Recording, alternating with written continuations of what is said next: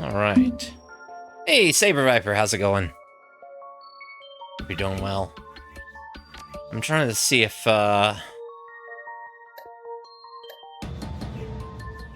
there's something I can do here. Perspective...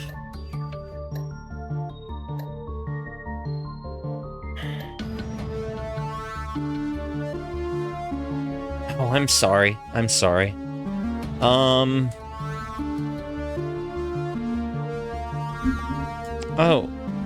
No. Oh, you're fine, Net Killer.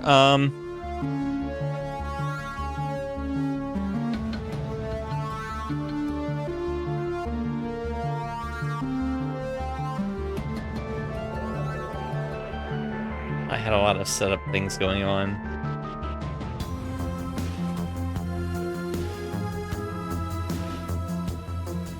Okay. Alright. Let me see. This is a game that came out back in 2013. It's a newer, I mean, it's newer than the older Shadowrun games, but it's still got stuff that, you know, is based on some of that older source material as well.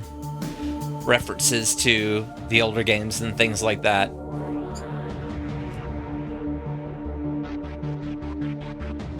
So, and this is my first time.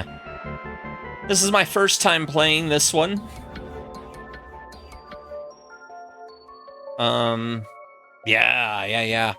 Yeah, the tabletop game, the Shadowrun tabletop game was like my second or third tabletop RPG after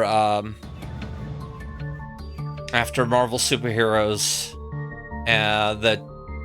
the TSR Marvel Superheroes, and what else did I play before Shadowrun? No, it might have been my second. No, I didn't play D&D. I didn't play D&D until much later.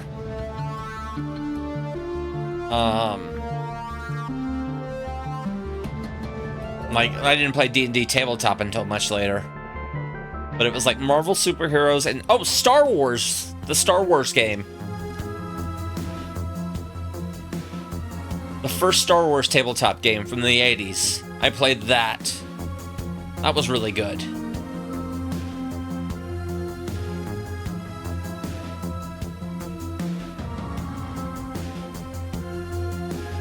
Yeah, there's some elements. Yeah, the D6 Star Wars game, that's right.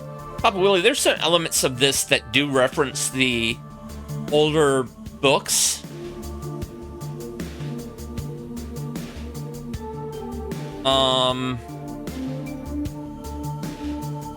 In fact, I mean, what is it? The Super NES game is pretty much a side story version of Never Deal with a Dragon. So, but the Genesis game takes a lot of elements of character design and character creation from that first edition tabletop RPG. Although, you know, it doesn't really have the dice rolls. Yeah, this is, but no, this was done by Jordan Weissman's studio, Harebrained Schemes. The studio that he set up to do digital games. And, you know, Weissman did create Shadowrun in the first place, so.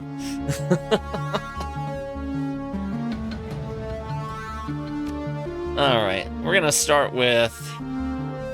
Oh, that's right, I did add a whole bunch of side story stuff, but we're not gonna do all that yet.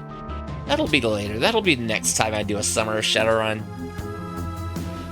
I'm just gonna start with the Dead Man Switch, since that's the first part of this game.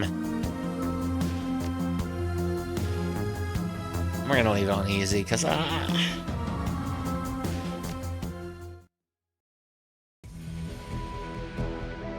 Alright, let's make a character.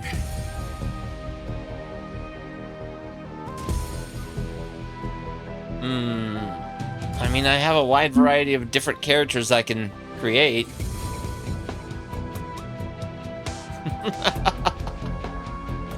Anybody, just about anybody except for Wretch off of this roster I can kind of use, right? That's right, Grunk is an elf. We can roll with a lore accurate Grunk.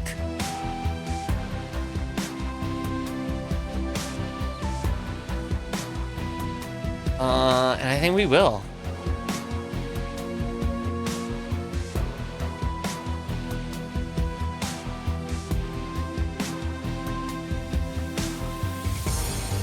I think we will roll with a lore accurate Grunk and see what we get.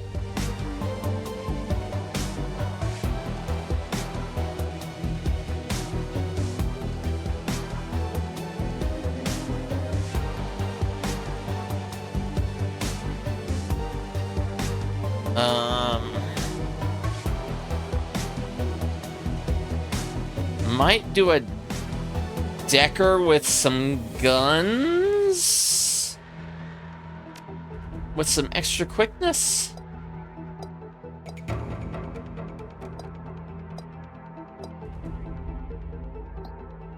What we got? What do we gotta do? Yeah, this is a good Grunk. This is a good Grunk. This is a good cyberpunk Grunk.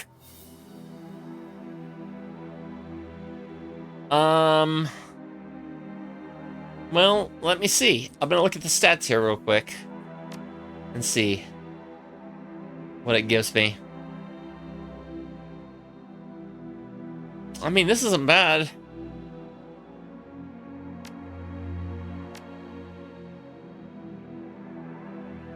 And I've got 5 extra karma. I'll add a little bit more to ranged.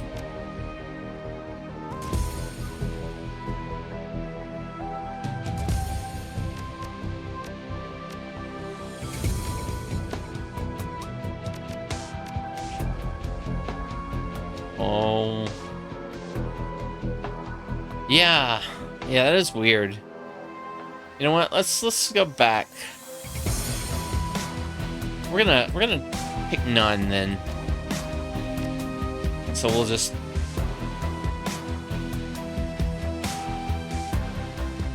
play out the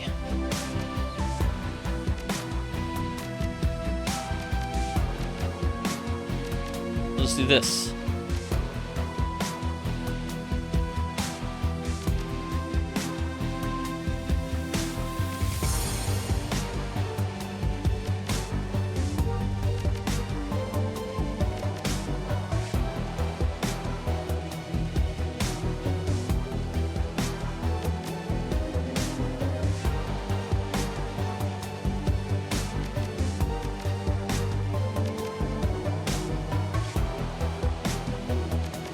Okay, that's gonna be a problem. Hold on.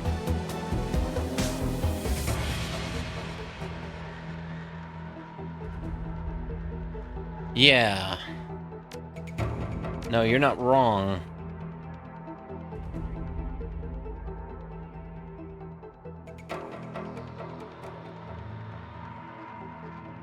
Right. I think we better just focus on pistols since they'll be more readily available.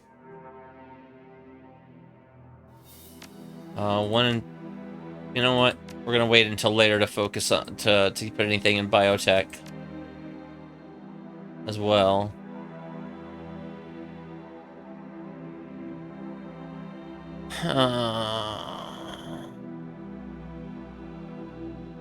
Charisma, no, can't really mess with that.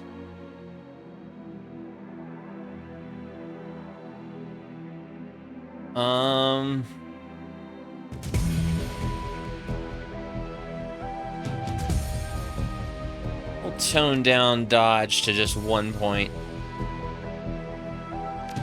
Put another point in Pistol.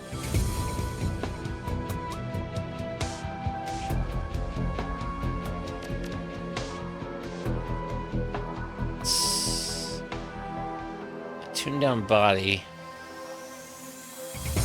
Oh, we'll put 1 point in biotech. Yeah, they do. We'll put 1 in ESP.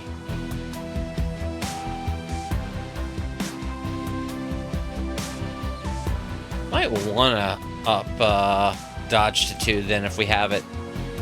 Yeah, this works. I have a good feeling about this. 2 body, 3 quickness. Max for elves is 9 body. Yeah, 2 body, 3 quickness, 3 ranged combat. Now we're gonna actually do this then.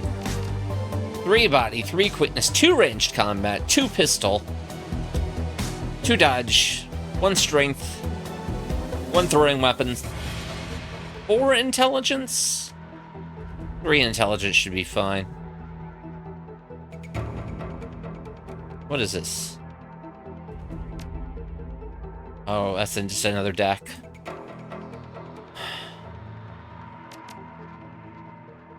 Shoot. We can do some Class C drones. Well,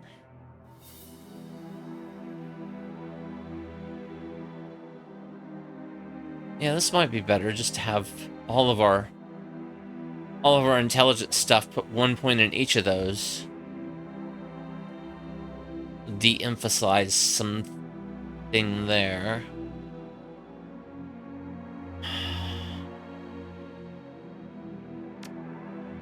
Enemy HP, yeah, that's essential. Enemy HP visible is essential.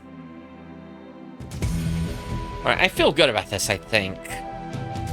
3 body, 3 quickness, 2 ranged combat, 2 pistol, 2 dodge, 1 strength, 1 throwing weapons, 3 intelligence, 2 biotech, 2 decking, 1 in each in ESP control, drone combat, willpower, 2 charisma, but that's by default. Yeah. Okay. I like this. I think I like this one. Okay. All right.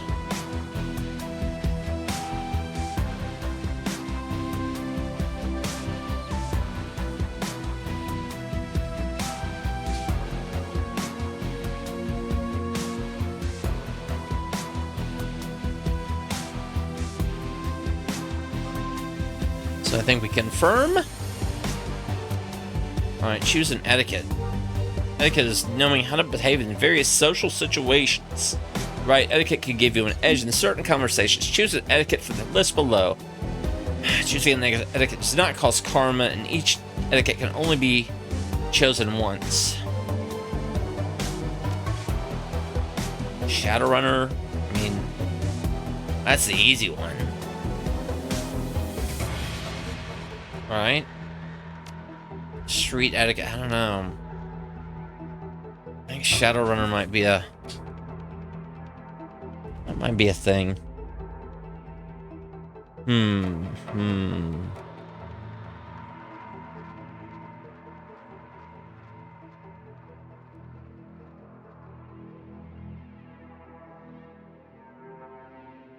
mean, I'm kind of split between Shadowrunner, Street, and Academic for my first etiquette. Academic seems like it's too overbearing for the opening.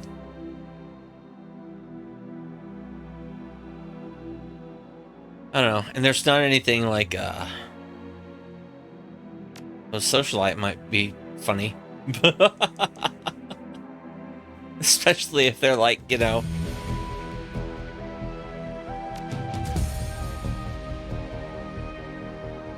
ex-musician or whatever.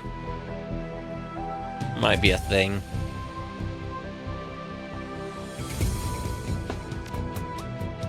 Yeah, we're gonna...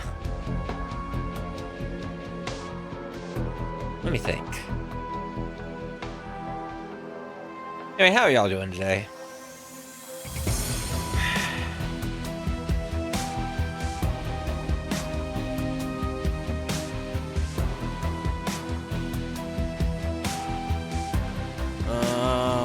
I think...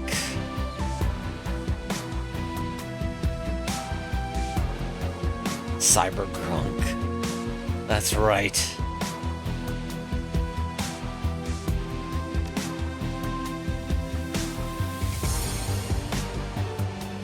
We're gonna go. We're just gonna stick with Shadowrun etiquette.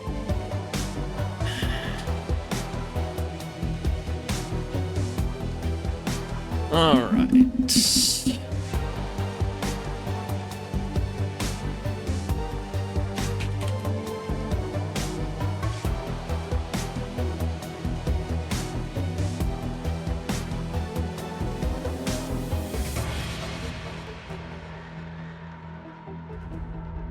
There we go.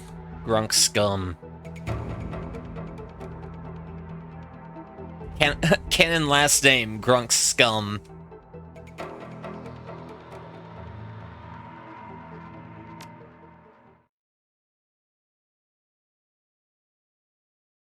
Down and out. Your apartment, 3 o'clock in the morning. It's got 4 walls, a roof, and isn't on fire. Even the cockroaches have fled in search of better accommodations. Not exactly a runner's dream pad, but right now it's about all you have left. Running the shadows is about feast or famine. One day you're Nova hot, working jobs that allow you to eat at 5-star restaurants. The next, well, you're here. This one's a famine for the ages. Slagging fixer hasn't called. Money's run out and then some. Sinless and free. Free to starve in the cracks of society, run by megacorps who just want your nuyen. Something needs to change, and soon.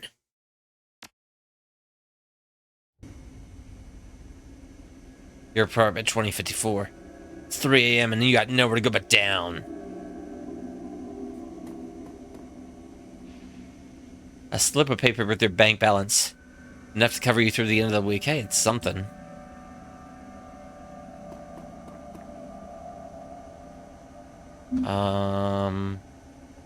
Your notebook, calendar, contacts, that kind of thing. List of contacts. Carter, Detroit. No response to messages. Dowd. Runner, dead. Felton Nash, fixer. Missing since February. New Larry, runner, dead. Sam Watts, runner. Probably in a gutter somewhere. Sangoma, runner, dead. Half-jack dealer, retired or dead. Thanks. List goes on. All either dead ends or just plain dead. It's empty, nothing to do.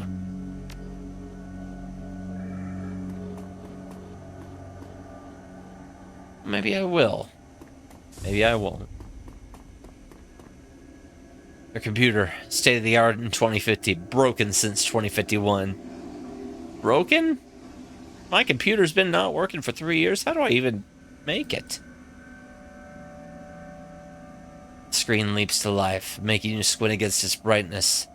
Face on the screen is laughing. Sam Watts. Hey, buddy. Hope I didn't catch you at a bad time. He giggles. He's drunk again, or worse. Should have given you my comm code, gonk. Hold on a second.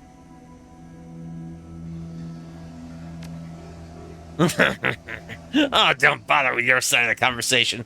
I'm not really here. It's just one reason for this vid. Someone finally geeked me. I'm dead. I probably had it coming. Well, when you're an unsavory character like myself, you tend to associate with other unsavory characters who often partake in unsavory business, like you, for example. So, why am I dead? Who knows?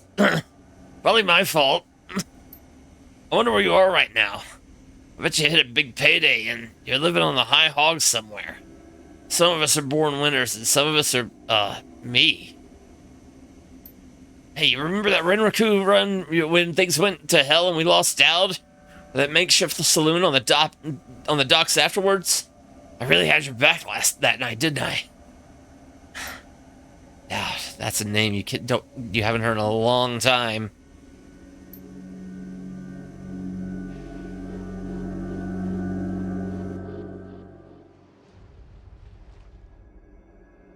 "3 years ago, a makeshift bar on the Seattle docks. The night Dowd went down. New Larry? Sangama? Grunk scum?"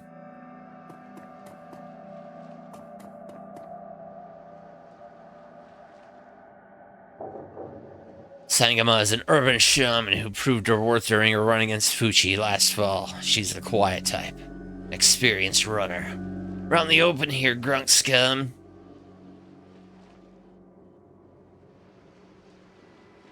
Ready to bolt?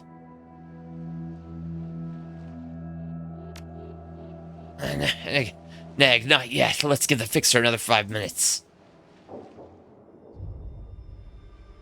New Larry. You've been running with New Larry for about 6 months now. He's a combat mage with a bad tattoo and a bad attitude. He knew Dowd about almost as well as you did. Dowd. Never saw anybody die like that before. Idiot. I hate this fragging city, Grunk scum. It's wet and the rain feels like acid and I want out of here. I get it. Now take a pill and relax. Sure, Grunk scum, sure. Whatever you say. Oh, people are going to say my full name the entire game, aren't they? I don't know, Grunk scum. Sam's a good guy and can hold his own in a fight, but he's been hitting the bottle pretty good lately. Never on a run so far, but he needs watching. He shakes his head. That run went sideways 9 ways to Sunday. Now the fixer is late. Smell funny to you? Hell yeah, it smells funny. Look at where he set the meeting. This is supposed to be a public place. Got the direct, Sam. We both know why Dowd went down and it wasn't the fixer or some other paranoid chip dream of yours. Sam smiles a toothy smile. I've been waiting for this all night. New Larry has something he wants to say, don't you, Larry? Go ahead, spill it. You were sloppy. Sloppy? You think I was sloppy? You've been twitchy all day, son. Look at your hands. They're shaking.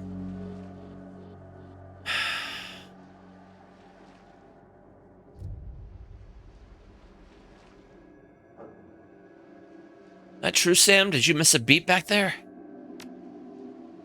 No, Grunk scum. I didn't miss a beat. I was on my game the whole time. Remember, I was on point. New Larry was supposed to cover Dowd. Something dawns on him. He leans into New Larry. Amused and dangerous. We were set up and he knows it. Don't you, Larry? What was that call that you made before we hit Renraku? How come you didn't geek that guy before he unloaded on Dowd? I've seen you fling a lightning bolt, son. He should have been burnt toast before his gun cleared the holster.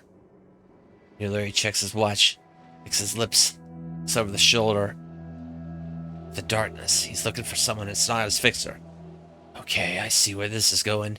You chummers are damaged. I'm out. Did you keep us here long enough, Larry?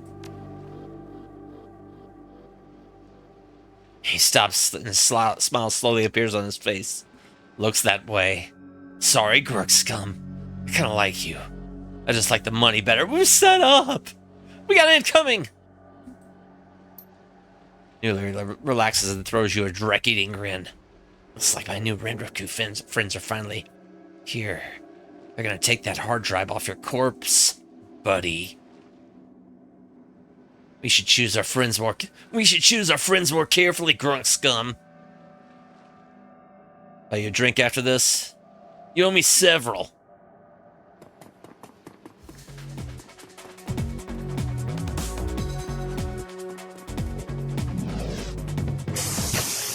What?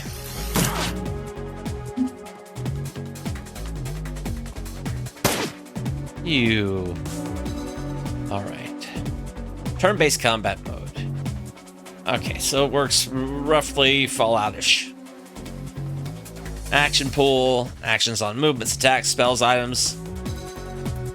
Okay.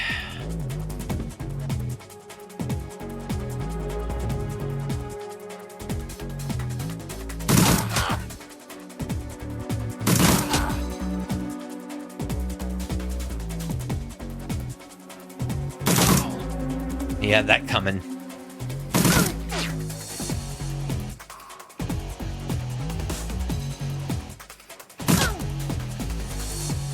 Let me see here. Is there something... Cancel. Something else I can do here?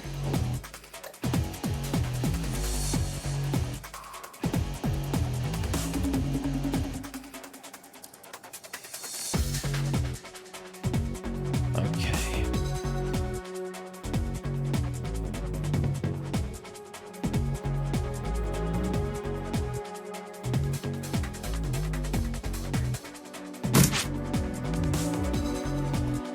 I'm gonna hide back here and heal up. All right.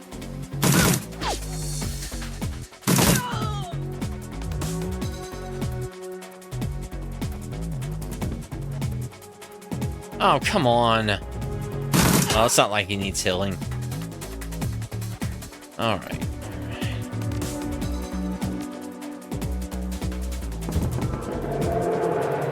Not like Grunk does. There we go.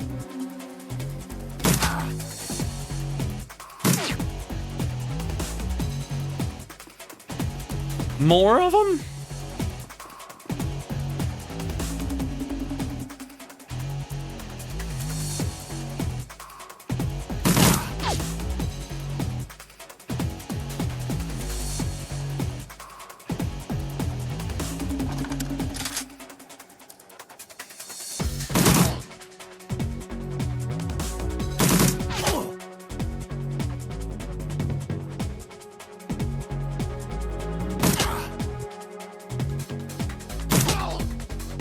Good.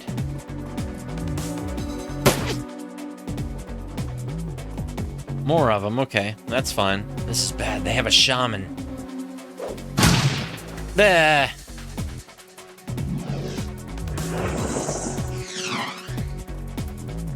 It's okay. It's okay. We'll just heal up.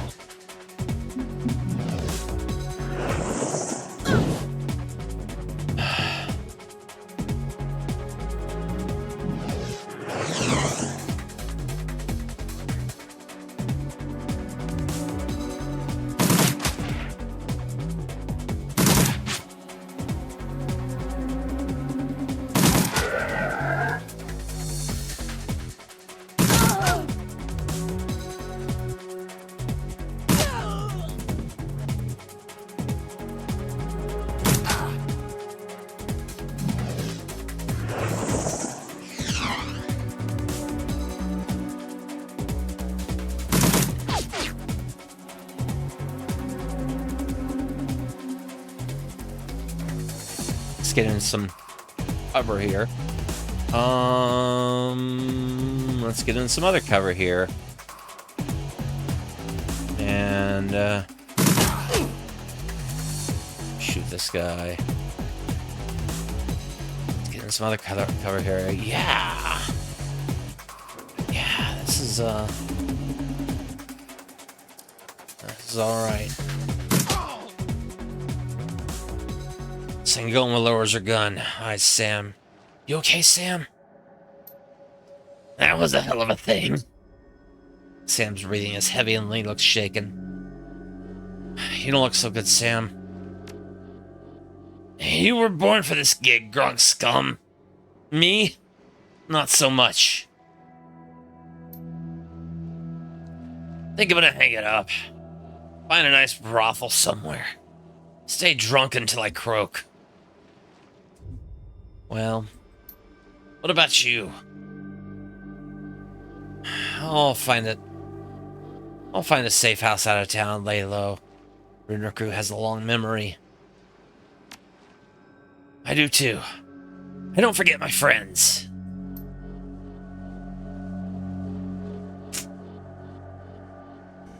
Yeah. Stare at Sam's face on your comm link. Shake off the memory. Focus. Had your back that night, didn't I? Now I'm asking myself, who would care if I die? Who would give a rat's ass? Better or worse, your name is at the top of the list. Maybe it's the only name on the list. I set up a dead man switch to send you this call. I got 100,000 new yen insurance policy. Payable when you find who creased me. Alive with conviction or in a body bag with justification.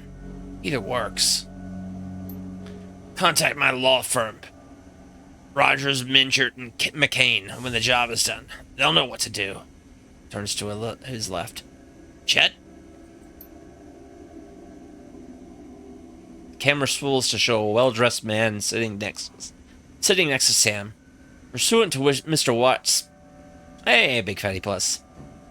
Pursuant to Mr. Watts' wishes, Rogers, Minchert, and McCain has installed a secure, dedicated phone line so you may contact us directly when the task is complete.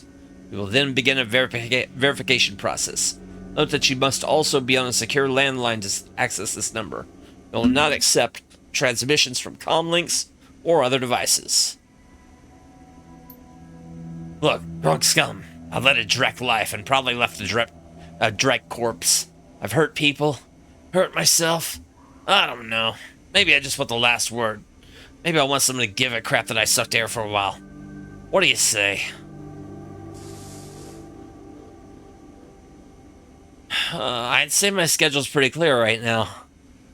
Hope you just said yes. I got a locator chip on my head these days. When my heart stops. Nice. It'll activate. That's how you'll find me. See you on the slab. Rest in peace, Sam. See you in the Seattle. Yeah, I've been looking forward to finally playing through this. I got it. I actually think I kickstarted this one. This might have been the first game that I ever kickstarted. And I held off on playing it for a little while, but yeah.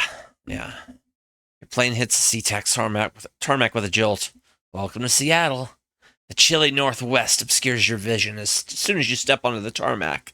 Before long, you're sitting in a cramped back seat of a cab, following a signal from Sam's locator chip into the heart of the Redmond Barrens. Organ grinders. A legal chop shop for body parts. Whether from the living or the dead. If you're hurting bad enough for Nguyen, this is the place to sell them or an organ. It's also a good place to dispose of an inconvenient body while making a little cash on the side. This franchise is the closest thing the Barrens stands to a morgue. Ah. I'm running as a Decker this time. Seems this is where Sam West's body has ended up. You open the door and are assaulted by the smell of death and bleach.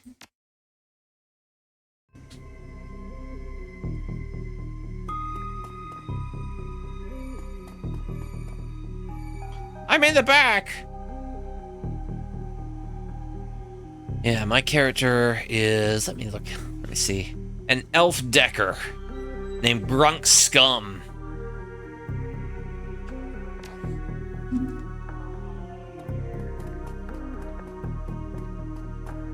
Hey, what is the breaking news? Telestrian CEO James Telestrian III to announce new Seattle Research Division. Sources say. Press conference tonight at 5 o'clock Pacific Standard Time. Or 6 o'clock? I can't tell. Wait, do I have an in-game clock?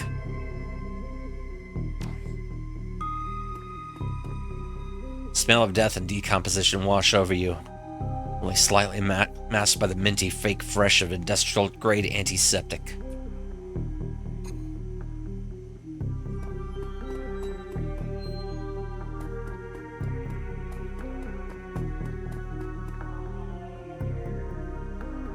Huh.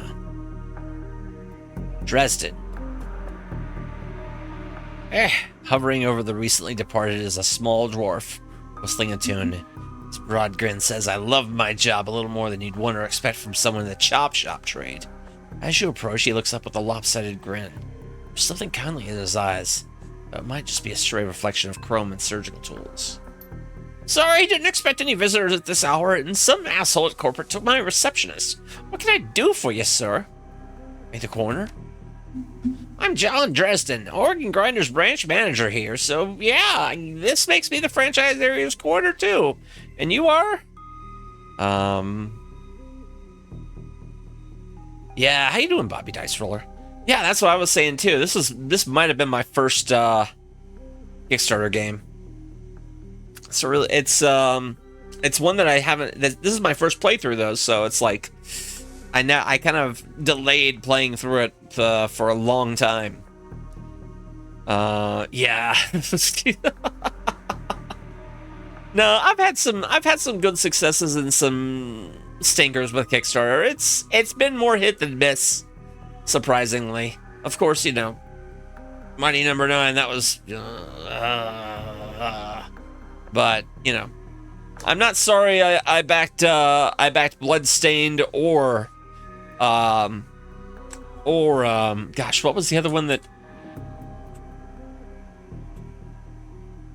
Let's see here. I'm not sorry I backed Starcrawlers or Bloodstained or La Mulana 2. Or even, I think I backed... oh, what was it? I don't know. I'll have to look at my entire list. But, oh, Pillars of Eternity. And Wasteland 2. Grunk Scum. I'm sure about Sam Watts. Yeah, that's... His grin fades. "And what makes you think I know anything about that?" "Sam had a locator chip embedded in his skull. Followed it here." "I see. Well, you're right. He's here. Not too many people know about the murder yet, though. The press haven't caught wind of it. With it being all the way out here in the Barrens." Yeah.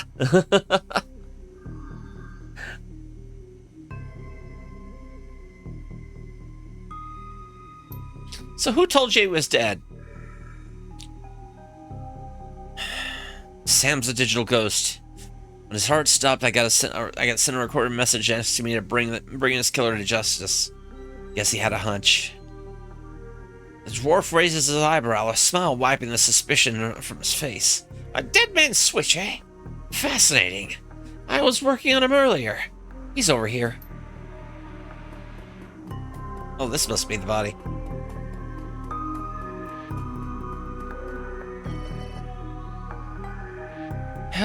"He's my second Emerald City Ripper victim. The third was downtown." Emerald City Ripper? Not my title. That's what the Seattle Press insists on calling a killer. All I know is that, like the original Jack, our Ripper knows how to handle a scalpel, but this one's even more twisted. He or she always removes an internal organ from the victim. What prize did the Ripper take from Sam? Watts' liver was cleanly cut out. Whiz, what else? First victim's heart was missing, and the third had a spleen removed. I liked Wasteland 2, and I liked Pillars. The only reason that I stopped was basically I just couldn't afford to anymore. Although I would probably slow down a lot if over the years. Even if that wasn't the case. But yeah. Yeah.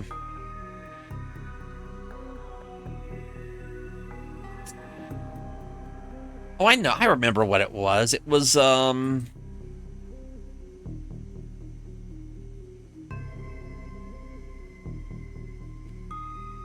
It was, gosh. Oh, Moonlighter was one I did too, and that was awesome. That was amazing. Hyperlight Drifter. That was a Kickstarter too. And that was great.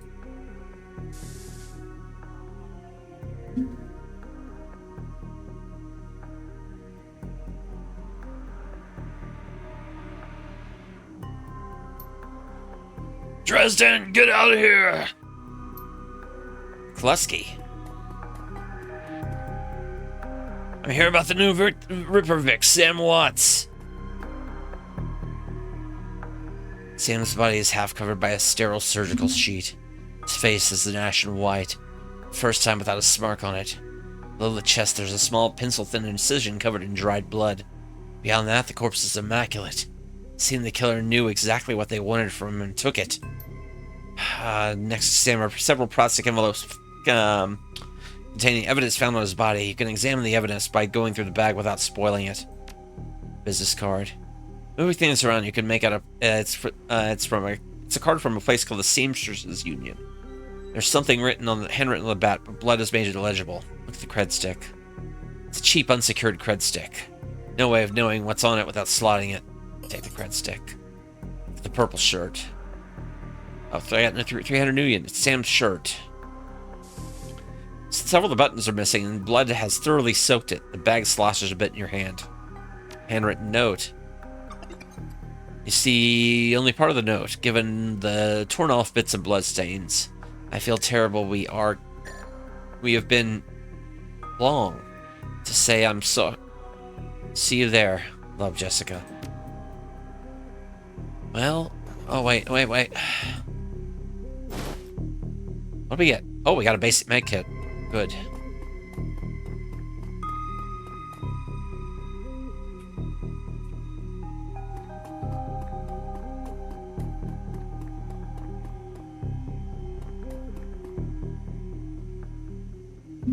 Towering over the diminutive coroner is a homicide detective right out of Central Casting.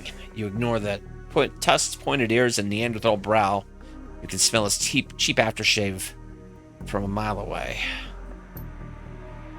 So this is the new Rippervik. What? Name's familiar. Didn't his mother kill herself a while back? Warner frowns. So you insist at the time? Chortle. Come on, she offed herself. I have it on very good authority. I don't trust this guy. Now let's go, Dresden. Give me something to work with here. This Ripper case is my ticket to a lieutenant's badge. I don't trust this guy. Already posted everything I know. The killer stuns the target with a combination of drugs and magic. It removes a single internal organ while they're still alive. The perpetrator is most likely right-handed with a slim hand that knows its way around the scalpel. Has a decent understanding of human and metahuman anatomy, too. So I'm looking for a whacked-out surgeon. Not necessarily. I don't know any surgeons who still use scalpels anymore. These days, it's all done by computer-controlled lasers. Could be anyone from a military field surgeon to an antique medicine aficionado. You're no damn help, dwarf. Lone Star Detective finally notices you. You notice his superhuman powers of observation. Who the hell are you?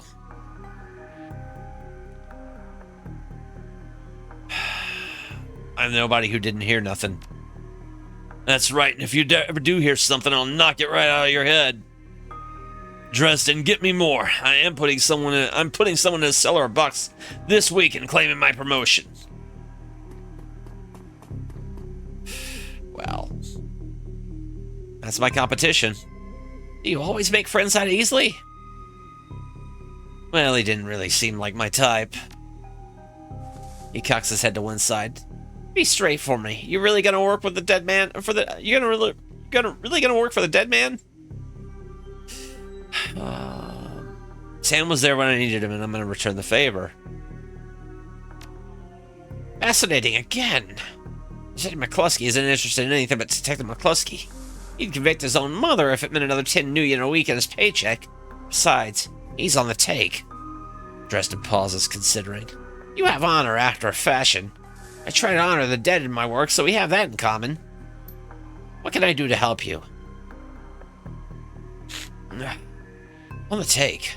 Who's paying to hold his leash? I don't know, but someone with some major pull has been looking out for McCluskey's career and wallet. What's that McCluskey said about Sam's mother? An official report is that she committed suicide about a year ago. Aren't you the official in that sentence?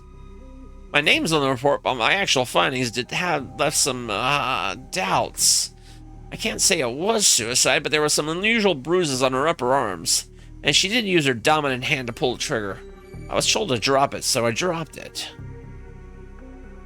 What are organs worth these days? A whole healthy body can be worth a bunch of million, but individual organs? Not worth as much anymore. What with all the synth and cyber stuff on the market these days? Organ grinders only deal in the recently deceased, and there's plenty of other chop shops that aren't as picky, though. They don't care where the bodies come from, either. Who still uses scalpels? Doctors still learn to use them in their first year of medical school, as do coroners. Neither profession uses them much anymore. It's possible some of the slimier chop shops use scalpels, I suppose, but I still wouldn't know where to look. Have you ever heard of the Seamstresses Union? It's a nearby club of the Barons that attracts the lowlives. You'd probably like it. Me, I'm not really the going out type. Always too much to be done around here. Plus, the dead are easier to get along with. I just need to know one more thing. Where was Sam killed? Dresden looks up at you intently for a moment before speaking. You know, I might be able to do you one better.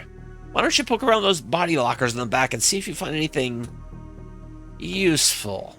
Okay then. I'll go do that. Body lockers. Also, let's loot some medkits. Dog wagon basic trauma kit. What's in here? The cold storage drawer is labeled John Doe, but the internal thermostat is checked to 21 degrees Celsius. The drawer. Cold storage drawer opens to reveal a fully clothed body of a man. Arms folded across his chest, and in addition to sporting some of the brightest orange hair you've ever seen, and the body seems to be in very good condition. Whoa, easy there. Jake! Jake Armitage! In one quick move, he jumps down from the drawer and stands before you.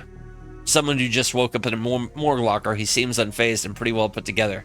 You spot a data jack drilled into his temples and some shamanic tattoos peeking above his collar. An interesting combination. I love that he's also, like, canonically a jack of all trades as far as hey Dizzy, how you doing? Yeah. I just started on this on Shadowrun Returns, which is something I've been kind of waiting to play for about 10 years. An interesting combination. I love that Jake is canonically, like, multi-tool skills.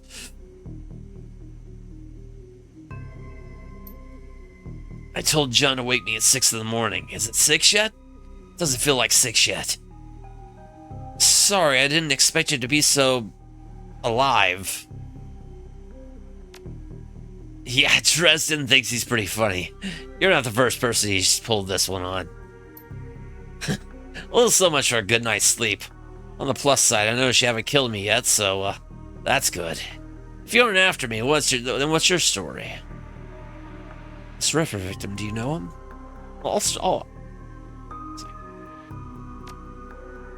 Sam, eh? Glad somebody cares. We used to drink together every now and then over at the Union. Decent enough guy. Always in trouble over something or other, though. Jake yells towards the other side of the room. John, is this guy cool? Yeah, he's on the level, working for Sam, believe it or not. Some sort of dead man switch. Thought you could help him out. Maybe even stop moping around the shop all day. Thanks for volunteering me. Pauses, might be sizing you up, but it's hard to tell behind those shades. Alright then, name's Jake. You are? call me Grog Scum. Nice to meet you. Seems like you're taking a dive in the deep end here. John's right. Might be able to help you out. I was with Sam the other night. Night of his murder. Poor guy. He was hanging out at the Seamstresses Union that night. Tripped out in a rowdy. I've been laying low there for a few days after a bad run. Mrs. Cabot asked me to throw Sam out, so I did. But in the alley, some gangers got the jump on me. Damn. Maybe I need some soy calf after all. John, could you grab me a cup? Get your own damn cup. My hands are dirty anyway. Now, what's wrong with this intestine? Hear a loud squelching sound as Dresden continues his work. Thanks, John. You're a real pal. Anyway, it's a big fat court bounty on my head. Like I said, my last job didn't exactly go according to plan. Out in the alley, some Halloweeners got the jump on us. Damn gangers thought they could turn a quick profit off my head. Jake smiles and you get the impression that it didn't work out so well for the gangers. Sam stumbled off during the fight, though. That's the last I saw of him. Until he turned up here, dead on arrival. Reminds me of my last stay in this place. You've done this before? It's a long story. I end up in the more often than the average guy. So, for those who don't know, Jake Armitage is the protagonist of the Super NES Shadowrun game. Yeah, Jake here's a regular. Should have started a rewards club, Jake.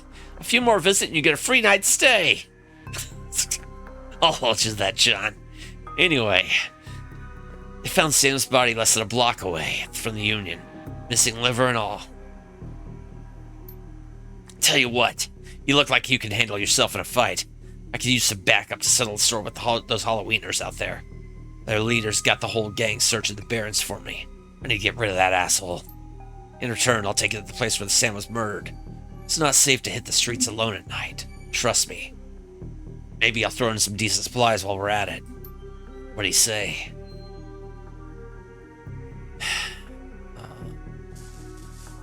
I do like a bit of street justice every now and then. Alright, Jake, count me in. Great. I've been hiding out here ever since that run with the Halloweeners. Whitey bunch of gangers, but this stretch of the Barrens is their turf. Hell, I'm surprised you even made it to this morgue in one piece, without packing some heat. Yells over his shoulder. Very funny, Jake. You can sleep in the dumpster tomorrow. So you need a weapon? Give me a pistol.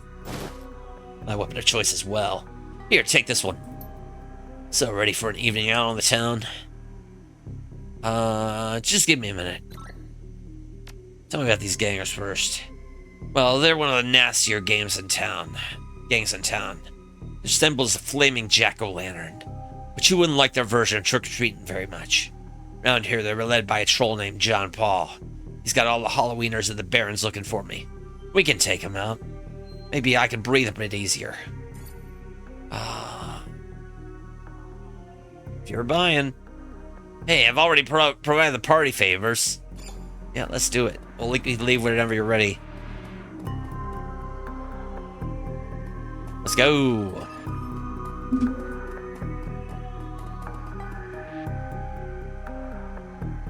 Is there anything in here?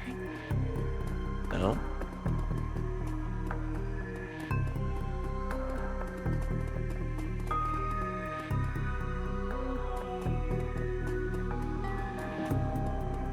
No new items in here. Let's go ahead and save the game.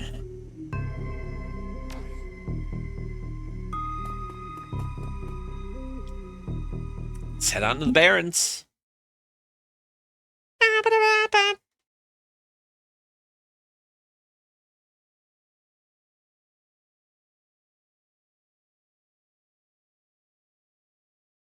Run in the Seattle sprawl, and sooner or later you'll find yourself in the Redmond Barrens. Doesn't matter your business. The Barrens doesn't like you. Take 1 part radioactive wasteland, 3 parts dog-eat-dog slum, and a dash of a tourist trap. You got a recipe for mean as hell. You leave behind the sanitized death and formaldehyde of organ grinders behind, entering the anarchy and desperation of the street. Jake stops for a moment to breathe deeply, filling his lungs with motorcycle exhaust, radioactive dust, cordite, and who knows what else. He excels an expression of wry contentment.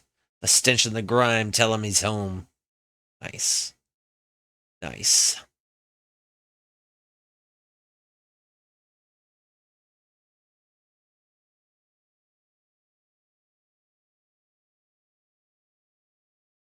All right.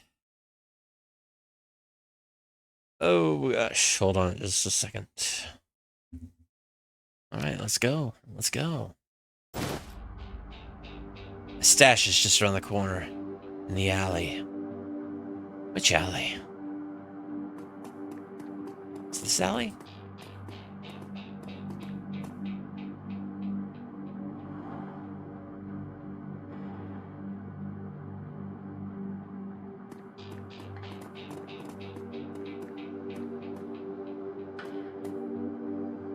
I guess not. Or is it this alley? Or is it this alley?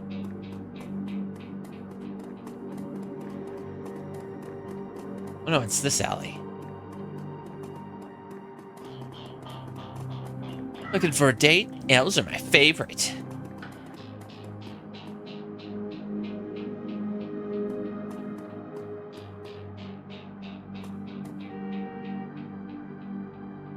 Hidden in the garbage in the strewn alley is a high-tech safe with a mag card reader out on the front. Let's open the safe with Jake's mag card. With a smooth hiss, the safe opens to reveal a collection of gear. It's a perfect match for your skills. You take the gear.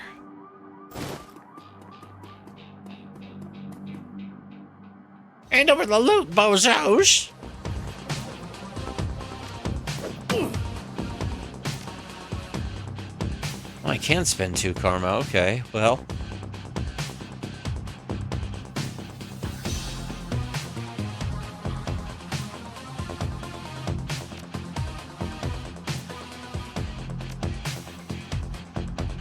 I want to put 1 in strength.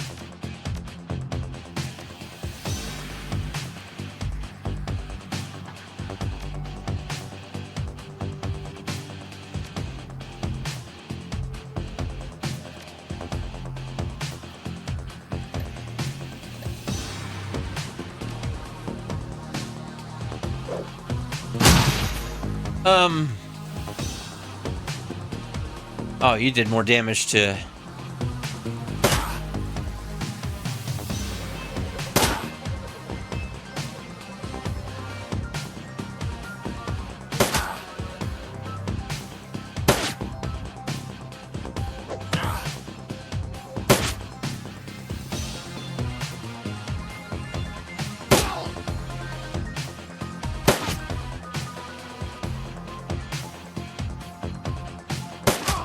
There we go. So welcome to the Barrens. Guess I'll need a new spot to hide my gear. So I should invest in real estate around here. Only by the hour. Hey, you seen where I stay the night? Very good. Very good.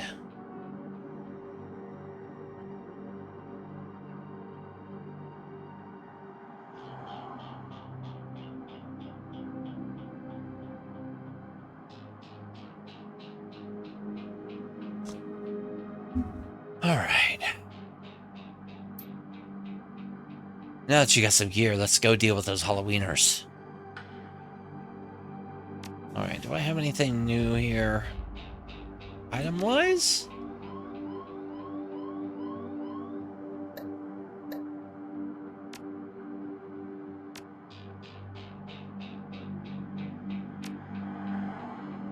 Also, only 7 hit points right now.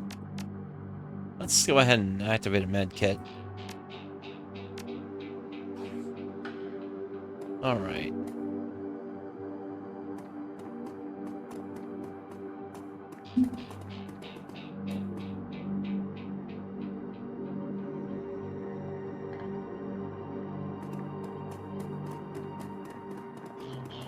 Oh. Glad.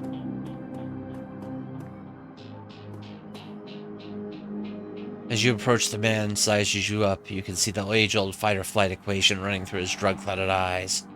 You're Beneath the track marks on his arm, you spot a set of tattoos that indicates he is, or at least once was, a shaman.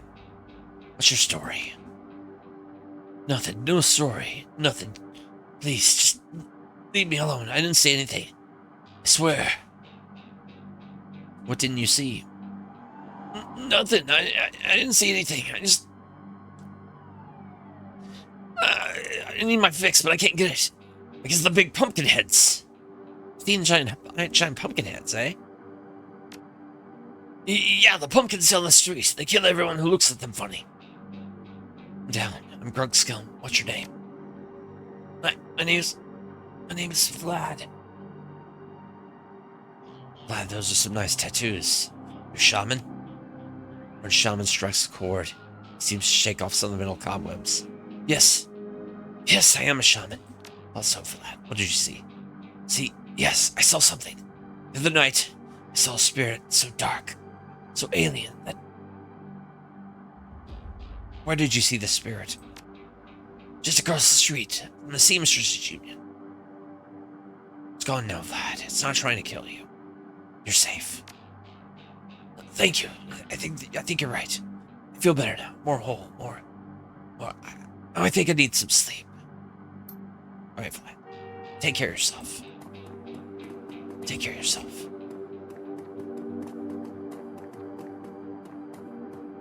Prayers up for Vlad. Worried man. Excuse me, sir. I don't know you, but you look like you can handle yourself in a fight. We need some help. What's your problem? Some thugs are trying to shake down the market we've set up here. It's been getting worse lately. I don't think we can afford to pay them anymore. But no one will stand up to them, and Lone Star's about to get involved.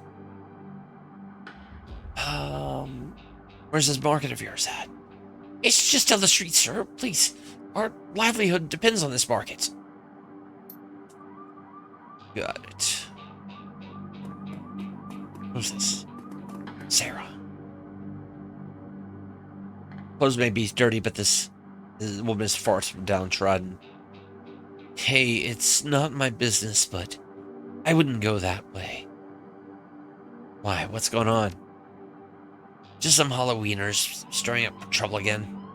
She points to the south. They rode in this morning on those fancy bikes. Set up camp in the old street market. They've been marching up and down the street all day, shaking down anyone that wanders past. Typical. Well, odds are those are the guys that we're after.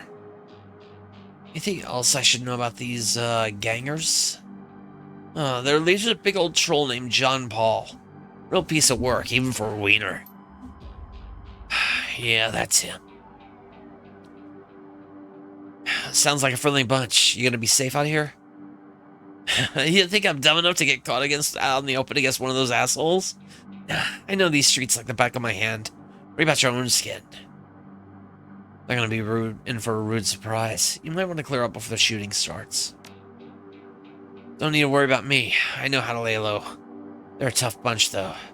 Don't say I didn't warn you.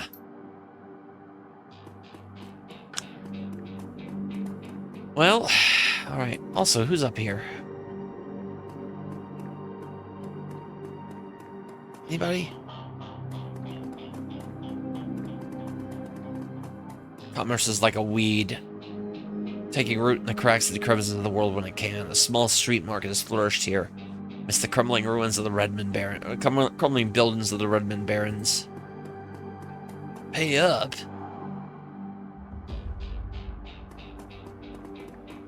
Oh, we barely have anything left. Not my problem. Pay up by morning or else. Thug attempts to use his bulk and hideous breath to intimidate the shopkeeper. The old woman is holding firm, but you can see the thug's patience fading fast, and he looks like he's about to start breaking things. Who the hell are you?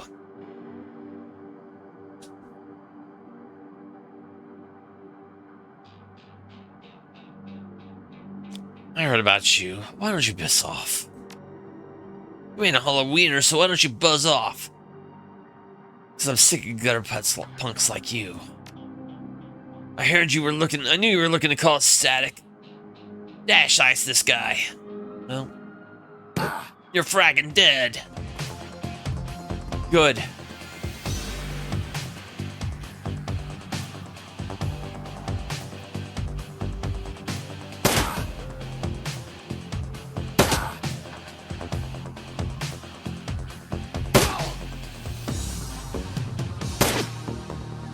Missed?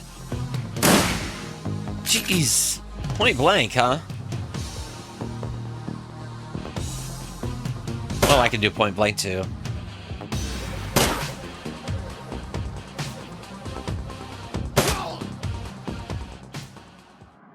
Alright. I can't thank you enough. I hate to see such bloodshed, but those men would not take no for an answer. We simply want to make our way in the world. Shopkeeper holds out a few nuyen. Please, it's the least we can do. Keep it. You need it more than I do.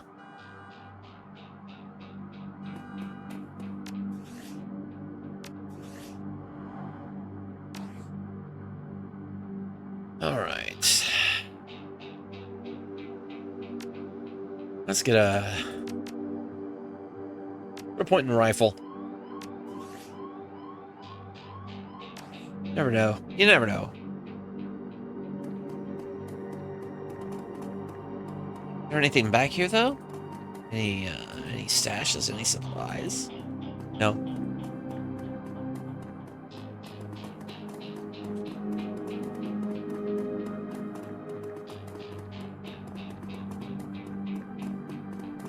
There's the Halloweener. Watch out for those gangers.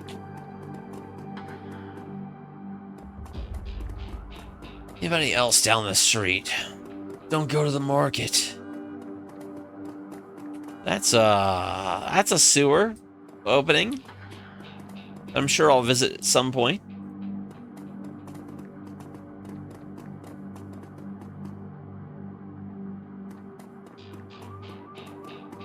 Don't hurt me.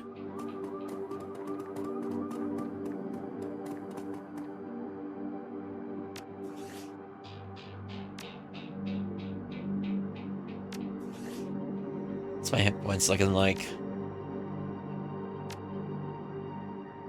Let's go back to full health. Alright, there we go.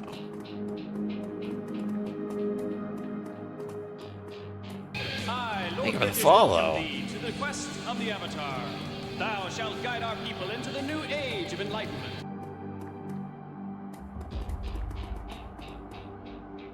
Hey, asswipes, take another step forward and we're going to plant you right here.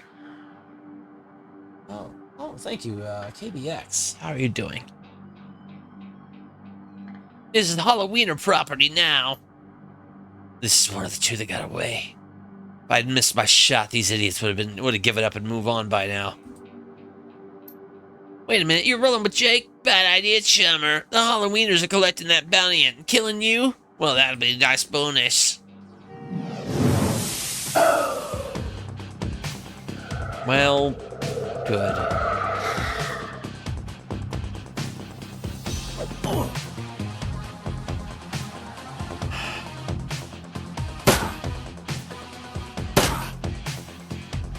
All right.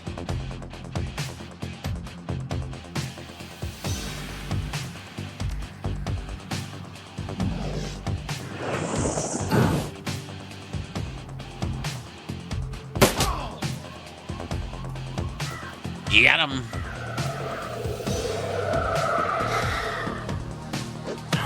Armor +1.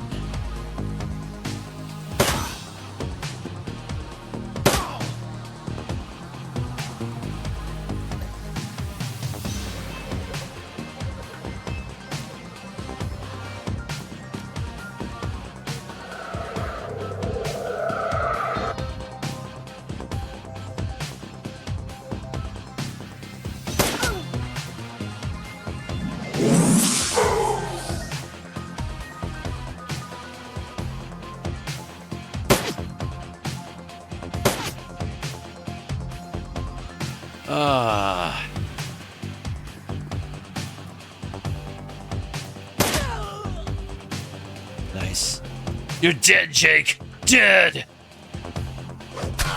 I'm not Jake.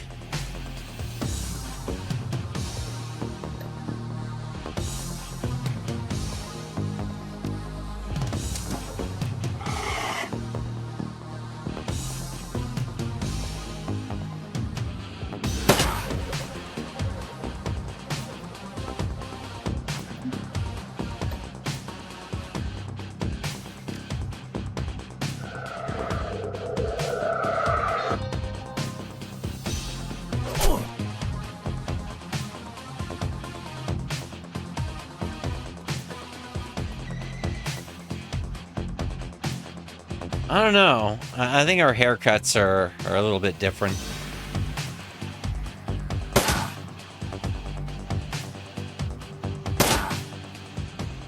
Whoa, Uncle, I was just playing with you. We'll call up the rest of the Halloweeners, Jake. Call it even, yeah? What do you think, Jake? Hey, I'm already at shoot-on-sight status with these guys. John Paul, it means one less wiener to shoot me in the back while I'm buying smokes.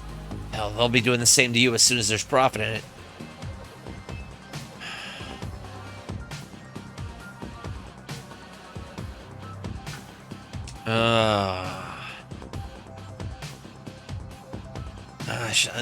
Do I make it? I mean, if we kill him, they'll just have more resolve to go after us, won't they? We are. I mean, I could be, Grunt could be, although Jake's a human and I'm an elf, so, that's the thing.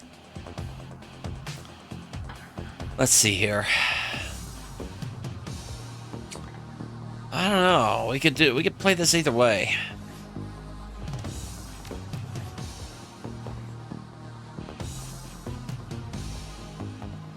I mean, it's honestly a... You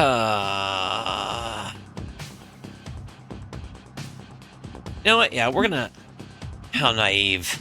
Oh, well, maybe it'll be worth it to see him running off with his tail between his legs.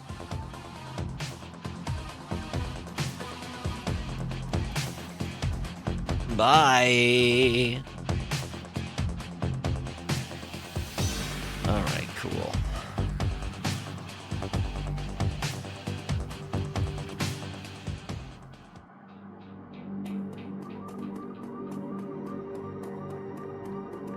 I don't know if it's necessarily naive, it's just, you know.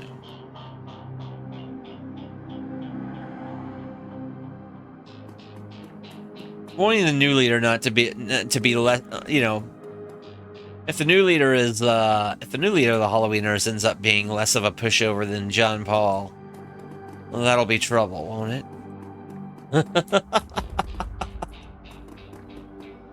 Dan the Donut Man.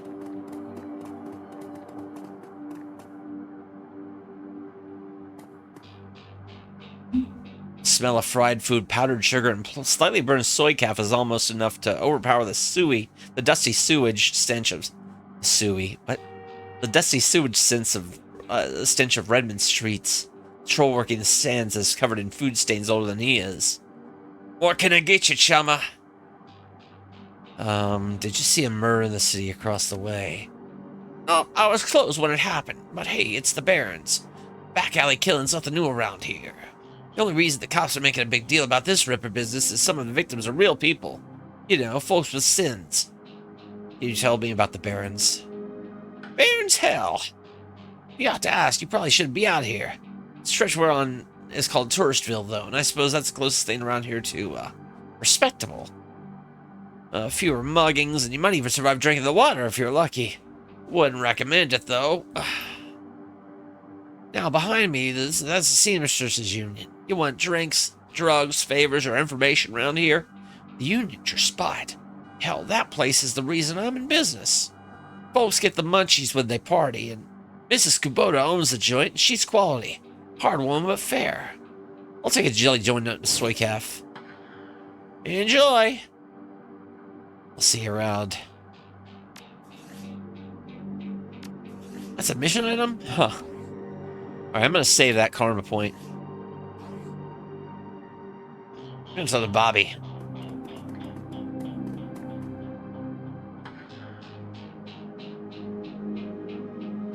Hey, Chilma. Got some tasty morsels for you. Just what every well-dressed Shadowrunner should have in his back pocket. Let me see what you have. Okay. Okay. You got the gear. I see. Combat stims. You got nitro. I'll hold off on that. Hold on. Is the best place party. I'll hold off on that one. Wait just a little bit. Okay. Oh. Wait a minute. Every time I defocus. Let me see if maybe I can fix something here. Is there... No, there's not a borderless this. It's just full screen or not. NERPs. Buy them at your local S2? S squared? William.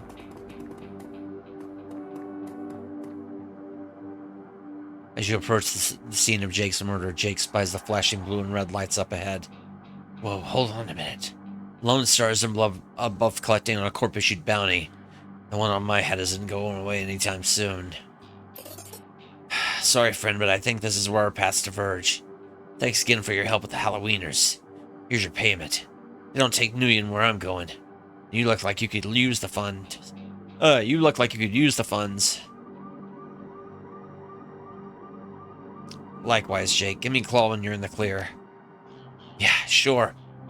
He starts to leave and then tilts his head back. Hey, one more thing.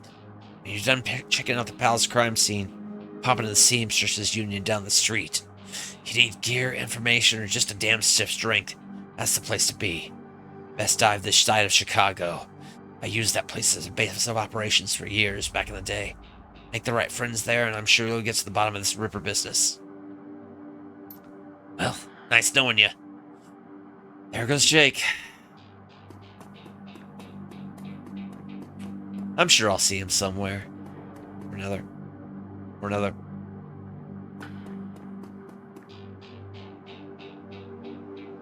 The bright yellow police tape cuts through the darkness, directing your eyes to the white chalk outline of the dark red stain, marking the slab of the pavement where Sam Watts died. Standing at the entrance of the alley is a Lone Star officer. The cop looks cold, hungry and irritated at the homeless man who's currently pestering him. I keep telling you, I need to get my stuff from the alley or I'm gonna die in the cold tonight. And I've been trying to explain to you that this is an official Lone Star investigation and I can't let anyone in here. Hey, I got rights. Look, you sinless garbage, I got a job to do. Find a new blanket or I'll find a reason to use my stun baton. Typical, I hate all you pigs. That's right. William, you're cool. Long night, eh? You looked cold, so I picked up a donut and some soy cow for you. Hey, thanks. You know... The officer's face lights up as he takes a sip. He seems pretty trusting for an officer of the law. You know, when my dad was a cop, this is back when cops actually worked for the government, he said that folks would buy him coffee all the time. I ain't seen it until now. What can I do for you? Actually, I'm working for the dead man to help find his killer. Can I come into the back alley and look around a bit? Your client is a chalk line? That's messed up, man. I respect it. Okay. Don't mess anything up. Not that anyone would likely notice because the forensics aren't coming back. Thanks, buddy. This looks like the coat and the blanket. Alright. As you shuffle the cloth to the side, a printed receipt falls out from beneath the folds of the blanket. It's a bar tab receipt from the Seamstresses Union, dated 2 days ago at 3:02 a.m., right around the coroner's reported time of death. Customer, Sam Watts. Server's name is listed as Coyote.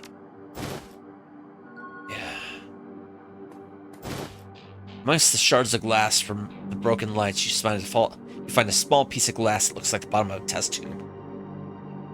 Okay. The work light is new. You can see all the alley's normal lights have been ruined. On closer inspection, it seems they've all imploded, as if some force shattered them all at the same time. Okay. So probably a decker was involved in this murder? Or no, a rigger was involved in this murder, I'm sorry. There's two distinct sets of... Alright.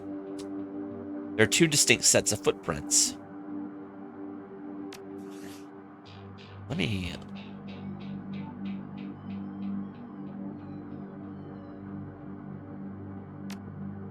Okay, and one a larger... Yeah, it looked like there was a larger set of footprints that were a troll size, I think. Streets have not been kind to this man, but they've also hardened him. This man is clearly a survivor, and one wrestling through one with the onset of age and arthritis. I saw you over there with that rat bastard cop. What do you want? I think this coat and these blankets belong to you. My stuff! Mighty decent of you. I don't see that kind of thing. My stuff. Mighty decent of you. Don't see that kind of thing too often out here. Know anything about the murder that took place here? You a copper working for some corp?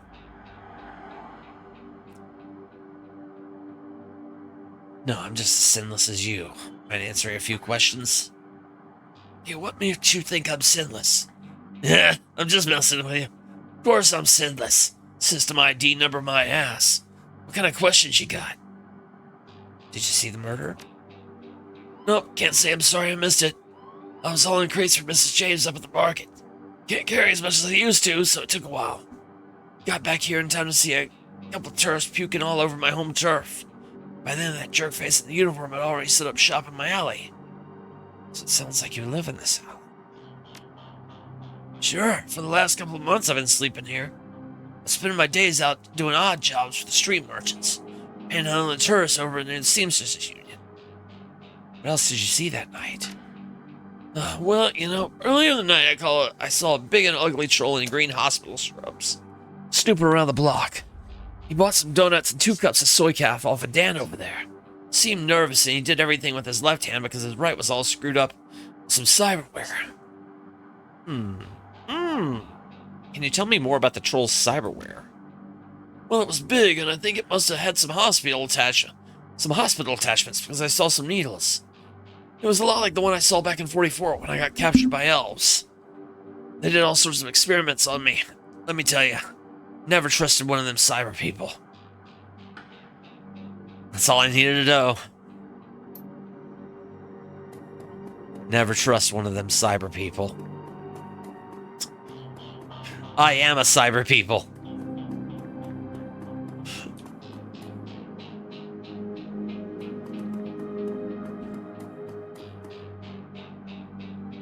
Cyber person? Cyber people. Okay.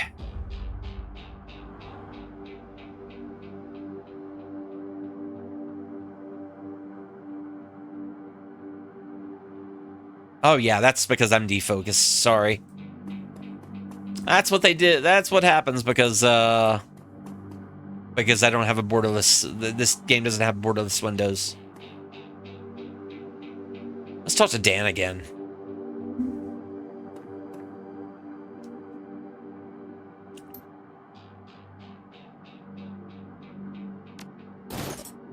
You sold some donuts to a troll wearing scrubs last night? Maybe. What's it to you? I sell a lot of donuts to a lot of people. I know Lone Source profiles metahumans.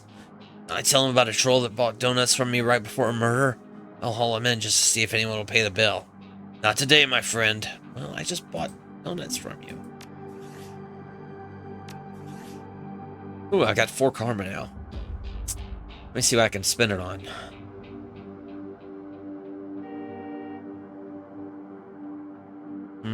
What's this? Additional weapon slot. Well, do I want? Hey, boat ladder, how's it going?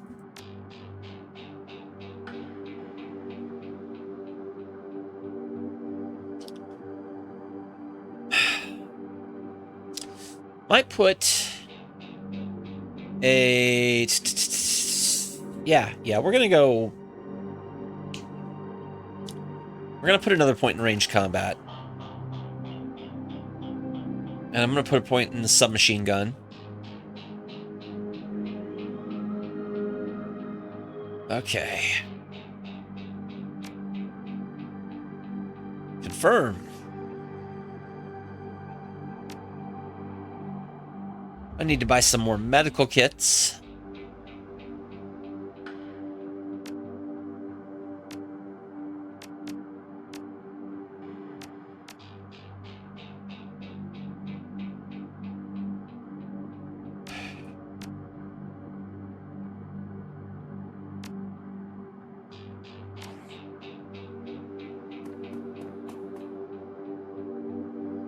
Sally.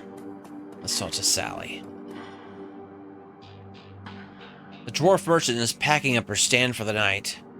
Close, come back tomorrow. You got a great view of that alley across the street. Don't suppose you saw the murder that happened there?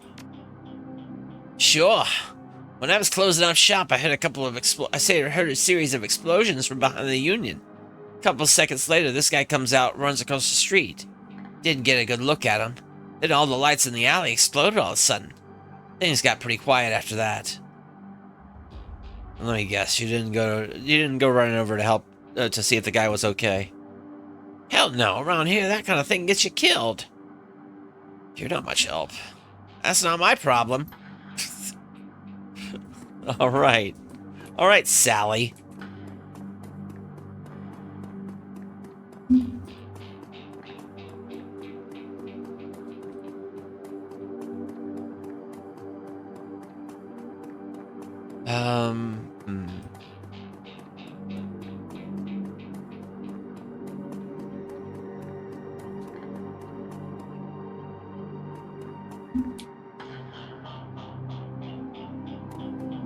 Yeah, if the screen looks weird or something, it's probably because I've tabbed out for just a moment. While I, type something into OBS or whatever.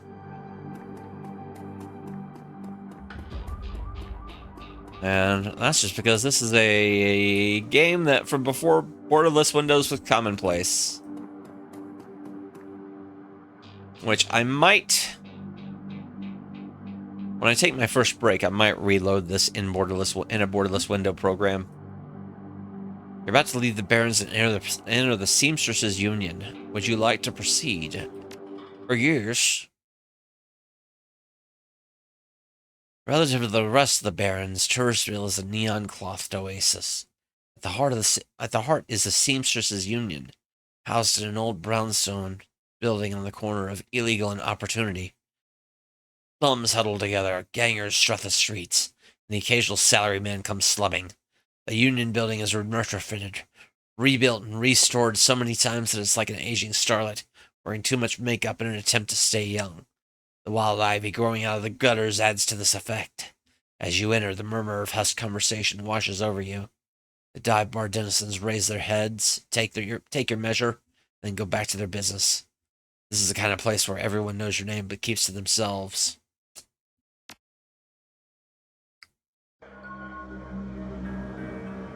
Karma up.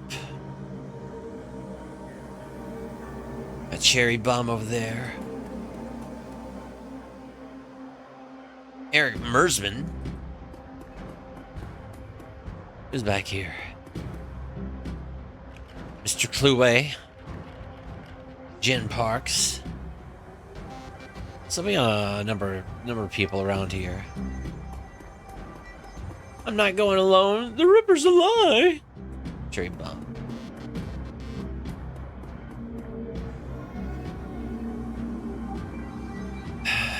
The bartender is a striking elf sporting a perfectly toned body, perfectly pouty lips, and perfectly tapered ears. Her eyes harmonize, save me and take me in equal measure, in just the right notes for the maximum extraction of tips. She looks at you, sees another elf, and smiles big.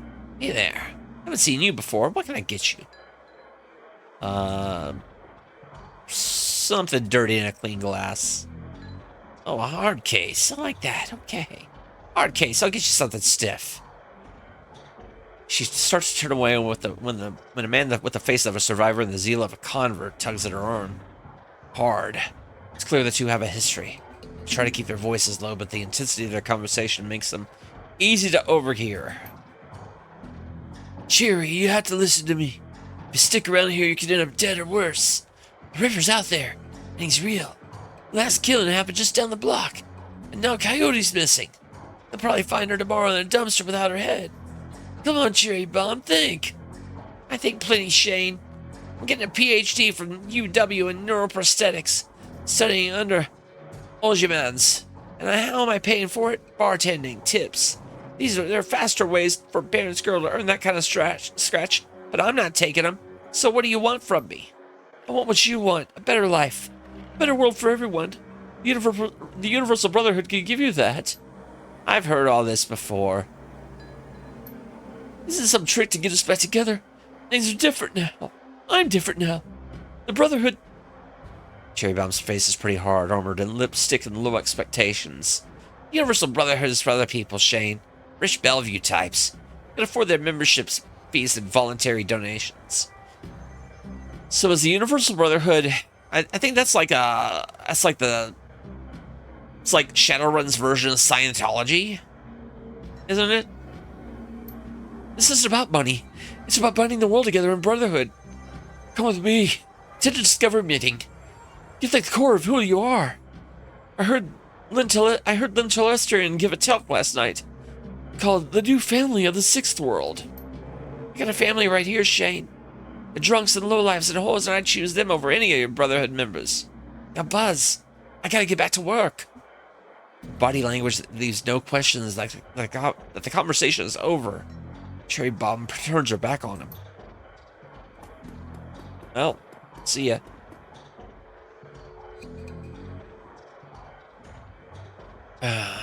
Sorry, I got interrupted. Boyfriend, friend, religion.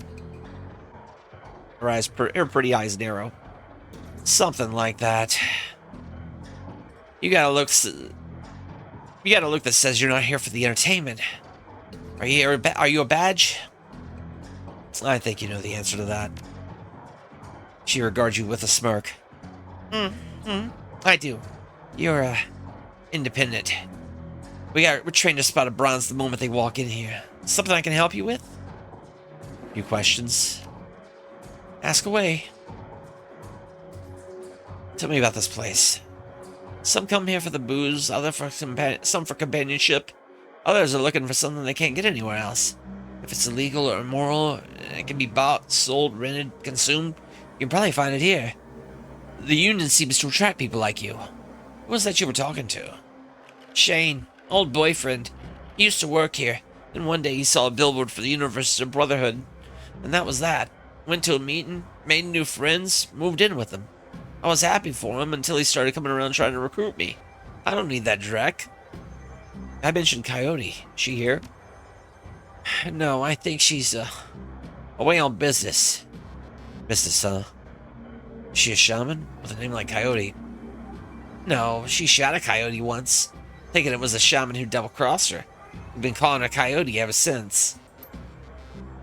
Her face falls. She's been missing for a couple of days now. Some people think the Ripper got her, but I know her. Coyote can take care of herself. Ever hear the name Sam Watts? Sam was a regular customer and a regular pain in the ass for as long as I've been here. Talked a big game, but he was always broke. As soon as he got any money in his pocket, it went straight to his head. Chips or drugs or booze. Coyote had a soft spot for him, though. Did you see Sam on the night he died? No, that was Coyote's shift. Who runs this place? I would have talked to them. That'd be Mrs. Kubota. She's in the back room. You can't miss her. Whiz. You'll sweat. Talk to you later. Cool.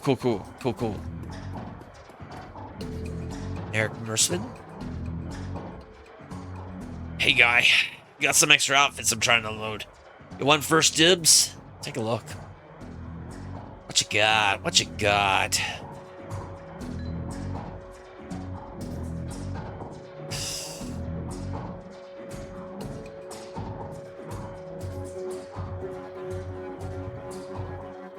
Okay, so the basic clothing is all super cheap.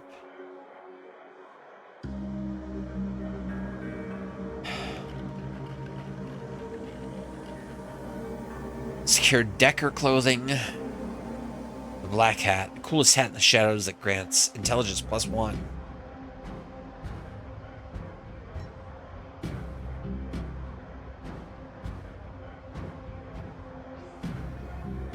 Well, I could go for... Yeah, I think the tourist look. I'm gonna get that. Good.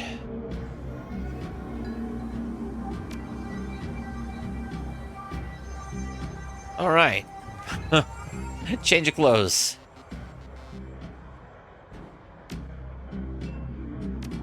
Let's sell some this old default outfit. Get some money.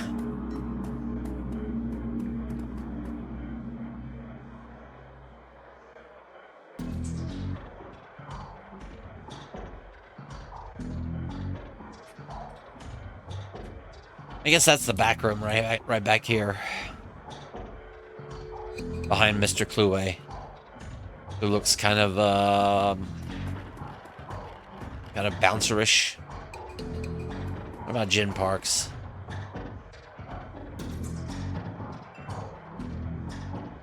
The Asian woman's expression reads open for business. Yeah. Yeah, that's what I figured. It was like cyberpunk Scientology, or Shadowrun Scientology, rather.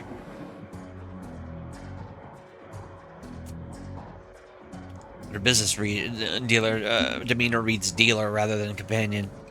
She has a jack on her neck, a gun on her hip, and a chip on her shoulder.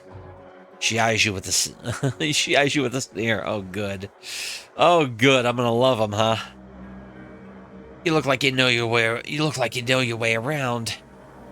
You look like you know your way around. Need something? Weapons? Matrix tech? Yes. Show me what you got. All right, let's look at some weapons.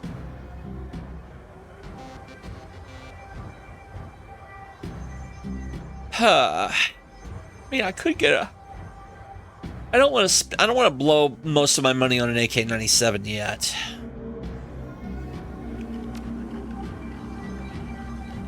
Class C smoker. Consumables. Yeah, we need a basic med kit or 3.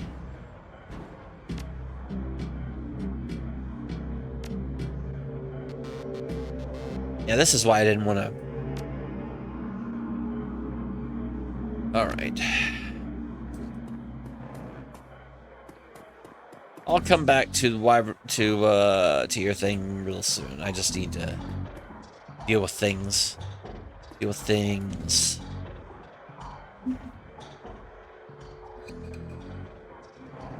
Post at the doorway to the VIP section of the tower. It's Tower of Troll Muscle. Wrapped in an impossibly tailored suit. Whether the product are good genes or expensive aftermarket cosmetic work. The troll's gleaming horns perfectly frame his face. His polished tusks and goatee accentuate the set of a lantern jaw. Welcome, please behave yourself. Will do. You get in trouble here often? Nothing a stern look can't usually solve. I'm a friend of Sam Watts, you know him? Sure, everyone's knew Sam. Shame to lose a part of the family. The sharpness in Chloe's eyes. Look of a man who's seen much and earned wisdom at a young age. I figure Sam was the type who needed to be thrown out on occasion. Encouraged to call it a night, I'd say. Sam was a drunk, but he usually wasn't a violent one. Usually. Not the night he died. He was a bit agitated. Didn't catch the specifics. Might have been over a woman. Though, thought I was going to have to show him out, but had to deal with a couple of rival go-gangers. Posturing for one of the working girls upstairs. Jake helped Sam out instead. Appreciate you talking with me. Happy to help. Alright, so we're going to go back here. Do some chatting. Who's back here? You got Johnny Clean, Noog. This is Kubota. Yeah, he's fancy pants. Especially yeah.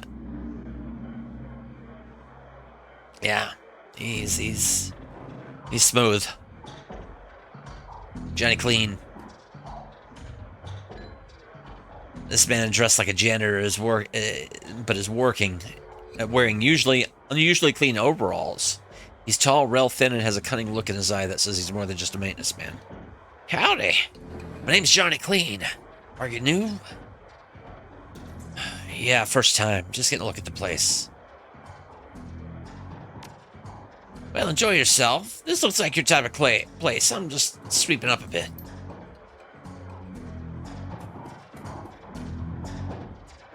Let's see if the bubble resets if I walk away. No, I don't think he would talk to me if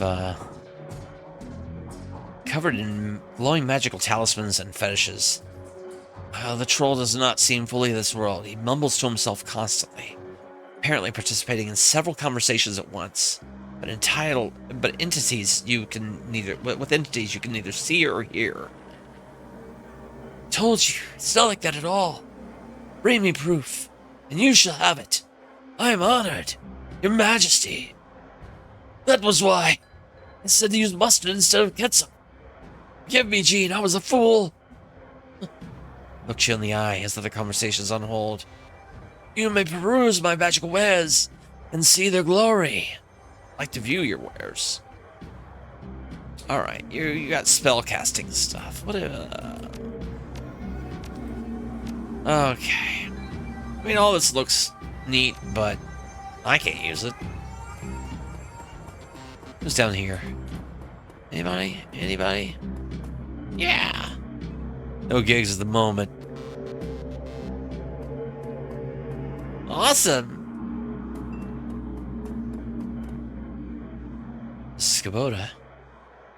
This Kubota watches you across the room, sizing you up as you approach. As you get closer, you can see that she's a mixed race, African and Japanese. Her demeanor says, "This is my house. Mess with it at your own peril." Her eyes twinkle with a playful light when she speaks. Konbawa. Good evening. Konbanwa. Good evening. My, but you aren't the regular. But aren't you the pretty elf? Are you enjoying the Seamstresses Union? There should be plenty for a man like you to enjoy. Or is this business? I'm tempted to ask what's upstairs. But not tempted enough? Tell me, what is it you're looking for? Information. Of course you are. Knowledge is power, eh? So I've been told. Soka, and why should I help you?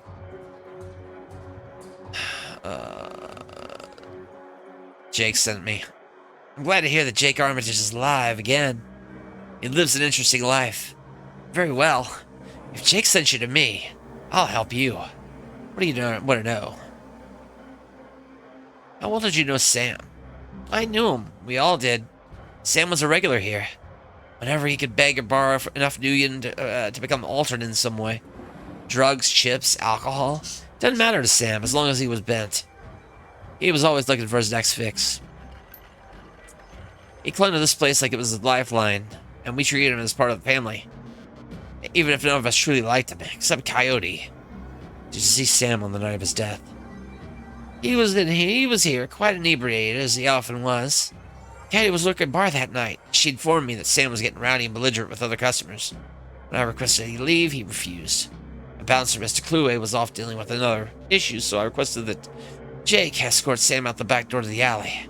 That was the last I saw of either of them. Why is this place called the Seamstresses Union?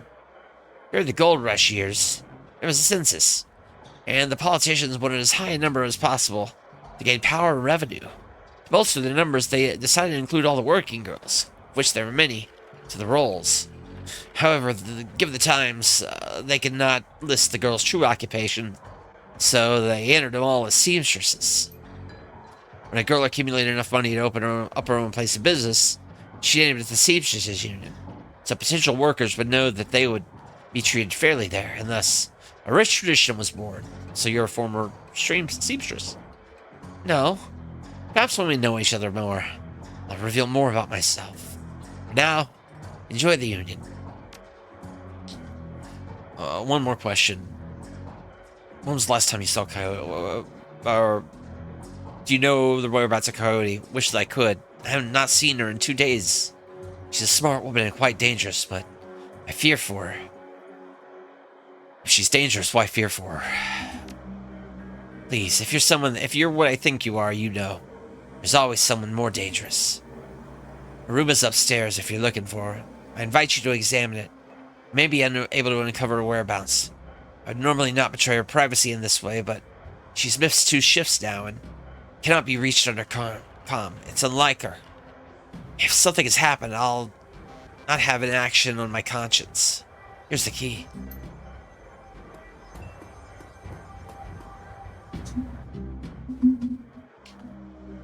Yes. Oh.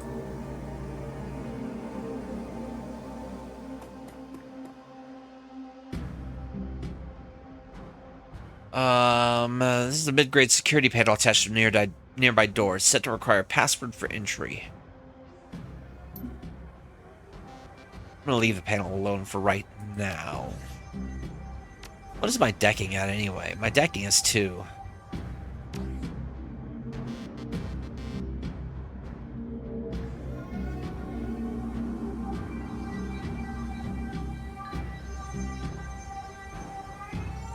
My decking's gonna stay at 2 for right now.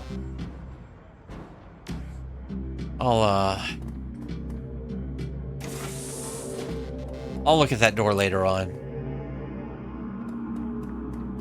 When I can get in or out pretty easily.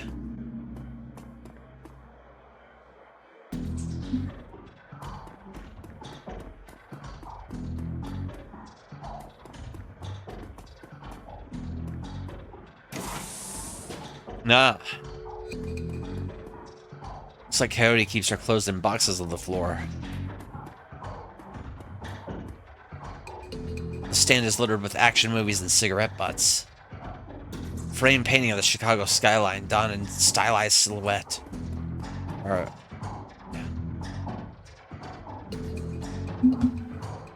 Coyote's computer is ancient.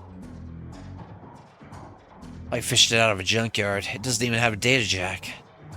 The cracked display is covered in fingerprints. Tapping the keyboard only causes the dust cape fans to spin up. Causes the dust cape fans to spin up. Only display on screen. Password? Without the password, the only other button on screen is password recovery option. Yeah, I'm gonna leave that alone. Cody had a diary of several papers sticking out of it, of the diary of the first paper. There's a receipt between the pages and a diary entry. The diary entry. Came back from my shift to find I came back from my shift to find 4 of Paco's goons sleeping on our apartment floor. It's getting fragging ridiculous. I want to be with him, with the real Paco. But this cutter direct keeps messing everything up. I love him, but he's totally different with the gang. Time to make cash, baby, he always says. I try to tell him he doesn't need the cash. I can support both of us with what I make at the Seamstresses Union. But he still goes on these runs. With these bozos all over my floor, I feel like he's just seeing how far he can push me before I kick him out. Wait, what? Hold on.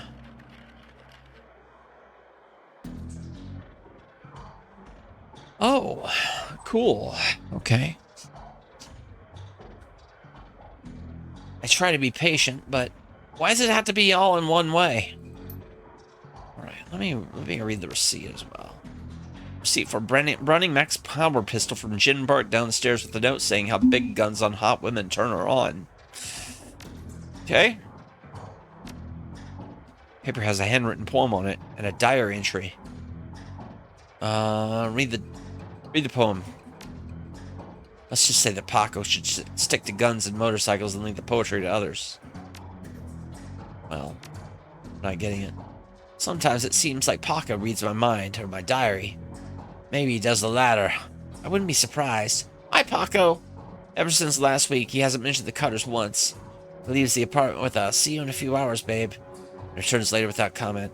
I don't know if it's really going to help us avoid the subject in conversation completely, but I have felt better without our constant arguing about it. Flip to a different page. Open the third paper. Here's a picture. The picture shows a young girl with caramel skin and dark brown hair. She has a snake wrapped around her arm, yet she's smiling. The back of the photograph says Shadow. It has Shadow scrawled on it. Okay. So the receipt. A COD receipt for a special order of 5 pounds of zebra meat from Maury's Meat Emporium, located near Pike Market. Flip to the fourth page. A receipt for a wall safe, installed near the bathroom door, set to a combination of 342436. Okay. Let's go password recovery then. Alright, Shadow. Your favorite musical act? Hold on.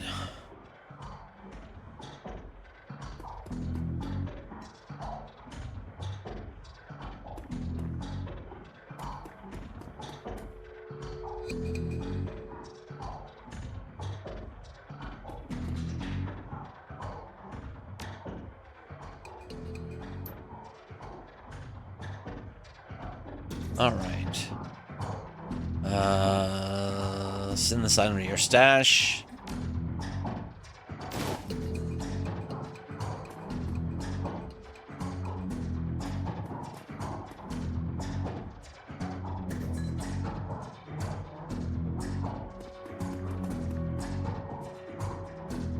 Where am I gonna...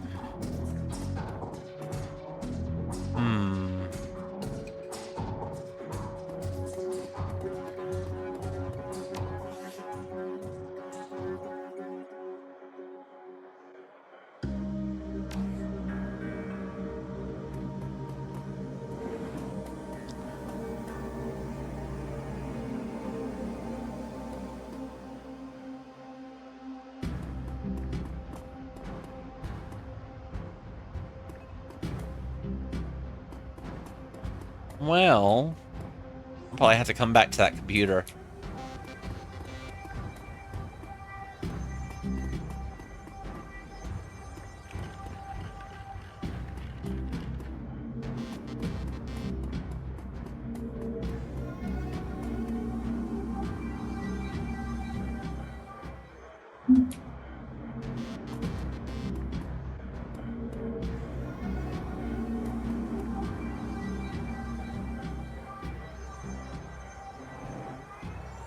Do you know Paco?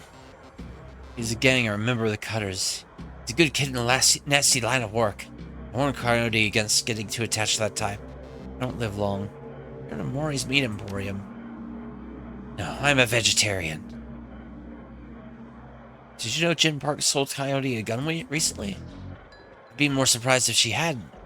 Bouncers can deal with most of the troublemakers, but around here, you need a gun just to take out the trash out of the dumpster. Indeed I do. She plays her Starfire record so loud you can hear him down here. I told Mr. Cluey to have her turn that direct down more than once. See you around. I figured out the childhood pet thing pretty easily.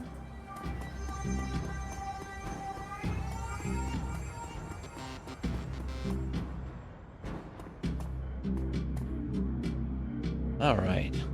Password recovery. Shadow.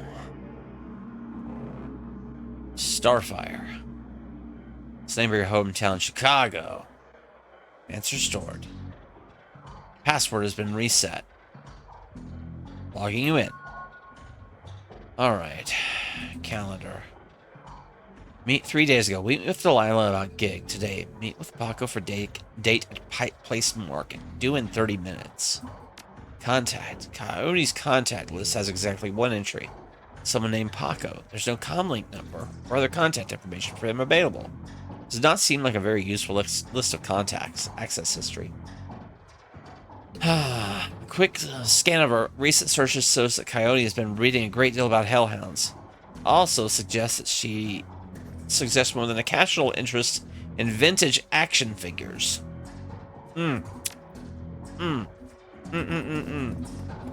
Alright, so we're gonna speak with Mrs. Kubota.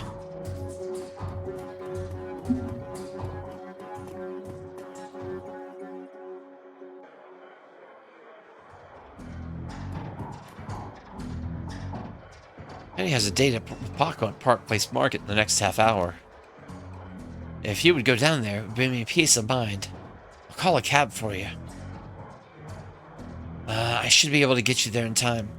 Yamate Kudasai, good luck. Alright. Let's go, let's go.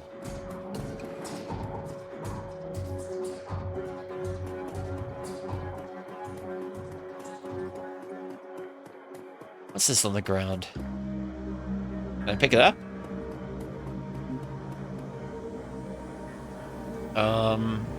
Let's cancel.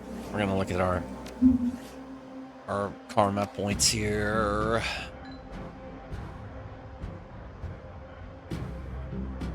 Put a point in. Yeah, let's put a point in decking. And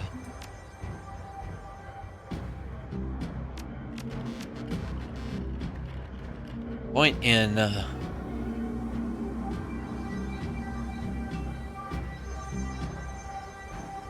rifles. I think that's going to become more relevant than I want it to be. What's my inventory looking like?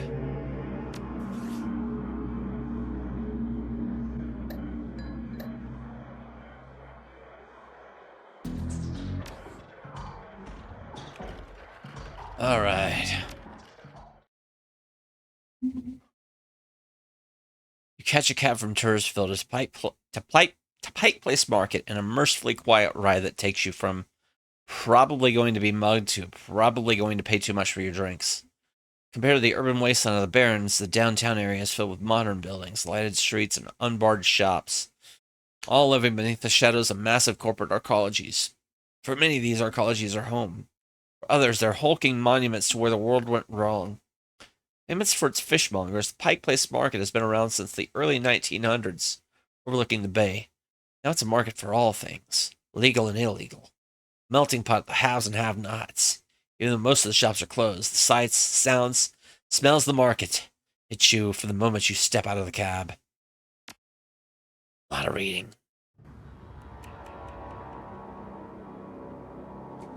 Big reads tonight.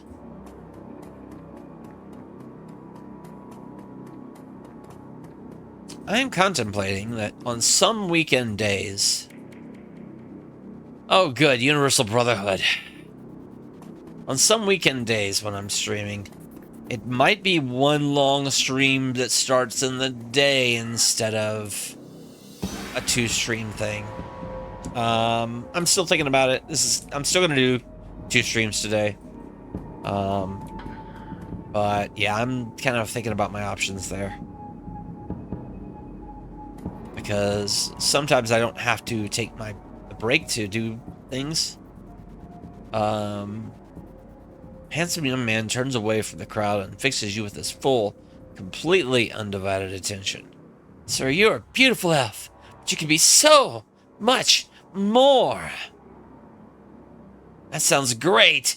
Tell me more. Wonderful.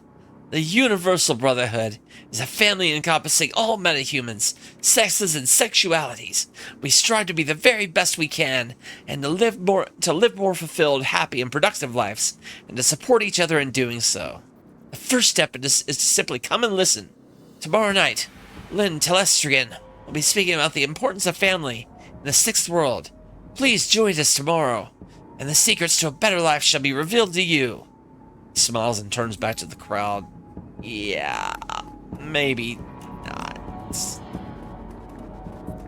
Refurbished flowers for sale.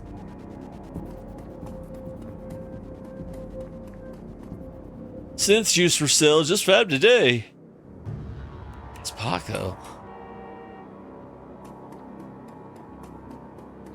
I'm gonna avoid talking to Paco as long as I possibly can. I got a dog on a stick here! Or, I got a dog on a stick here.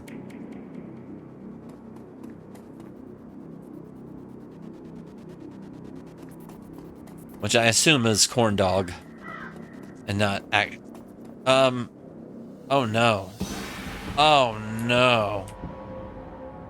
Oh no. Another Ripper murder.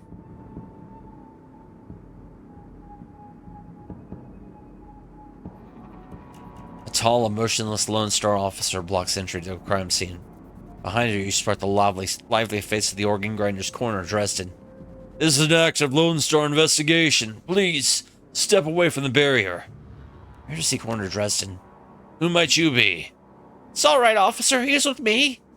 Dresden steps up to the barrier with a warm grin. Okay, then, make it quick.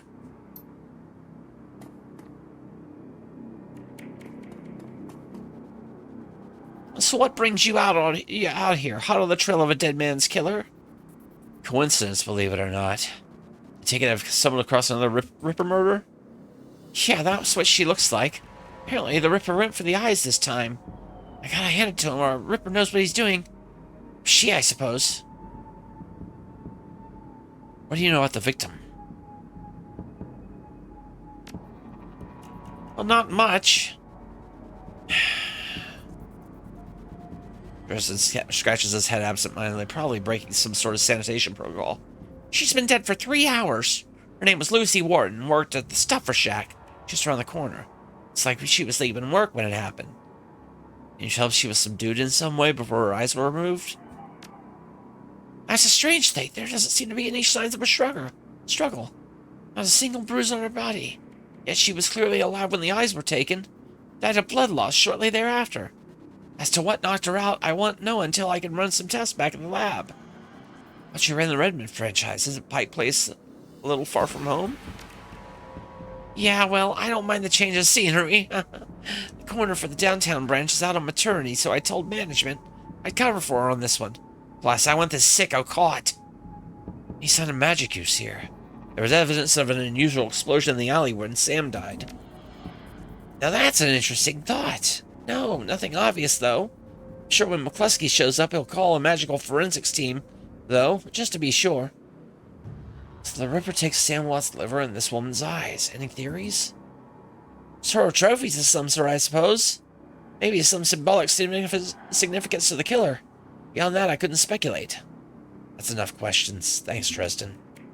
Hey, I figure I'd help you out. There's a better chance to get this scumbag off the streets a little sooner. McCluskey runs Ripper in a cell, sure, but he couldn't care less if it takes another dozen murders. Good luck out there, eh? Speaking of McCluskey, you should probably get going soon before he shows up.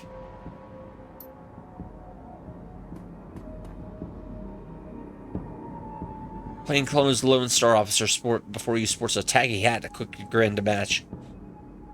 So you're the one working for the dead man, eh? McCluskey warned us you might be sniffing around after the Ripper. Lucky for you, I got here before McCluskey. I'm Officer Aguirre, quite pleased to meet you. Seeing as this crime scene is going nowhere fast, what can I do for you? What can you tell me about the murder that took place here? Not much, really.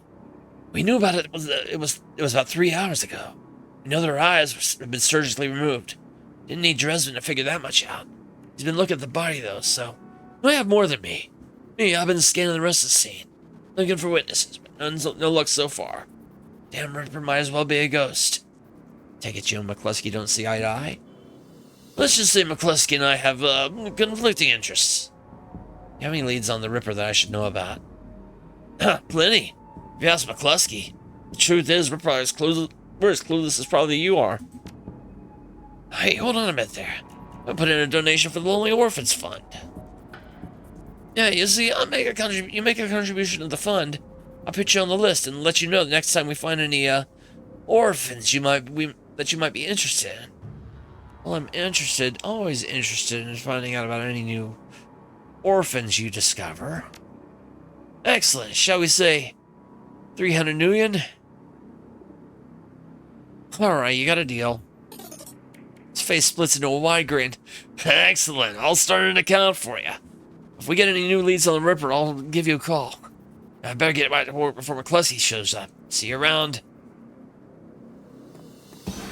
This elf standing before you is quite possibly the ugliest elf you've ever seen.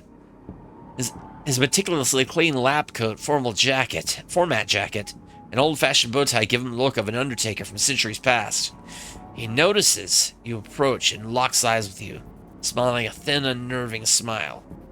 Hello there, stranger. Might I inquire, do you know which organ grinder's facility this body will be moved to? Who's asking? The elf giggles, a strange high-pitched warble you would not expect to emerge from his misshapen face. Oh, I know it of consequence. Never mind that, though. A good evening to you and your friend in the corner. You're...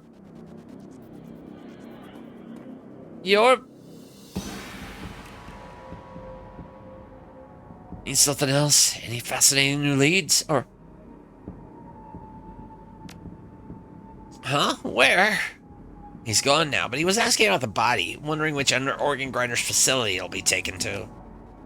Interesting. Well, there are those who might be interested in purchasing customer parts. That's pretty poor form to inquire at the side of a murderer. An ugly elf, eh? I'll keep an eye out. Shouldn't be hard to spot it if he comes back around. Sergeant Aguirre seems pretty friendly. Can I trust him? Yeah, that sounds about right. Any opportunity to get McCluskey's way, he'll take it.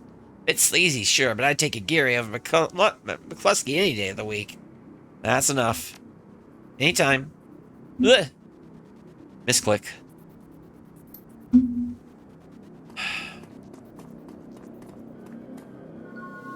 Laying on the pavement is the body of a young human female. Her eyes have been gouged cleanly out. You noticed I noticed something, and the text faded. Maybe I should... Hold on, is there an option to... Yeah, let's go slowest, or slow. Maybe it won't fade out so fast. Maybe.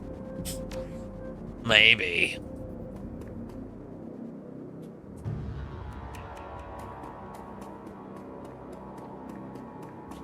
I'm just avoiding, pushing the story forward with Paco for right now.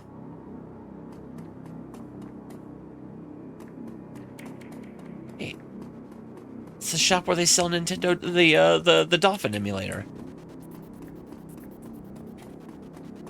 Want to buy some BTL? Okay, this is...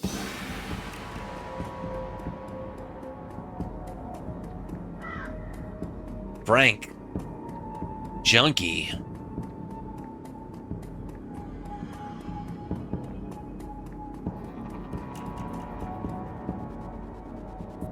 Hey, do you have any extra new in? Just need some Super Zoom from the shack over there. Have 10. Neutral soy capes will fill you up for longer. Thanks, Chumma.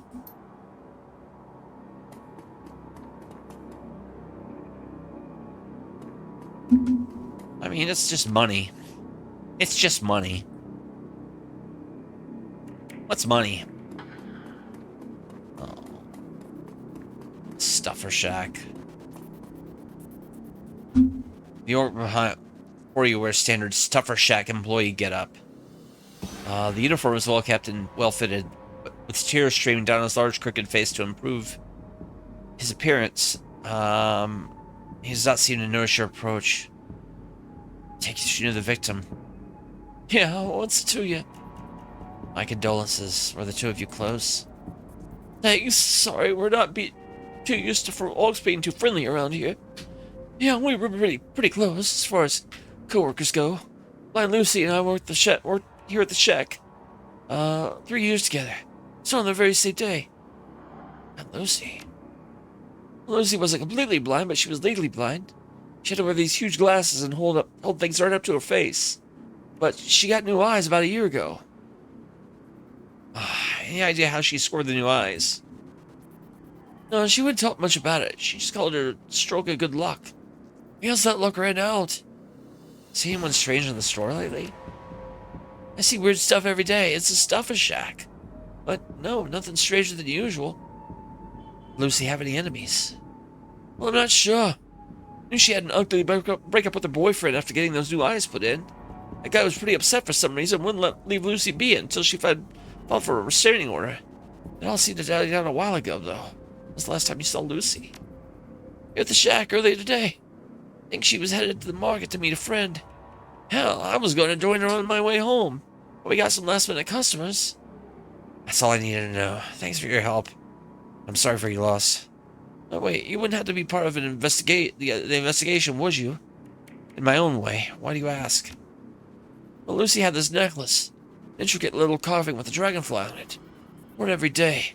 Said her mom gave it to her when she left Denver. Anyway, you know how Lone Star is.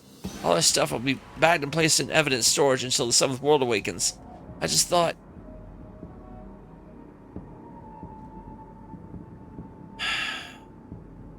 Well, I thought that if you could somehow get that necklace back... if you could somehow get that necklace back for Lone Star cleans everything up, I could send it back to her family.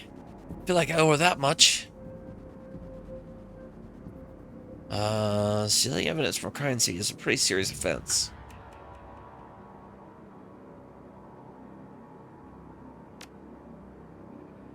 I can throw 200 new in your way. That's all I can spare. Alright, it's a deal. Thanks for your help, friend. You know where to find me. Well, we'll see. We'll see. I don't want to mess with what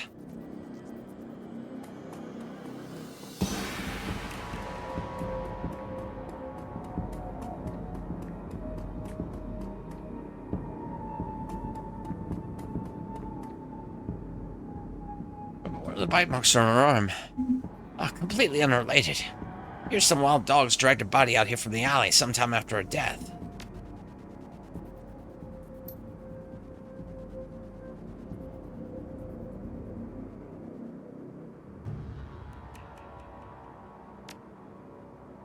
I need to take the victim's necklace with me. It may help in my investigation. Well, if it'll help you, that means it won't be helping McCluskey. Officer Aguirre reaches down and picks up the necklace and hands it to you. Thanks, officer. Yeah, sure thing. Good luck out there. That was simple.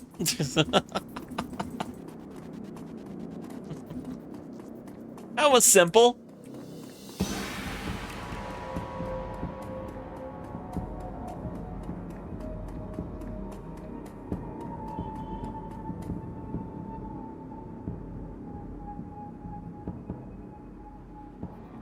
I got it right here, Frank. You can send this to her family now. I'm glad you acted. I'm glad you could do this much for Lucy, at least. Thank you. I owe you.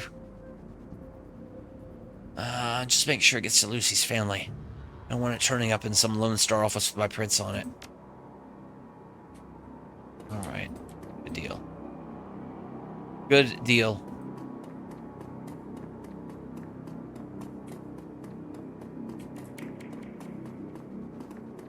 Alright, now we can do the Paco stuff, I think. And we're just trying to get as much side questing out of the way as possible before I push the main story forward. So who knows where this will take me.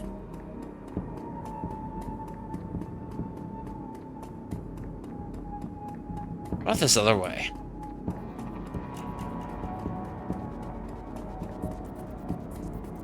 Hey, seen my friend around? Tall lady, dreads.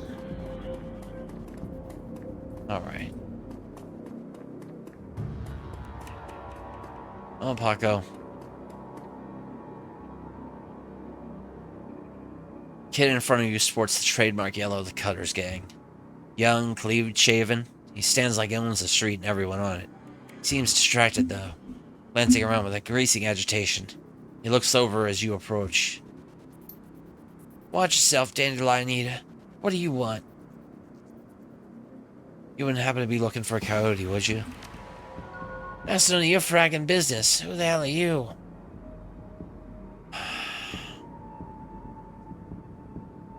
Relax, we're on the same team. I'm Grunk Scum. I was just at the Union. Your girlfriend's gone missing and I'm helping to find her. Tough guy swagger seems to drain out of Paco. The cutter is gone. Where he stands a kid in a yellow jacket that doesn't quite fit. Oh, he's missing? Oh man, that would explain. She was supposed to meet me here over an hour ago. Look, I'm sorry for getting in your face like that. Look, I'm sorry for getting in your face like that. What else do you know? If she's missing, I need to find her. Ever heard of a place called Barney's Meat Market? Coyote had a receipt for some zebra meat from there. What, you been rummaging through her stuff? Yeah, the shop's just down the block. What the hell was she need the zebra meat for? Oh, beats me. She did a fixer named Mr. Delilah. Coyote had a meeting with him a few days ago. I know of him, sure. Lake doesn't allow any cutters to take side gigs, though, so no reason to deal with him. Coyote hadn't said anything about taking new work. Wait a minute, Trek! I know where she went! Damn, why couldn't she wait? Damn it! Paco, slow down. Where did she go? Royale Apartments. Landlord Stevie J runs a drug ring out of that hellhole. Cody grew up there, but doesn't like to talk about it much. She's been looking for a way to settle the score with that guy for years. A few days back, I heard Mr. Delilah was looking for runners to steal some sort of item out from under Stevie J's nose. She must have taken the job. I'm sure of it. And if the thugs caught her, I'm going over there. You coming? I'll help you get Coyote back, but you better be able to handle yourself in a fight. Things might get ugly. Of course, I know my way around a fight. Stevie J better Stevie J better be ready for a world of hurt. Now let's get moving. The Royale is just a few blocks from here. Alright, so up this way. I'm guessing this is also serving as like compass points, right? Manny. You're new. Oh, this is Manny's Meat Emporium. The small meat stand presents an enormous diversity of dead animals, from cow and canine to the exotic and paranormal. Pictures on the back of the stand feature a much older version of the man in front of you. As soon as he notices Paco, the proprietor's eyes grow hard and angry. What do you want? You know we can't afford it anymore. Relax, man. My fridge just has a question. Anything cool here? Yeah, everything's swell. Name's Manny. What do you want? Do you know someone named Coyote? No, no, I don't go much in for that shaman stuff. I have this, hold on. Oh, why would someone... I have this receipt for an order of zebra meat. You still have it for me? I'll look it up. Yeah, I got it right here. 2 days past the pickup time. Didn't think anyone was gonna come for it. Here, it's all yours now. What's your problem with Paco? Why don't you ask him? What the hell is that supposed to mean? Means your gang likes to stroll through here and relieve us merchants of our million. My dad stood up to him, and he's still in the hospital. Look, that's not my problem. I'm at the bottom of the cutter ranks anyway. I couldn't do direct about that even if I wanted to. Tell that to my dad. Okay, Big Fatty Plus, thank you for the lurk. I'll be on for probably another hour at least. Unless it turns out that I don't have to take a break, I will be, on for another hour. With this. And then I'll be back later on tonight. I don't have time for this. I need to find a Coyote. I'll be leaving now. What's someone want to buy zebra meat for? Some people eat it. I wouldn't recommend that. Tough as nails.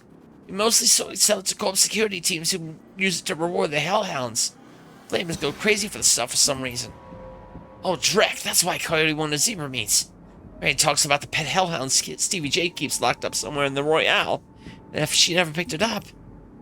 Whatever. Anything else? I'll be leaving now. Alright.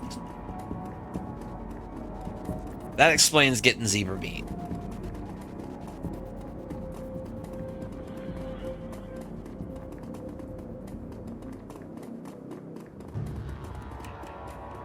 So I'm thinking...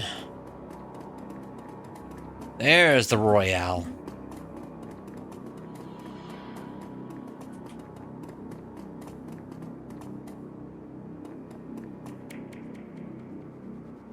Come on, guy, let's go find Coyote. Hold on, I'm gonna look around here first.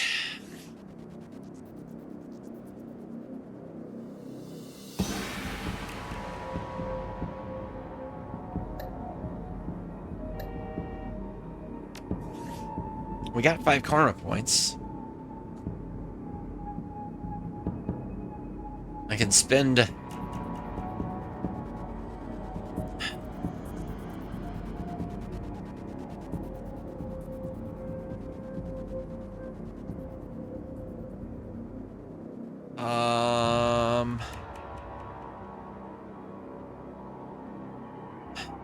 Shout. I can spend a point for dodge. I can spend a point for body. Either way is a good deal. This upcoming fight.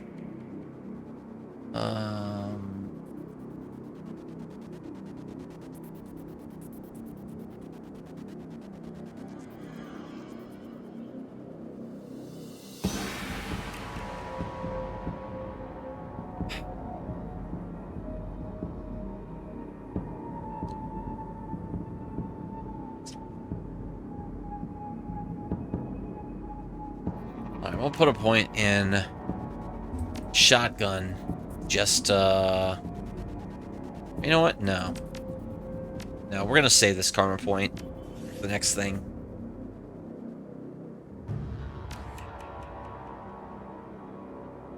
Oh yeah, save the game.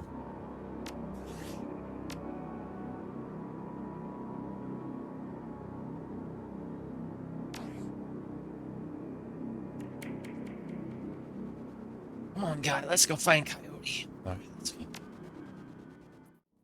do this. You roll up on the most impressive bit of tenement squalor you've seen in a long time. There are few street lamps here, and what light there is flickers with uncertainty. Most of the buildings are damaged and tagged. The smell of old rotting trash mixed with the you don't want to know is overwhelming. It's no wonder that people living here turn to BTLs. Anything is better than this. The better than life chip is the newest drug on the market. You don't need a good life. You can slot someone else's. Live through them and wreck your brain in the process. Wreck your brain in the process. Front door of the Royale apartments aren't even locked. It says you step inside, you hear a junkie crying for another hit. It's time to find Sam's. It's time to find Coyote and find out what she knows about the night of Sam's murder.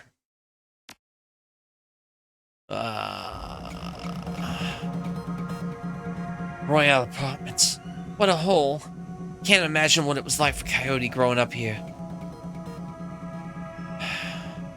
These poor people, what a waste. Coyote's here, we'll have to hurry. She's good, but, well, these BTL guys pay to stay well informed. They might have known she was coming.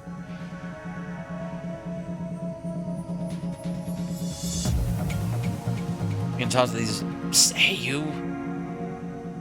Hey, please, can you spare some nuyen?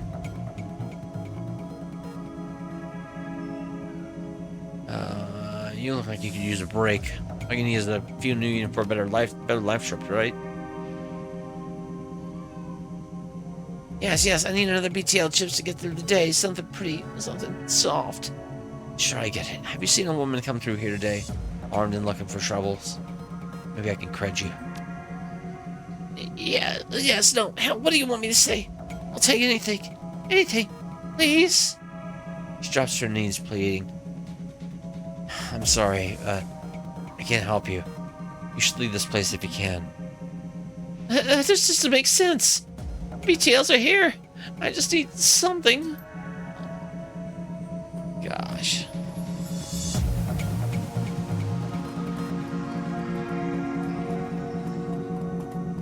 More of them. You're not from around here, are you? I don't want any trouble.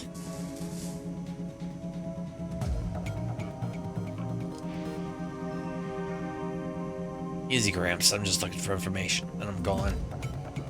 Bad day to come around here unexpected. Bit of commotion upstairs. Stevie's been her twitchy.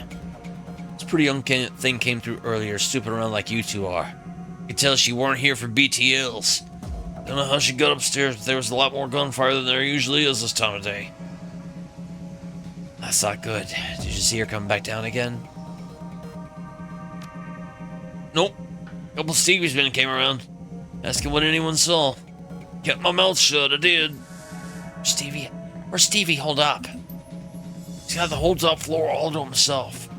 Fancies he's the king around here. Seems like Coyote's run went sideways on her. Hey, old man, you know how to get upstairs?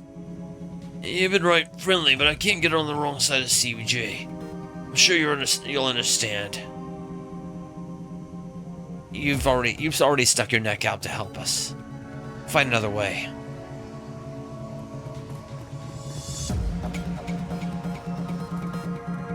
Hey man, stop nosing around.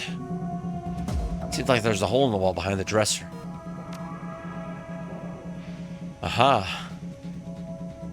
Wall's crumbling here. Maybe you can... Through the hole you can see a rickety stairwell leading up. Send your drone through the hole. Your drone fits through the wall. It stinks to the right and moves and back around to open the apartment door from the inside. How rude.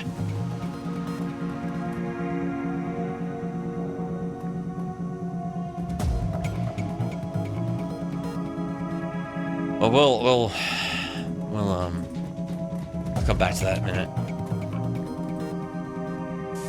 Stop your pleading. Your boy has debts and we're collecting. Please, Riker, no. He's my son. Get your ass back in your squat before I break something else. I'll send him upstairs instead. Want me to give him to Stevie? Maybe after he kills that girl we caught.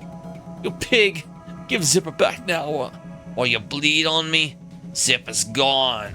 Get yourself a new kid. Oh God, no! Please, no!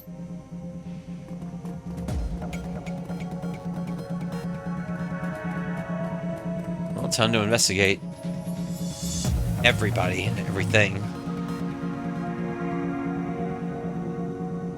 This is my home. Get out. What's all that about? What do you care? It's my son. That bastard took my son. Who took your son? One of Stevie James's goons, Riker. He runs that filthy BTL squad across the hall. My son Zipper, he's not a strong boy. And Riker knows it. Lured him in with those damn chips. Better than life. Huh, what life? Now they're torturing them in there. Why'd they do that? Those sickos have a SimSense recording studio over there. Overheard them say they have a special guest up at the penthouse. They plan to torture him with the son recording of my son's dying breath. That must be Coyote. We gotta get it. They got her up there. Keep her alive. Keep it together, Paco. She's alive. Stay frosty. Or if we keep our heads, are you with me? Yeah. You're right. I'll be okay. My son. I'll see if I can save your son while we're saving our friend. Thank you.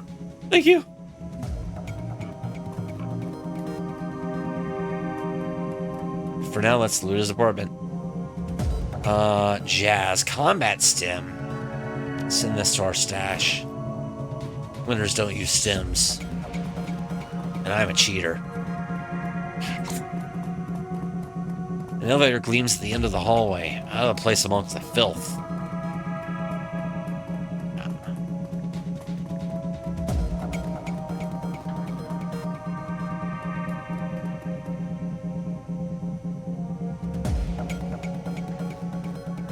Hadn't seen you before, guy. Looking to go somewhere special? Heard you're in the middle of a recording session. Sure am. I get a state of the art, if you can believe it. Give me the kid and you get to keep all your fingers. Not one for small talk, are ya? That old bastard sent you? How about I record your pain instead?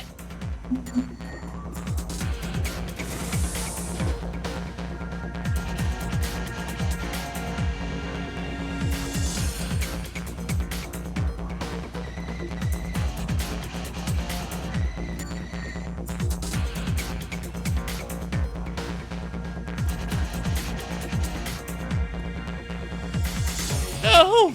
Help!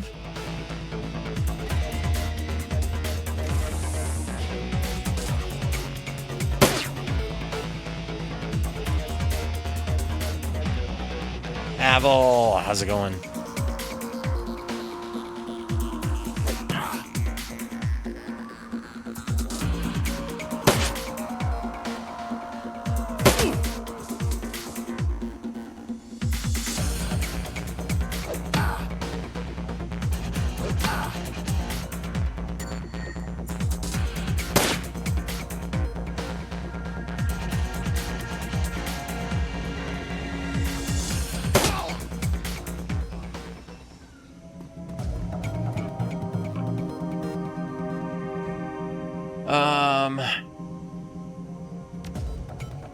Yeah, what do you want? Stuff for Shack delivery. Screw you. Go back to BTL's junkie.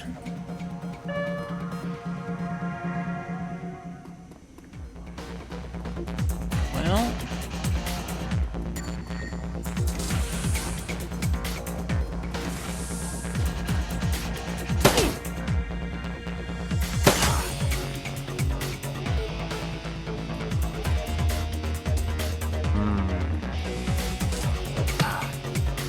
Well...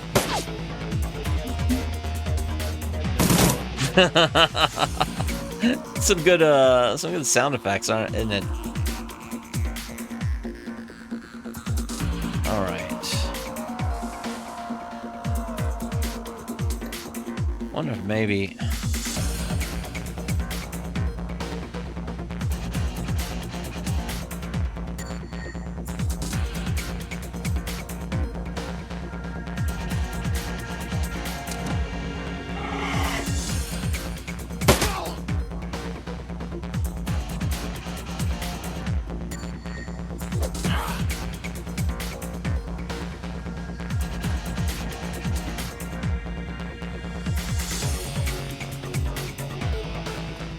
Oh. Oh.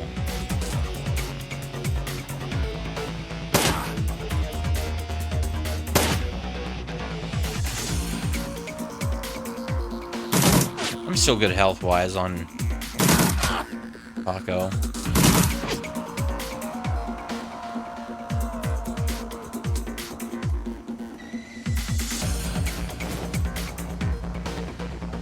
Piece of paper with some numbers on it.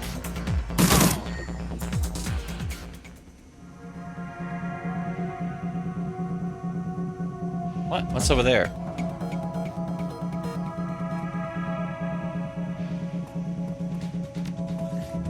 Alright, let's use some healing.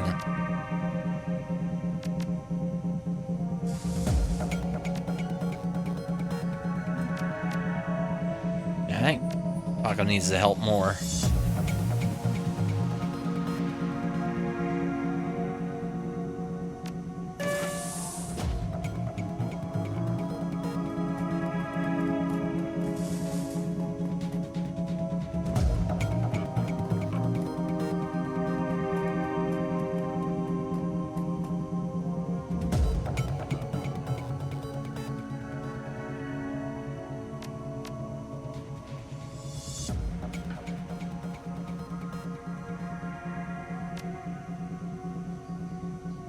Alright, let's give him something happy. Alright, recording studio.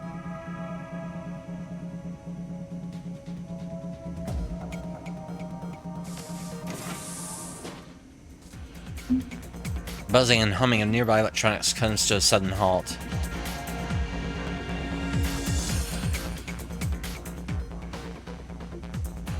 Who are you? Get out! Can't you see I'm working here? Like your friend, I can tell you not. Leave now and never come back and hurry before I change my mind. Oh, okay, guy. I'm going. All right.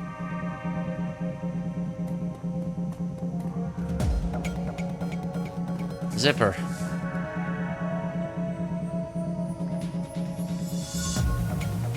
I don't know who you are, but thanks. You got lucky today, kid. If I were you, I'd play it safe from now on. You don't get lucky twice. I don't think I can move. Can you at least tell my dad? Take the BTL recording.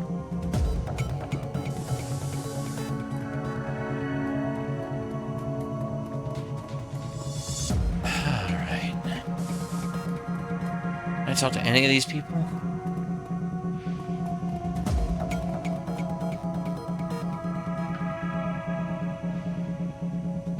Oh my gosh. I could just take the elevator, or I could... Let's talk to... Have you seen my son yet? Zipper's okay. He's pretty messed up, though. I don't know how to thank you. Let's go across.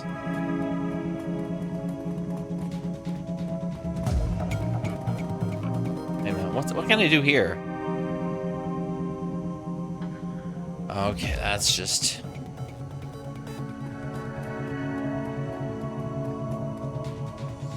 I can't get anything from them.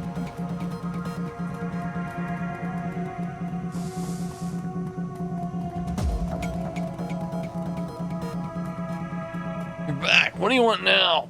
You know anything about the BTL dealer? Just that nobody around here would be crying over his death. Brings a bad type of people around that one. Alright, now we need to walk down this way and see if there's anything. Maybe I can eyeball some stuff amongst the trash. Nothing.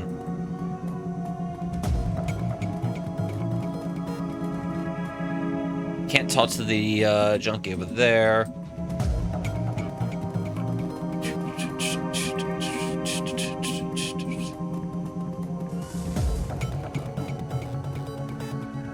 Once we go upstairs, I'm not leaving until I find Coyote or I'm dead. You get it? I got it. Well, hold on. We're gonna take a short break before we get into this fight. But I'll be back in just a minute. Hold on.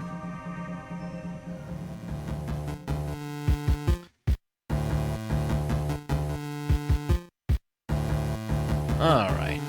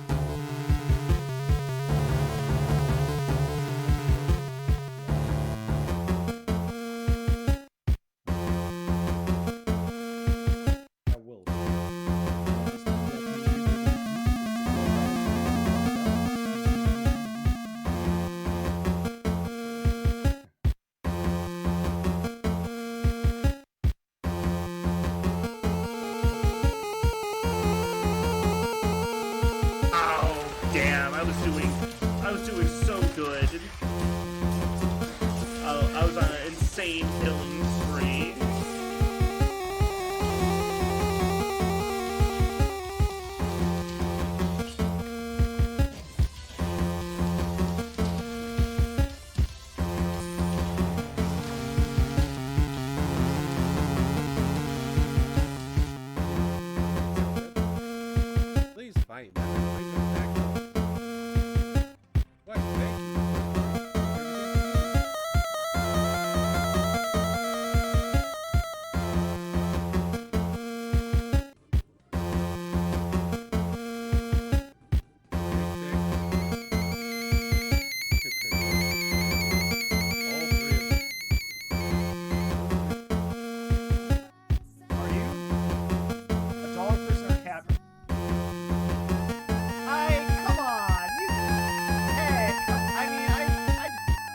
I'm not, but I mean, like, literally I am, but... Come on. I mean... Yeah. The choice of the fence sitter. That's me. It's too small to be a dog, yet too pointy to be a cat.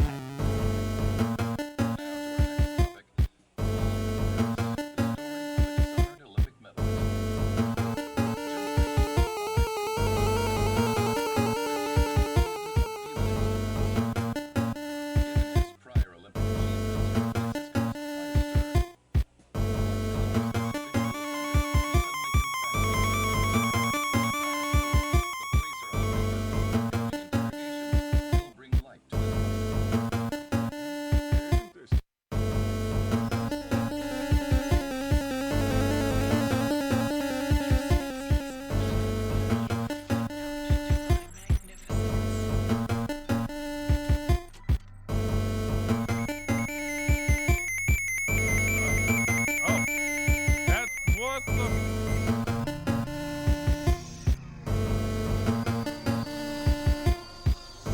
Huh?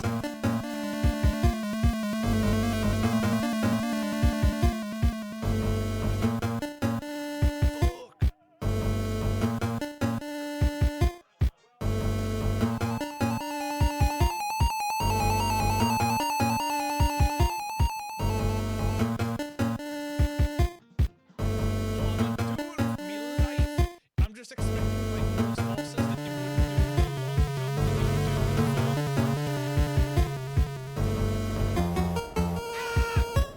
Damn it, that scared me.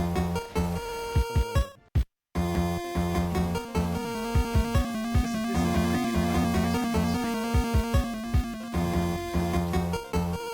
Will you climb the ladder, please? Duke, climb the ladder. Come on.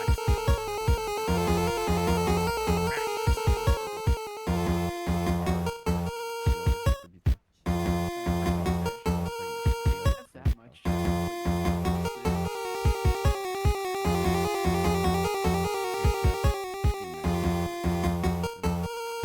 Roblox though, you know.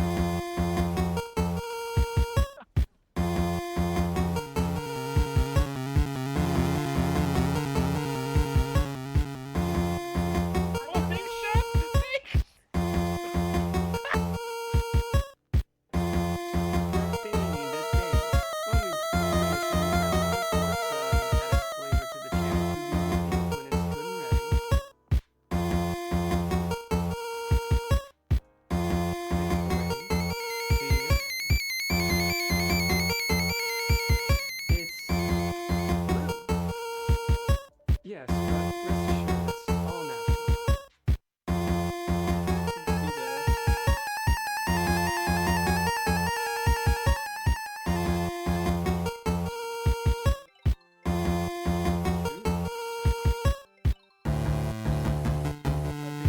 Oh, I picked the wrong one and that helped me. Wow. I wanted to pick the bottom one. Alright.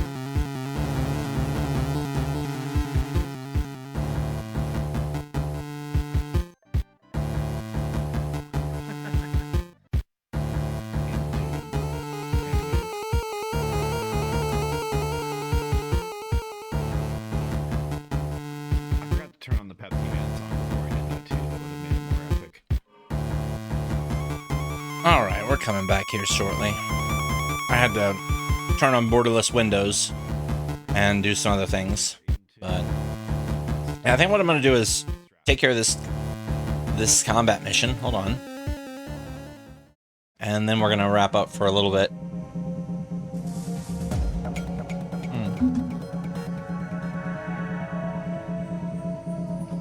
And now I don't have the unfocused issue.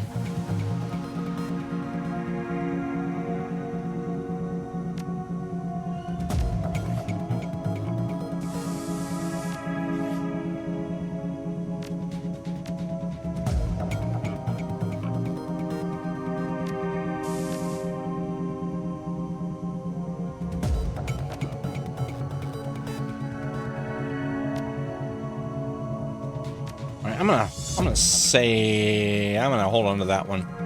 And how's it going, Freeware Pirate?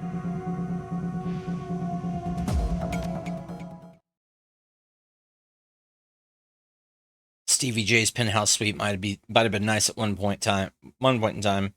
Classic even. Now it's filled with neon tube lighting, broken down furniture, piles of rubbish and crates containing who knows what. Compared to the rest of what you've seen, it's positively palatial. The only thing marring the penthouse's pseudo-luxury is a woman's cry of pain in the distance, followed by laughter, someone being tortured for another's pleasure. Oh, nice, nice. You step deeper into the apartment.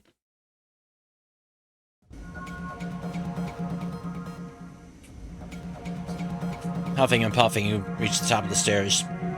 Looks like Stevie J doesn't use them much at all, if at all.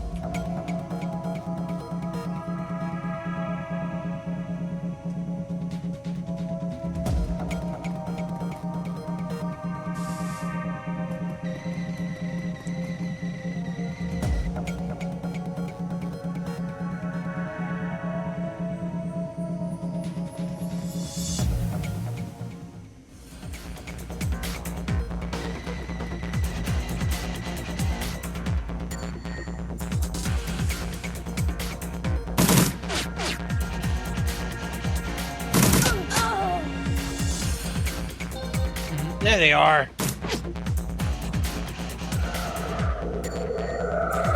I'm not using a template, but I'm using kind of something based on Decker. A raspy manic voice booms over the penthouse PA system. You really think you could come in here and shoot up my place? Do you know who I am? I know who you are. You're the guy you're the guy I'm gonna kill.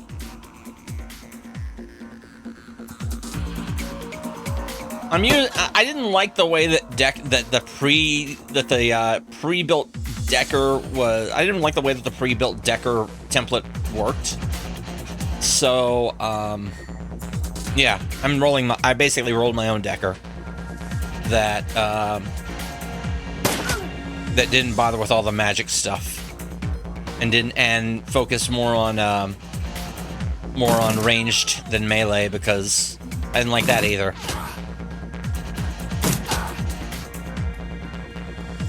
Because it doesn't make sense. It didn't make logistic sense to me that a Decker should, should be a melee. Should have anything in melee, really.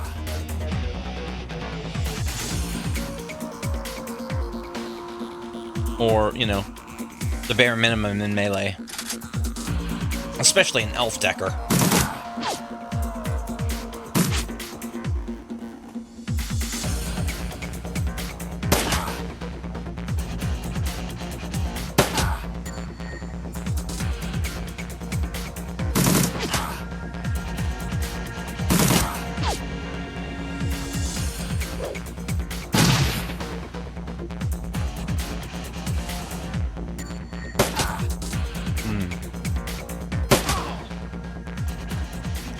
No, I can't. With a bloody gurgle, Stevie J is no more.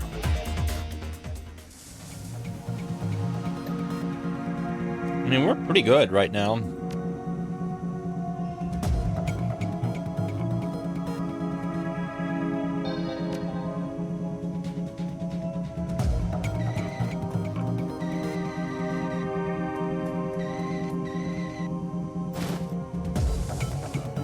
Relate Stevie J's passcodes.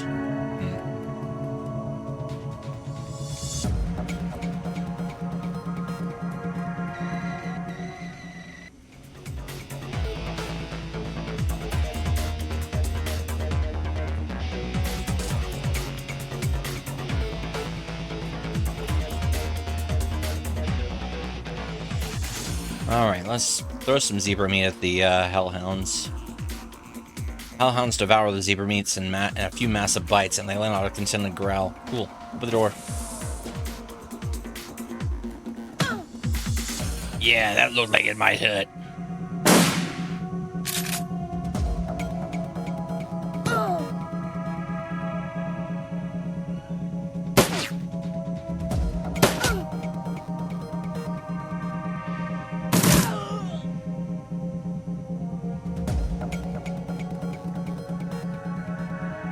Coyote's badly injured, but she's managing to hold it together. Are you alright? No time to talk. It's time to finish this. Coyote kneels and picks up the fallen guard's shotgun.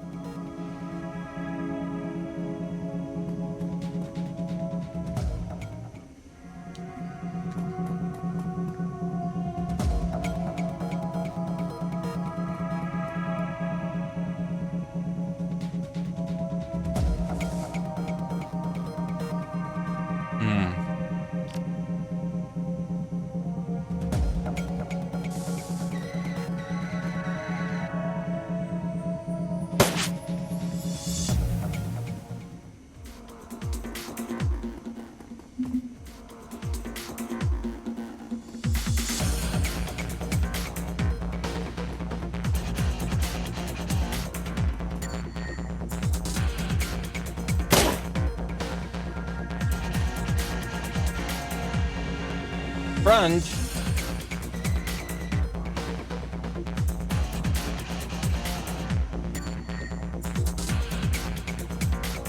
Not enough ammo.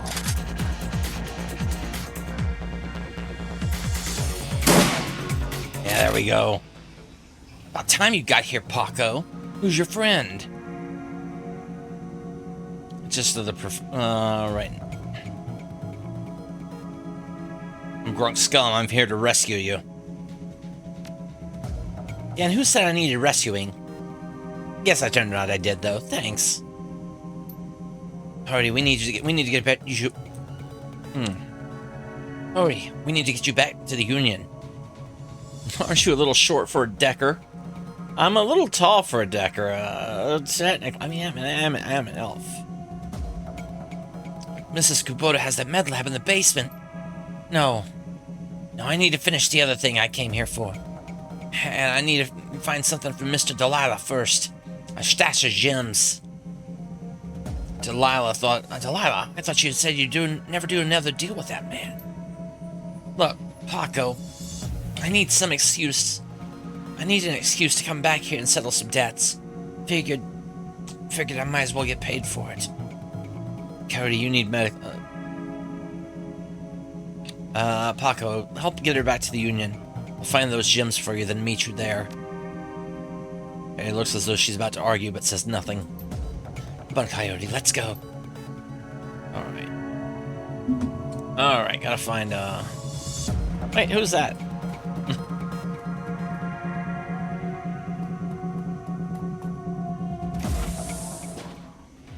Oh, we got a hellhound.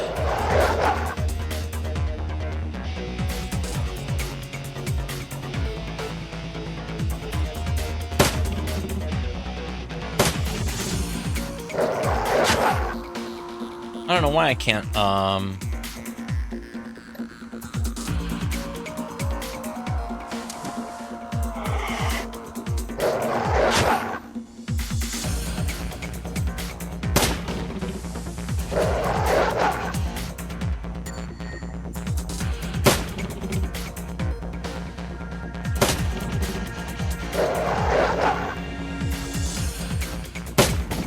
There we go.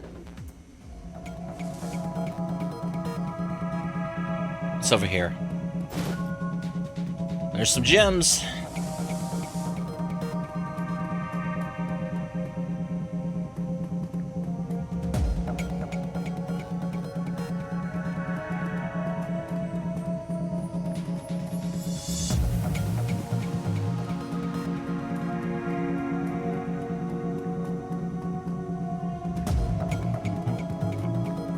Is there anything else I can pilfer around here?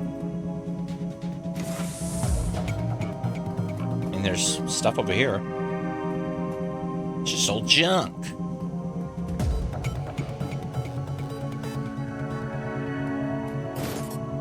Oh, 75 Nuyen and a med kit, sure. 20, okay, sure. 100 Nuyen's not bad. Can't get past that. Alright, let's take the elevator down. Wonder if we can, like, you know. move into this. And back to the Seamstresses Union? Yes. Yes. Despite Coyote's clear desire to stand on her own 2 feet, Paco needs to help her through the door into the Seamstresses Union. Heads raised in the front room of the bar falls strangely silent. Paco stands by her side now, not speaking, his dark eyes flat with fury. Coyote presses a rag to her clawed-up face. She winces but manages to keep control as she breathes in slow, deep breaths to manage the pain. Taking a closer look, you can see her arm isn't much more than shreds of meat, broken bone held together by tendons and burned skin. It's a miracle if she still has it by the end of the night. Damn, Coyote. Oh, man. Mrs. Kubota is tending bar herself when Paco Walt carries the mangled and bleeding Coyote into the Union. As the boss lady lays eyes on her missing bartender, the place gets quiet fast. By the time she rounds the bar to meet you, Coyote's the color of wet spackle and there's something new in her eye. Fear. The woman has faced down hellhounds, but the size of Mrs. Kubota has her staring at the floor and mumbling. Woman, how dare you miss 2 shifts and then come back and bleed on my floor? Sorry, Mrs. Kubota. Had a run that went bad.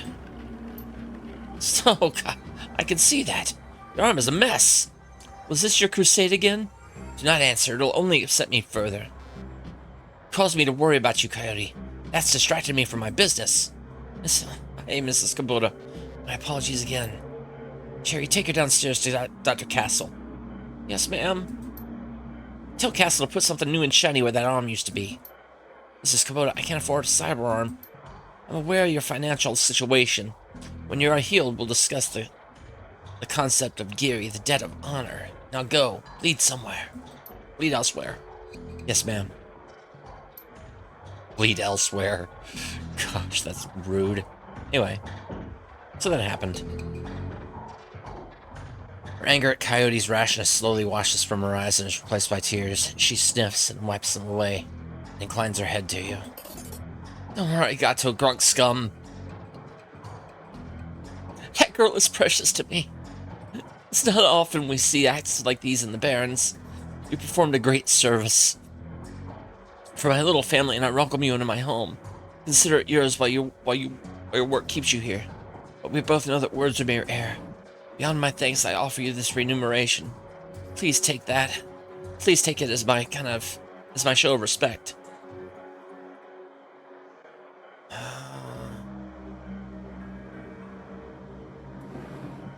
Yes, I'm honored, Mrs. Kaplan. Thank you. Most welcome. Now for more than simple lodging. Find that there's more to the Union that meets the eye.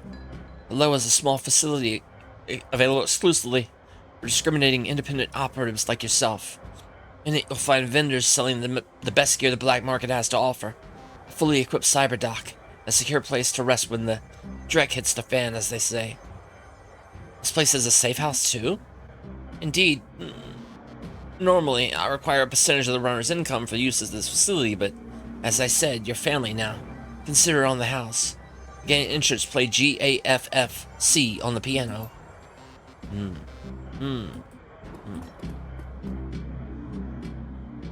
How may I be of service? Is Mr. Delilah here tonight?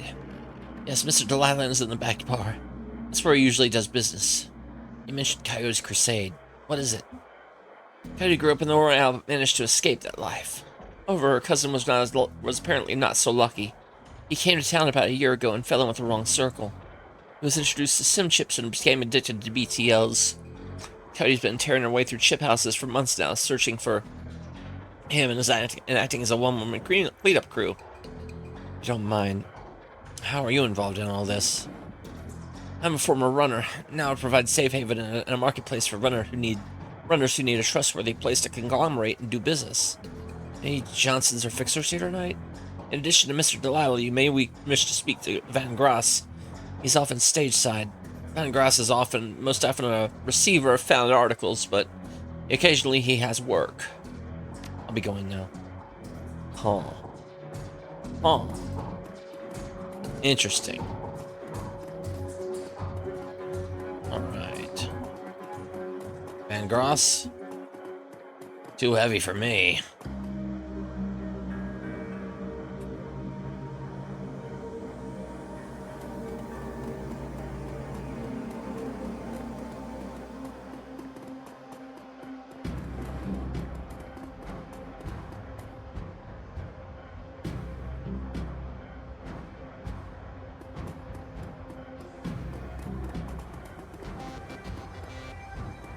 My lord.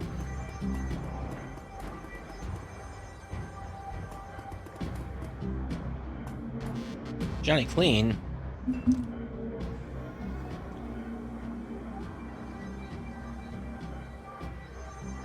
Johnny Clean leans on his seemingly brand new mop and it's surveying the crowd at the Union. Thanks for the tip the other day. Mrs. Skobota said I should go to the safe. Well, I don't know, man. I'm looking for where Cherry took Coyote. Piano's a little out of tune. Check it out.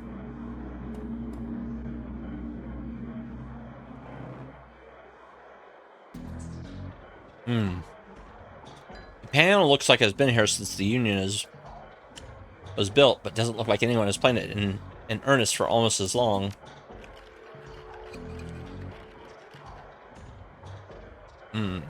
Piano seems normal until you notice that it is very rigid. Upon a further investigation, it's because the piano is bolted to the wall. A close look at the floor reveals skid marks, including the piano slides to the left.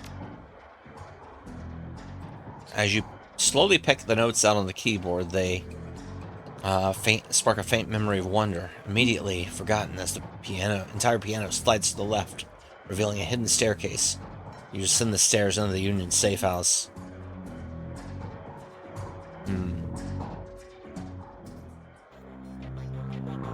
Cool. Dr. Castle. Welcome. No books available. Ooh, stash.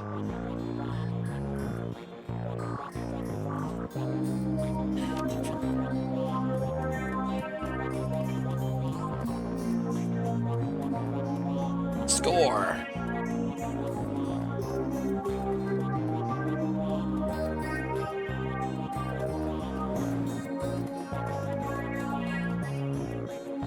Algernon, Messerman, T.B. Gruberman, David Fry II. Bunch of interesting. What do you mean no credit?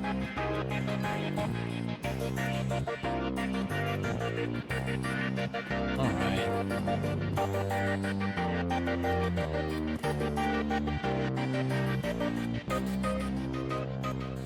Past the bar, the edges of the safe house become somewhat indistinct due to the magical haze surrounding a particular elf. This man seems only half of this realm, his mind wandering the far horizons of astral space, while his body peddles otherworldly wares. Good evening, young elf, and welcome to this humble home that we call the Union. I am Algernon Half-Dream.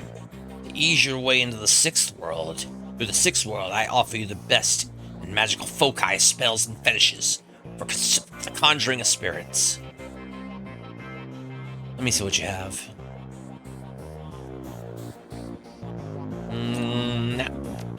No, this is really my thing. Masterman. Change your clothes, change your life, right? Not only will you look better, but not that you look bad. Not that you look bad now or anything, but each one will help you help to keep you on the right side of the ground. Take a look.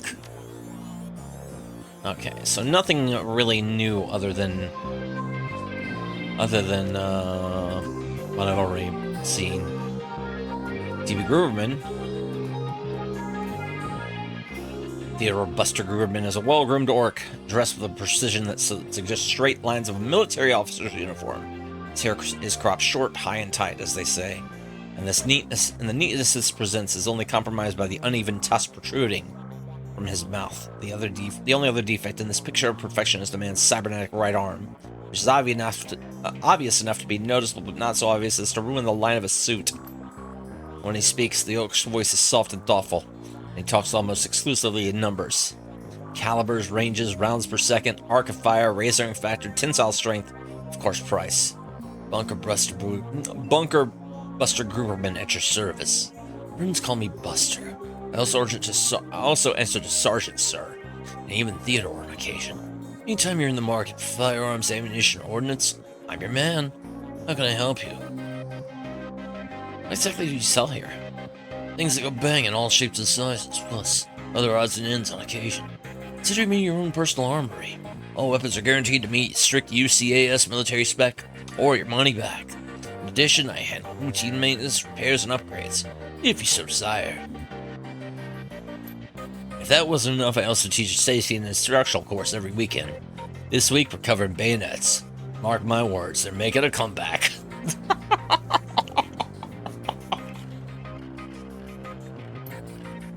So what can I get you? Bayonets. They're gonna be back in style soon. I promise. Alright.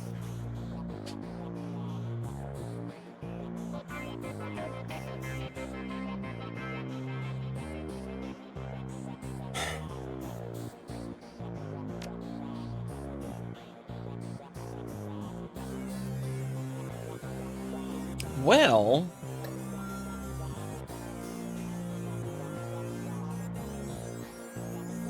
yeah, really.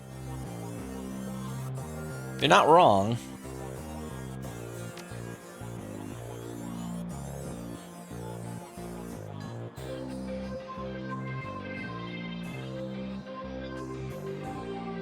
Let me see here. I think I'm gonna get... I think we're gonna switch to the rifle. So to this.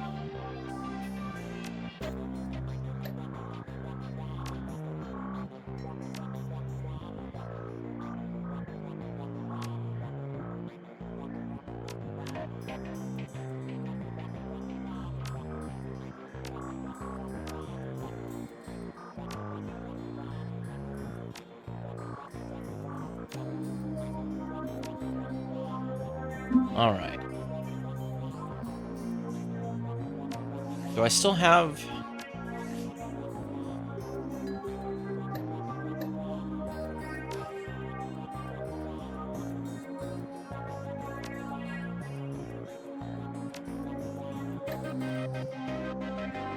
Right, I do not have the pistol anymore. That's fine.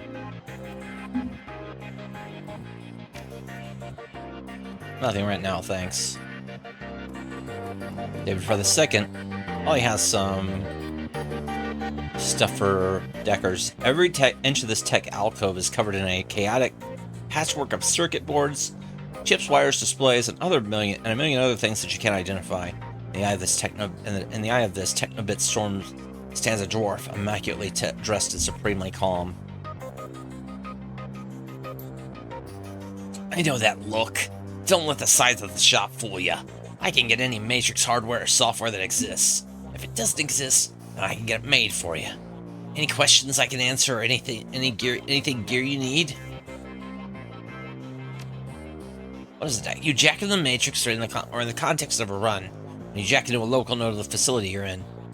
The deck that determines how many programs and ESPs you can carry and the firepower of your base Matrix attack. Decks have IP, and when a deck's IP is reduced to 0, you'll get booted from the system. And it'll hurt. What's a program? Programming the Matrix allows you to defend your avatar against countermeasures and enemy deckers. There's a wide variety of different programs for attack and defense at different power levels. As you progress as a decker, you can use more powerful versions of these programs. What's an ESP? Johnny, you want to take on this one? Sure. When you infiltrate a facility on a run, you have a team, and when you jack into the Matrix, you're all alone. That's where ESPs come in. ESP is a highly advanced artificial life program, which, when you deploy it, manifests as another team member in the Matrix. Different types of ESPs have different abilities. What do you have for sale?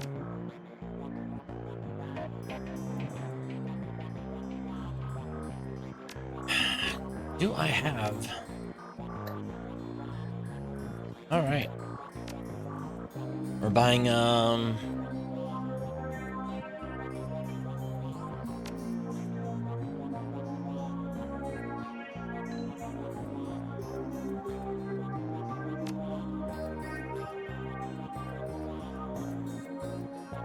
Alright.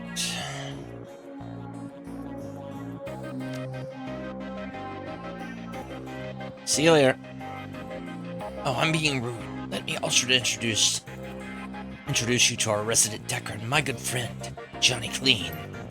In the same overalls you saw him upstairs down here, hanging over the workbench crammed with circuit boards, cables, and chips. Johnny Clean seems like a completely different person. You get the impression that Johnny was once as hot and invisible as most infamous stackers today. Good to see you down here. Happy I can be of help if I can be. Why are you just as a janitor? Did I stand upstairs? No, janitors never do. When I was younger, I had a rep for getting in and out of systems so cleanly that no one knew I was there. Half the Matrix runs that earned me my rep were made possible, because I was able to get inside the facility posing as a janitor. Now it's just sort of part of me. So it's a gimmick that he's sort of, you know, that he's sort of made so it's sort of, he's living kayfabe now. Is it true you were part of the Echo Mirage team?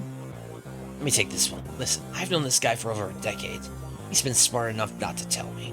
He sure as hell is not going to tell you anything about those days. For your health and his, best let the subject drop. Decking skill is often used just on terminals in the real world to get information, hack doors, etc. Occasionally, a run will have the option, or the requirement to go in the Matrix land, the facility that you're infiltrating, in order to gain access to valuable information, or control of more important things in the real world. Nice.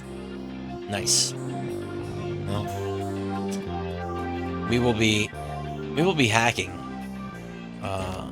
next stream, looks like. Sell some jazz, sell some frag grenades, sell another frag grenade because I'm not really a grenade type person. Oh yeah, I'm about to save the game. Thank you, Bloody Cactus. Also got 14 points, so I think I'm going to use those before I save the game. And also get my stash up. Get a program out.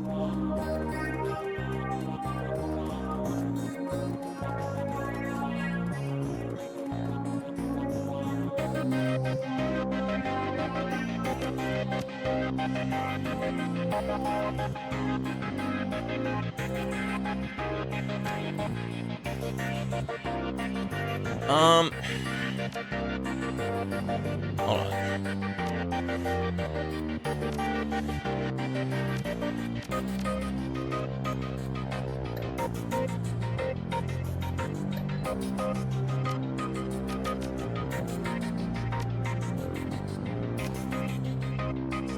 Alright, 5. Another in rifle.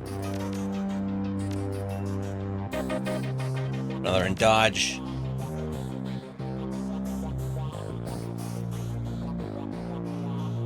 Oh yeah. Weakness. I got 4 left, so another in intelligence. All right. A lot of points spent.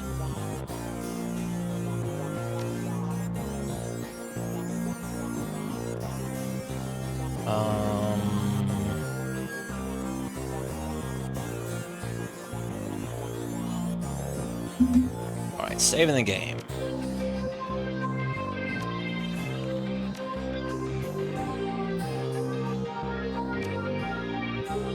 My game saved.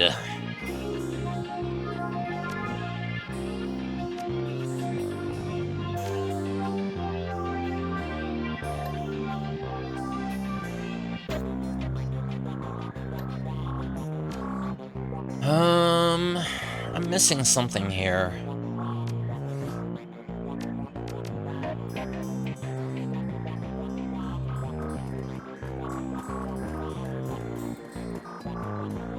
Give me a minute.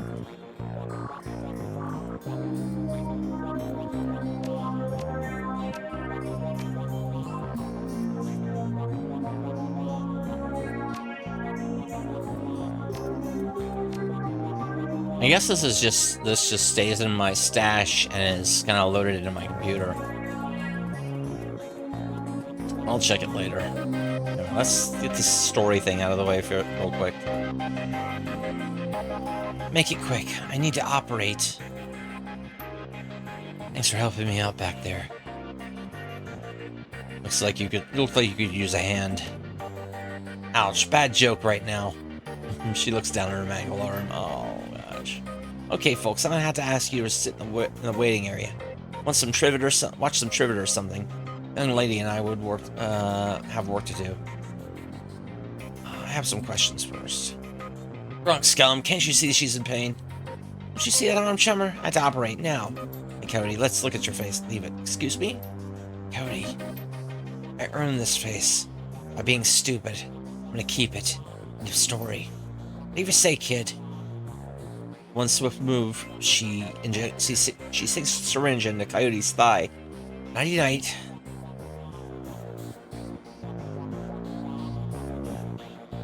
Alright. It looks better and worse than you last saw her. All the gaping holes are plugged and she's sporting a shiny new cyber arm, but now that the adrenaline is worn off, it's clear she needs some rest. Good morning. Thanks to the miracle of modern science combined with Doc Castle's magical healing powers, I'm as good as new. Better, really. Can I talk to you for a few minutes, Cody? About Sam? Sam Watts? What about him? Sam's dead. Holy dreck, Sam. I can't say I'm surprised. He was on a downward spiral for a long time. What did I tell you? Tell me about Sam. I hear you liked him. I did. He made me laugh. Mainly laugh. No one else seemed to like Sam's jokes, but I did. Me too. We were friends. We ran together. Got it. Guess it was the same way for me, in a way. We drank together. Sam just had a way of charming you. I guess I knew him best of everyone here. Sorry he's gone. You served Sam the night he died. What do you remember about that night? It was a pretty average night. Regular crowd, as I remember. Sam was drinking with a guy named Armitage. Jake Armitage? Yeah, you know him? Met him. He's a charmer, too. Bites her lower lip. I like gingers. Anyway, Jake and Sam were having a few. Well, Jake was having a few. Sam was talking to him back, but good. Eventually he got loud, the way he sometimes did when he mixed drinking and who knows what. And Mrs. Kubota wanted him rejected. Mr. QA wasn't around. Can't remember why. So she asked Jake to do the honors. Jake dragged him out the back into the alley, and that's the last time I saw Sam. He said he got loud. Do you remember what he was saying? Standard Sam Drac, how he grew up rich and doesn't deserve this. How he hated his mother, how he loved his mother. Pretty pathetic stuff. Sam have any enemies? Enemies? That's hard to say. Sam partied hard, and when he did, he ran his mouth off pretty good. Got his ass kicked on more than one occasion. But I don't think he had any enemies. At least none I'm aware of. Where did Sam live? Out on the streets, mostly. He occasionally convinced someone to let him flop on their couch, but he'd always overstay his welcome and get kicked out after a few days. Sometimes I'd see him down here so he could crash in one of the bunks. He used one the night before I saw him last. How bad was his drinking? If it was just the drinking, it would have been bad, but Sam wasn't the monogamous type. He dabbled in everything. Booze, chips, drugs. He loved the nitro. Whatever he could get his hands on. It wasn't always like that, but once he got sick, he started using more and more stuff to try and forget about it. Sam was sick. Dying, didn't you know? Yeah, everyone could tell. You could just look at him and see he was a walking corpse. Had to be the drinking. Then he disappeared for a while and came back one day all better. Looked good, even. All better, just like that. He said his mom helped him out. Never said how, though. Thanks, Coyote. Now, I need the two of you to do something for me. What do you need, babe? I need you to talk to Mr. Delilah for me about the Royal Run. He's usually upstairs. Tell him I didn't get the gems. Maybe I can take another run with it when I recover. I will. I got the gems. Don't worry about it. Sam's bunk. The bunk is a mess and reeks of booze. Searching for the sheets, blankets, and pillow, you find an old photograph that's seen a lot of wear. Look at the image on the photo. Pictures a blonde boy and girl, both about age 14, sitting on the dock at the edge of the lake. They appear to be twins. The boy has his arm tied around the girl's shoulders and is mugging for the cameras. The girl is planting a kiss on his cheek while making rabbit ears behind his head with her fingers. Look at the image on the photo. Okay, check the back of the photo. Written in a woman's hand are the words Sam and Jessica, Lake Sammamish State Park, summer of 2040. Pocket the photo. Alright. I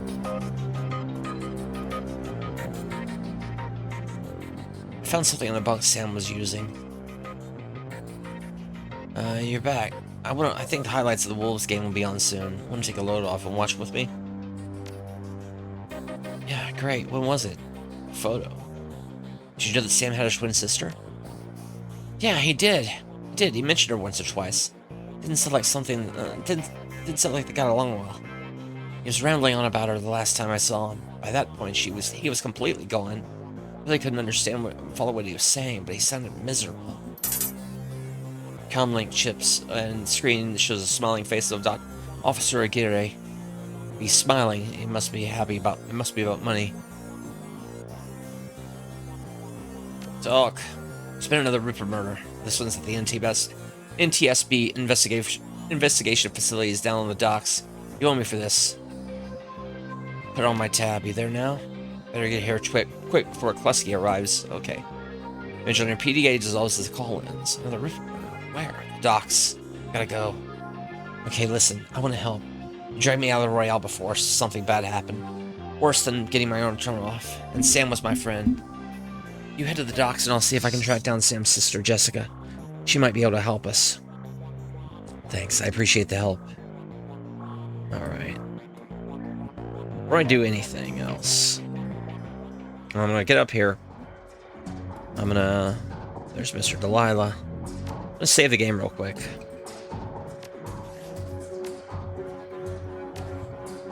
And I'll be back in just a moment.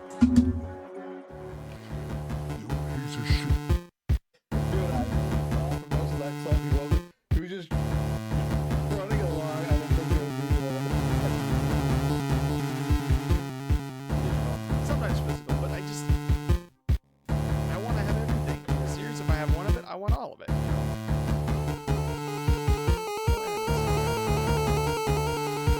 So it bothers me when bits and pieces are missing, even if it's not the best game. I need the silver key.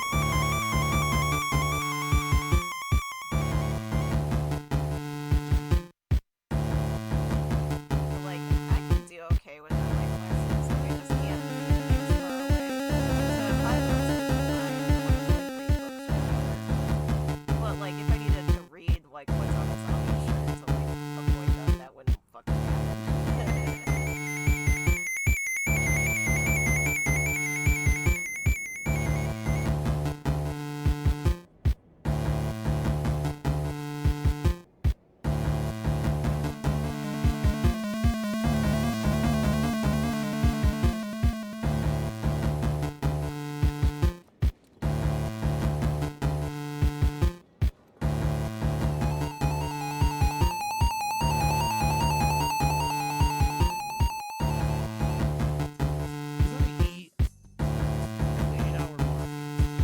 I'm gonna eat at the 8-hour mark. Okay, mark my words. As president of the world,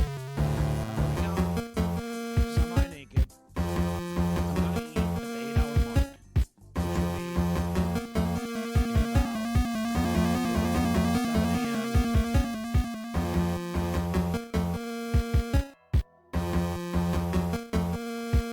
Is this why scientists have lights as well as experimental?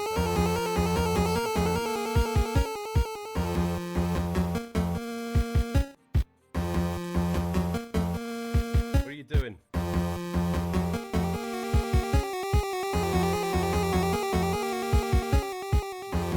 Hungry, she got one of the Did you see that? She used a blowtorch to the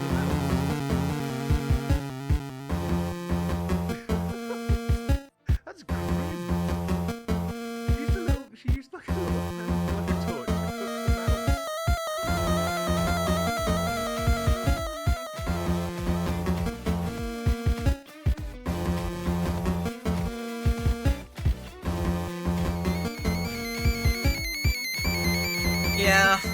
Yeah, Harmony Muse. R.I.P. to that guy in advance.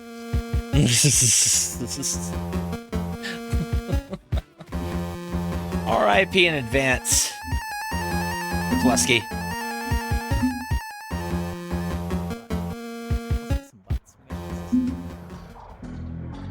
Alright. Let's keep going, you know? We can go a little long today. Or a lot long. I see. Every evening, I see Coyote's back. Looking only a little worse for that. Worse for wear. We have you to thank for that. We have you to thank for that? Paco and I tracked her down. Always wondered what she saw in him, but I guess he ain't all bad. Just glad he's back. Couldn't stomach losing anyone else so soon after what happened to Sam. You feel protective over the people here. Immensely. Toward anyone who walks through that door, be it an employee or patron. Unless they mean ill will, of course. Mind if I ask you a few questions? Haven't minded so far. You hear anything about Sam's death? People are saying it was a Ripper, but people say a lot of things what they don't know, or what they don't understand. You know where I can find defense? I think Van Grass is at the bar near the stage. Dwarf with the cyber eye. Can't miss him. How long have you been working for Mrs. Kubota? I crawled in here after I awoke. After I goblined? I crawled in here after I goblined. Mrs. Kubota took me in and gave me a job. Been here ever since. They pay extra for a manicure on hands that big. It's not the size they charge for, it's more the blood under the fingernails. I should be going. Catch you around. I want an alternate goblin eyes. Oh, okay. Got it. That's what I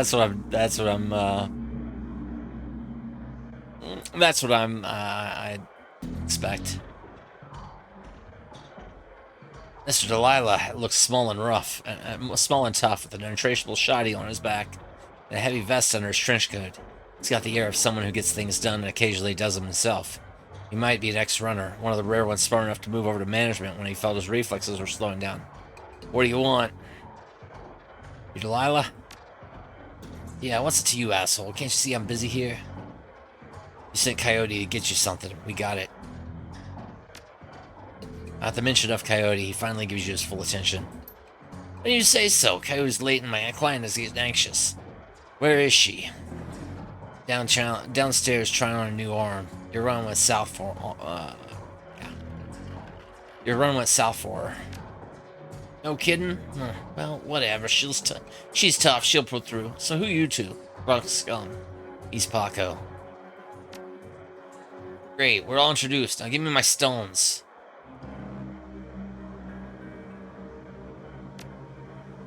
In an instant, there's a jeweler's scope on his eye, moving quickly through what appear to be the most valuable stones. He stops until he finds what appears to be an ordinary pebble engraved with Hebrew characters. That's the one. Okay, you done good, but you're late. And Coyote knows that in this case, late equals no payment.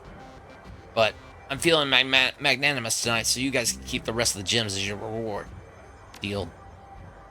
Mr. Delilah looks you up and down, takes you all in. Listen, you look like that sort of man who might run a crew of your own one day. Might need a little talent. Whenever that happens, you come to me. I'll set you up. Looks like you impressed him. I no offense for those gems. Van Gas, follow me. Alright.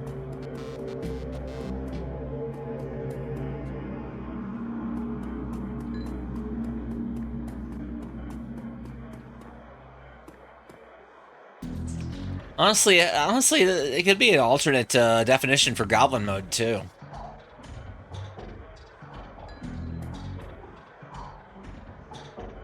And yeah, Van Grass. Wait, did they misspell Van Grass's name in one of the other dialogue boxes? Van Grass is busy tugging on his comlink, checking his heads-up display and motioning to a runner standing nearby all at the same time. He's an intense little man, and you get the sense he likes to look busy. I'm Van Grass, make it quick. Business good. Talk to me. We have some pretty things to sell. You'll want to see them. Have fondness for pretty things. Let me see. The servos in Van Grass's cyber eye were as a magnifying lens. slips into position. He bends his head over the stones for 2 seconds, maybe less. Huh. Where'd you get this drac? A gumball machine? I'll give you 1,000 for him.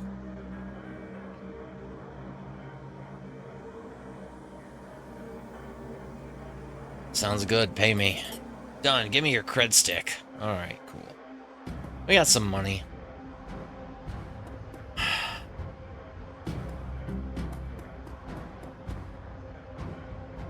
Alright.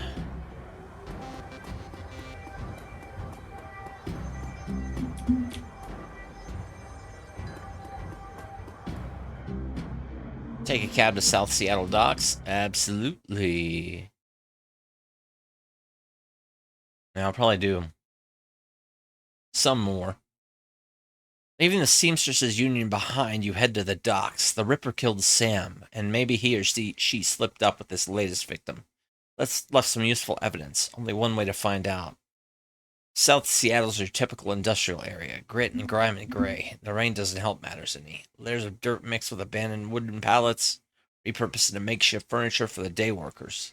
Garbage collects in the gutters and the broken down street. Disreputable is this district's middle name. Your destination, the National Transportation Society Board warehouse. It's located on a small strip of dock towards the less maintained end of the waterfront. Despite the presence of those who linger in such places, it's quiet as you approach the gate. I wonder if I'll find a woman who will turn into an octopus down here. Hey! Hey! The Cessna with the wings cut off. Cool.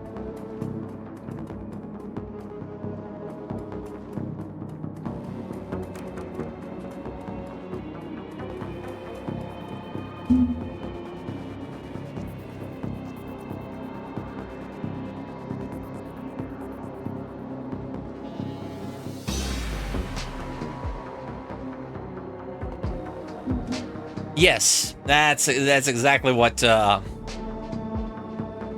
situation is. It was a census thing because they couldn't list the actual profession. And they pretty much, give that a kind of away in the lore of the game.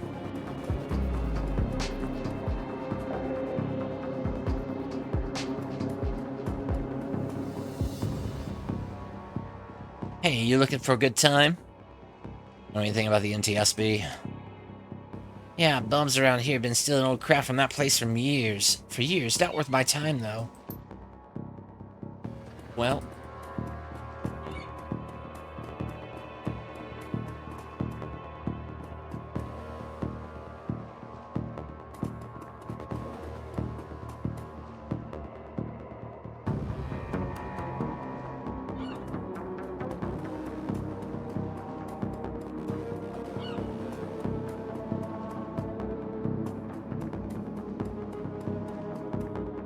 Halt!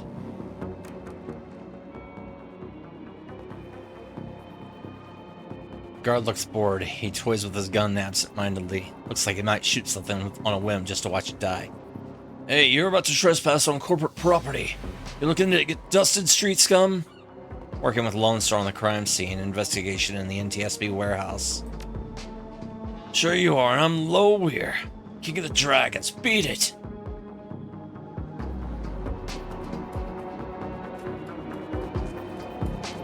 Extremely rude.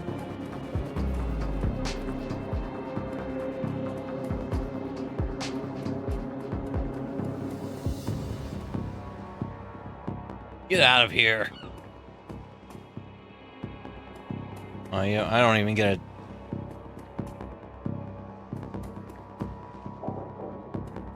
I wonder if maybe...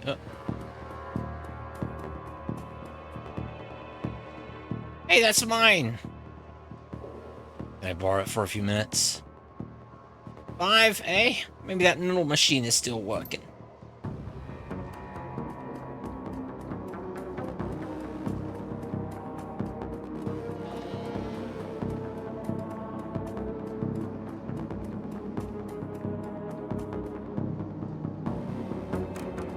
I think maybe it would be over here. Or over here. Or perhaps this way.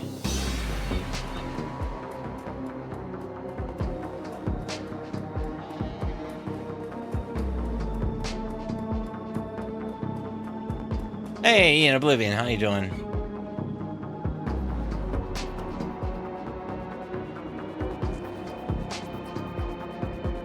Yo, Ian Oblivion,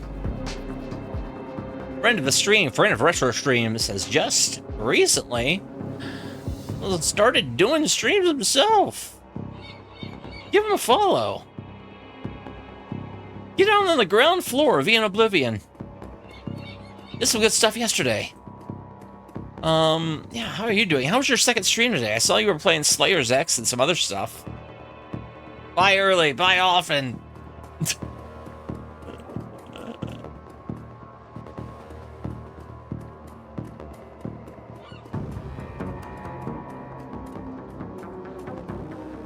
Oh my, let's see here.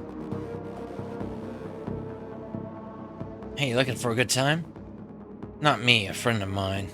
I need you to have some fun with the guard by the fence around the corner. Alright, $20. 20 buys you a 5-minute distraction. Then I gotta get back here, get back to work and earn some real new yen.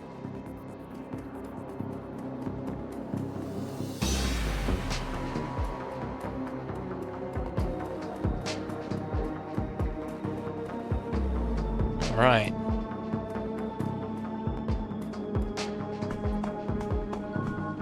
Oh. No, last night, but when I got on, I was, yeah. I'm not really either, but I like having sound focused a bit, so I got these, I got the clip-on earphones. Some Audio-Technica jobs that were Japanese imports. Only cost me about 13 bucks from Amazon. And they're not, you know, as dedicated as like studio headphones or like DJ headphones would be, but you know, they get the job done, and they're less fussier than headsets can be. So, you know.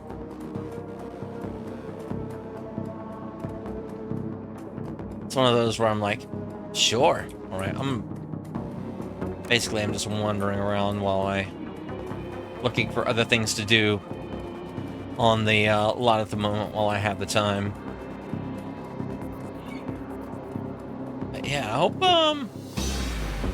yeah, like I was saying, when I when I started last night after I stopped by your stream, my first 26 minutes or so had me muted as well, and I was just trying to hold a conversation with people, and nobody could hear me, and I'm just like, well, that was a disaster. Better end stream now. Let's send this item to your stash. So no, don't even worry about that. It happens to people even with, like, you know, tons and tons of time.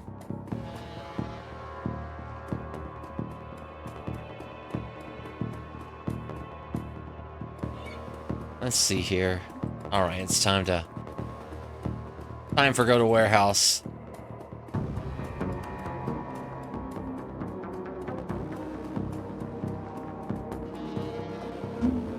About to transition to a new location. Let's get it done then. Inside the large gray warehouse is as typical as the outside. High ceilings adorned with girders and rickety catwalks top a huge utilitarian room. Concrete and steel walls meet a concrete floor. This is a place for storing things and nothing more. Despite the quiet on the outside, the inside is a hornet's nest of Lone Star officers going about their business. The center of the activity is the Emerald City's Ripper's latest victim. With uniforms everywhere, no one stops you at the door. It seems this case is linked to the press, yet Lone Star or no, you got a job to do. Well, oh no, there he is. I'm enjoying this a lot. I'm glad that I'm finally getting a chance to actually play it too. So, door is locked, but you might be able to bypass it if you could get under the control panel.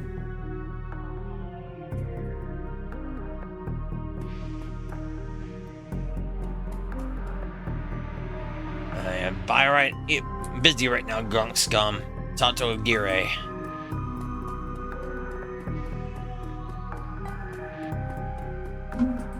Let's look around this place before we get into conversations. The old poster depicts a svelte young woman posing with an assault rifle. You don't need to go right now. My class is kind of a decker. Kind of a decker, but I didn't like the way the default decker rebuild go. Or I didn't like the way that it went. I didn't like the way it go. I didn't like the way that the default pre-built decker was balanced, because it had like way too much going on with like melee weapons and close combat that I didn't really need, and it had, you know, some spell casting that I didn't really need right now. And so I wanted to put more into guns and more into my intelligence and my drone control stuff, to where I could you know, actually use more, you know, use more relatable and sensible things. All right. ESP control. Yeah, I do too. I'm gonna save that leftover point.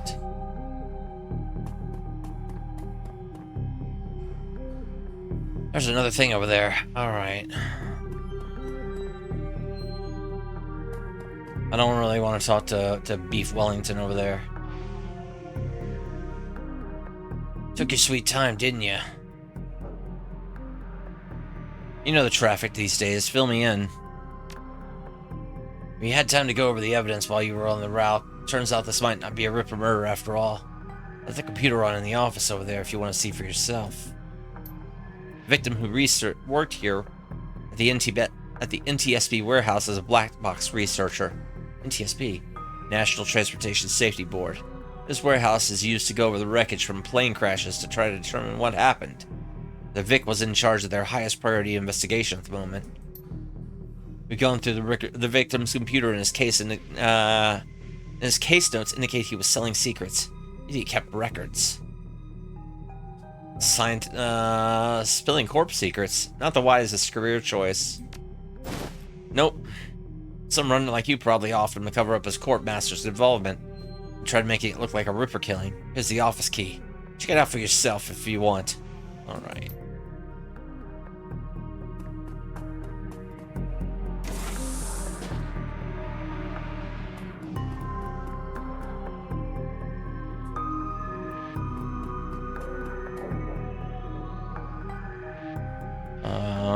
Research works. Cyberterminal has been left on Cybercriminal, presumably by Lone Star investigators. Case file 995. Federated Boeing jetliner IDN number 2305. Corporate owner Ares. Yeah, several mechanical issues resulting in Mayday at 3:04 a.m. at June 17th, 2053. Co-pilot takes over the controls. The pilot leaves the cabin to investigate the rear of the plane. Okay. Pilot cannot be contacted. Right. Whitney unmanned. Redacted. Read the researcher's private notes. The notes that appear on the screen pertain to NTSB case file number 96. The crash of an Ares jetliner near the UCAS and Sioux Nation border. The crash is reportedly the result of equipment failure. Reading further into the investigator's notes, however, found substantial evidence linking the crash to an experimental Rinraku research initiative. This information could be worth a great deal to the right buyer. Download the researcher's notes to your PDA. This file has been corrupted. I thought there was another file there. Hold on. 96, 98. Alright.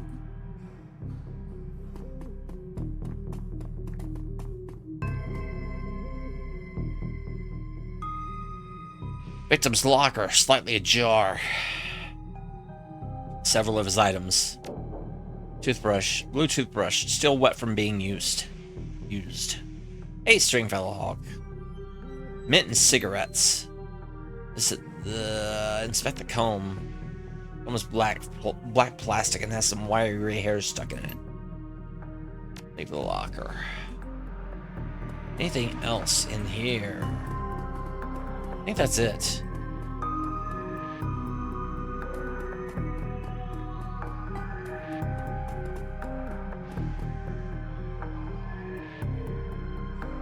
Shannon Half Sky.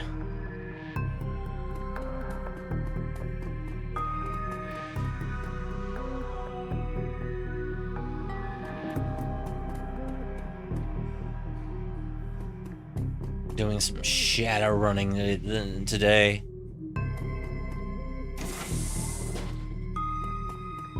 Let's investigate the rest of this warehouse.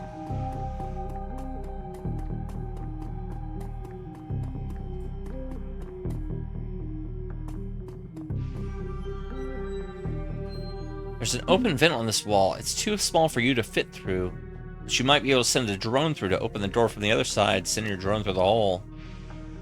The drone fits through the hole, buzzes to the left, and activates the locked door from the inside.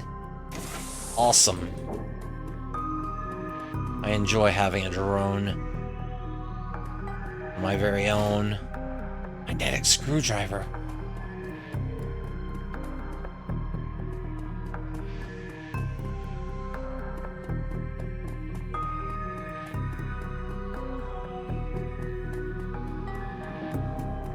There's another... Yeah, you're taking a look at Shadowrun Returns. That's a more modern game, but it's extremely good. Shannon Half Sky. Who are you, Shannon? You're not a cop. She looks up, watching you warily. I'm independent. What's your relationship with the dead man? He's my brother. I've been trying to speak with him.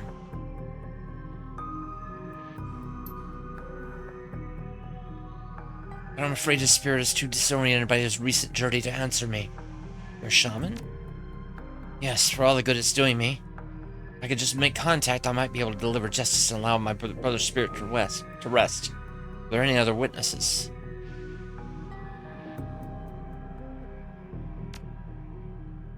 Not as far as I can tell. Not among the living, anyway. Realization then dawns, bringing the light back into her eyes. My brother's spirit may not be alone in this night. She closes her eyes and concentrates, droning a low chant you can barely hear. Yes, there are others. Other spirits who may be of help. Her features harden in frustration, as if she's searching for something that remains elusive. Sighing, she opens her eyes and fixes you with a stare. I can't do it alone. What do you need? This warehouse contains the spirits of plane crash victims trapped between worlds. They wish to help, they wish to be heard. And I think they may have something to say about my brother's murder. Wow. Lone Star won't let me in there, but you seem to have the run of the place. You can find personal items that belong to the victims. I believe I can summon a spirit to speak with us.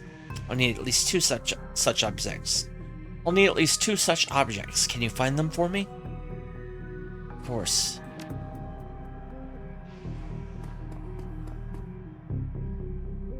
Alright, cool. Cool. Haunted items. Of course. Looks like an old diary.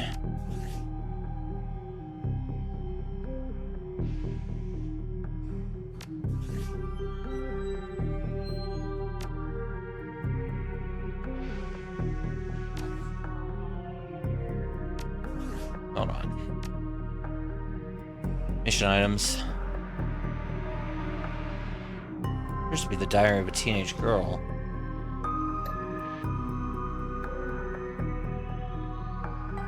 Two haunted items.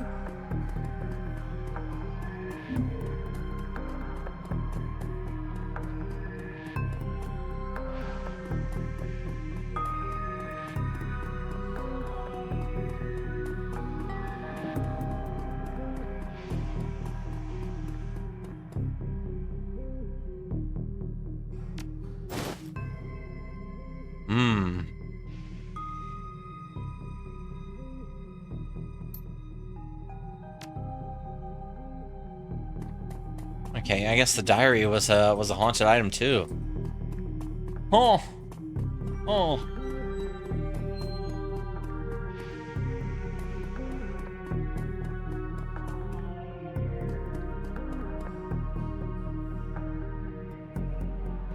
It feels as though you found enough objects. Yes, here they are. Well, I'd like to keep looking for more. Maybe there's something among the... Ooh. Get to the shoe pile. Despite the dress shoe. I can bump. With the sneaker. Oh, there we go.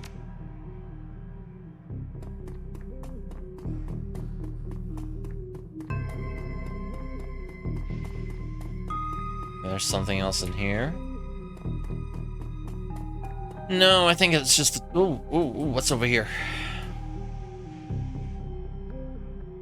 Dig through the trash. It's hard to say whether this is a heap of items or and refuge recovered from plane crash. It's looks like trash that hasn't been taken out yet. A sticky substance of some sort is seeped through the trash pile, and your hands are quickly covered in the stuff.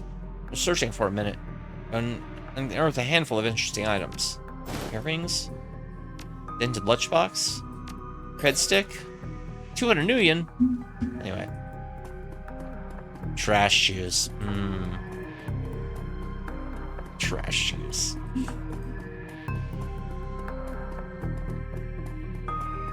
I saw trash shoes in Antenna Club in 1994.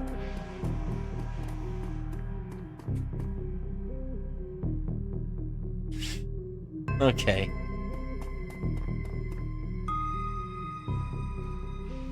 Yes, here they are.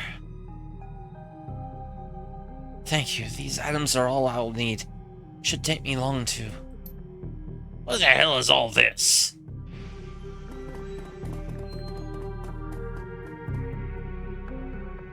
She's the victim's sister, sir. She... This is a crime scene, not some stylish drum circle. Isn't it standard procedure to contact the next of kin? Ma'am, consider yourself contacted. Now get the hell out. Come on. If you stay much longer, I'm liable to do something I'd regret.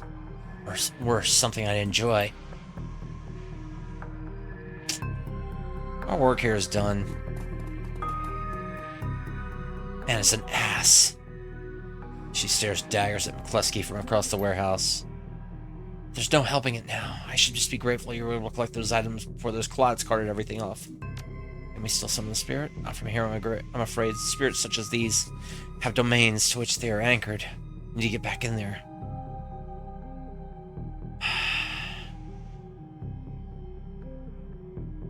Not looking good. Let me see here. Rent-a-cops like these won't tie up the place for long. I agreed. I expect it will be cleared by nightfall. You sure you're up for this? Maybe a rabbit hole, but I have to get to the bottom of it.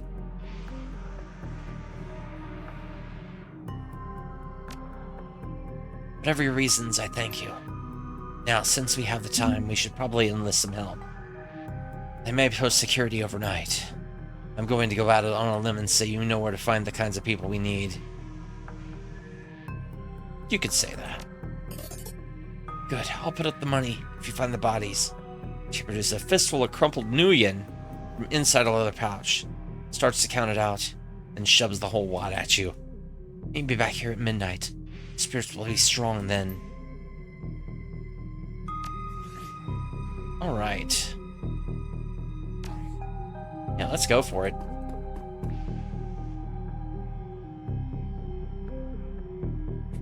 There's nothing else here to do. We can move on. As you start to leave the warehouse, your comlink chirps in the face of Coyote pops on the screen. Hoy, grunk scum. You in the middle of something? Just getting jerked around by Lone Star. Same old thing. I hear ya. I don't know if I ever told you this, but I was born in the Royale. ETL pushers like Stevie J ran the squats in my world when I was growing up. I remember. Whiz. I have a cousin, Gino, who's been missing for months. He had the sprawl about a year ago and immediately fell in with some tweakers. Bad guys. They hooked him up on some high-amp dream chips and started using him for all sorts of direct. I tried to help him, but he pushed me away, and he disappeared. I've been shooting up BTL labs ever since trying to find them. You on a crusade. Maybe that's what Mrs. Kubota calls it. Her face lights up. She's running hot, has a serious edge. I know exactly where he is this time. Got an old friend who's eyeballed him.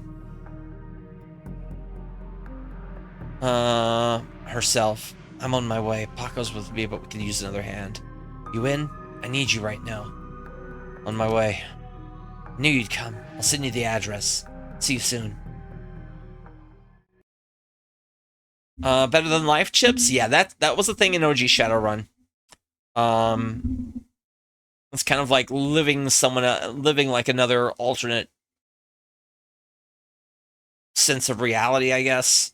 Basically hooking yourself into someone else's life. Only just amplified. Yeah, that stuff was in like I remember that stuff in like the 2E book. So that's definitely part of the lore. I mean, yeah, there's a lot of stuff that's been in the lore for years, and a lot of stuff that's been revived, that's been revised like over the editions because stuff has become outdated, stuff has become kind of problematic to sort of hash out, especially like I mean the entire thing of lore with in regards to indigenous Americans in Shadowrun has been completely rewritten from the first 2 books. And so, because it was handled kind of tactlessly early on, it didn't have that. Yeah. Basically, there wasn't a lot of tact used in the writing of that, and stuff has sort of been sort of redone with regards to that. But I mean, there were a lot of details, like as far as the world building, that have more or less stayed the same, and the BTE chips were part of it early. Were part of this early on, as far as like peripheral things going on. All right. The clutter of dilapidated buildings where Coyote told you to meet appears to be the remnants of a public housing project. Buildings look like a cesspool filled with human debris. You find her standing with Paco on a street corner, eyeing the roofs, the doorways, the windows. Despite his attempts to engage her, Coyote barely says a word as the 3 of you weave your way through the tenements. She walks purposefully. Her new cyber hand flexing open and closed with each step. It's unclear whether the action is voluntary or not. You circle around the back of the building, and Coyote jumps up, grabs the rung of a fire escape ladder, and pulls it down. Without a signal, she starts her climb towards the roof. Paco looks at you worriedly and starts up the ladder.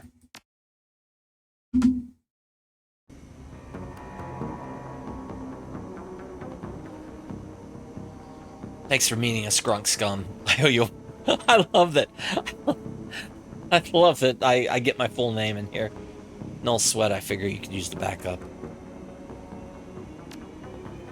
Yeah, you never know what sort of firepower to expect in one of these BTL squats. Oh, hey, listen, I got good news for you. You know Sam's sister, Jessica?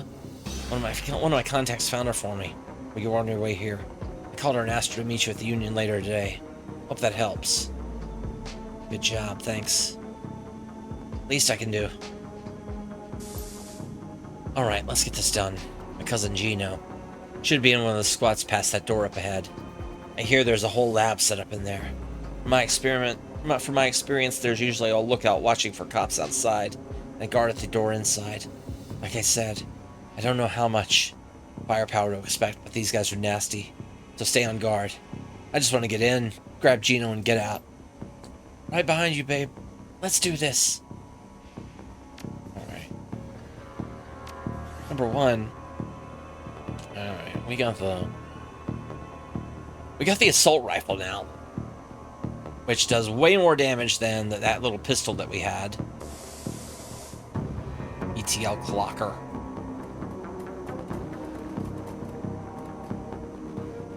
The orc looks twitchy, his eyes rolling in his head. He scans the three of you, look past to see if there are others, licks his lips and nods throughout as if going through some internal checklist. Oi, hoi, how you doing? Good day for a trip, ain't it? This guy's a clocker. Trades work time for chips. Part salesman, part lookout. He has a signal device for the guys inside. You wanna go for a ride? What kind of ride's gonna go on? We got it, all of it. We got it all of it. We got it all, yeah. What you wanna do? You wanna do some crime? Wanna be bad? We can hook you up. Don't wanna roll that way? Wanna be a hero? Be a hero. We got fairy direct traumas. We like the fairy tale direct traumas love. You name it. And you can slag and frag to your heart's content. That's the real thing, right? Slagging and fragging? It don't matter what the trip is as long as there's slagging involved, right? You do stuff too, don't you? Maybe, yeah, maybe. For the right price. You can feel it. What it's like to die? What's it like to kill? How does this place operate? How do I...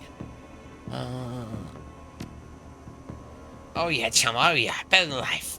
Definitely better. Dream chips. Mine better. Stim Sims. Simpsons without peak limits. High octane intensity. Octane. How does this place operate? How do I get in? That's the best part. The best part. It's a lab. They test the new stuff here. The hottest direct. You place a special order and make it happen. Buy a pass card from the guy at the door. They'll get you in and out anytime you want. Then you can buy a beetle and slide right there. Our guys guard you while you're chipping. Safest way, chum. Safest way. Just let me in. I'll see you around after this, probably. Probably see you lots.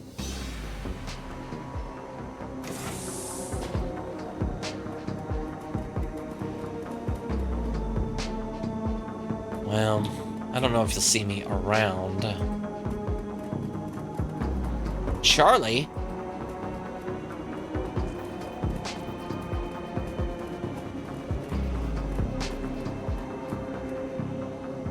Don't do it, friends. Don't slot that direct they're selling. BTEs are killers. Theirs most of all. You sound like you know from experience.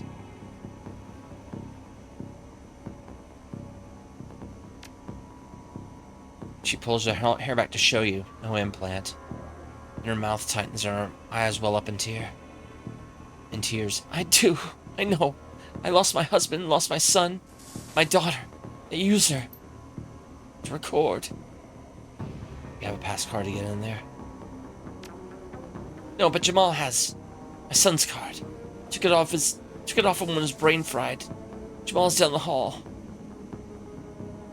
Don't know if he'll give it up, but that's between you and him. What kind of guards do they have on this place?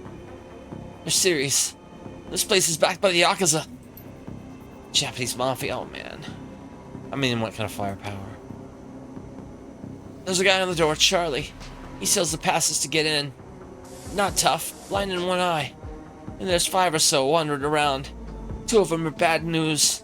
Covered in magic symbols. Mean. Oh no. 5 or 6? That's not so bad. We have surprise on our side. Any chipheads inside the lab? Yep, all day and all night. They can be dangerous too. Chipheads dangerous. Once someone's chips, they can send them any program they want. Make them do whatever. Turn them into whores, killers, anything. Looking for a kid named Gino. Know him? No, thank you, Ian Oblivion. Who doesn't? He's here all the time. Gino's a clocker.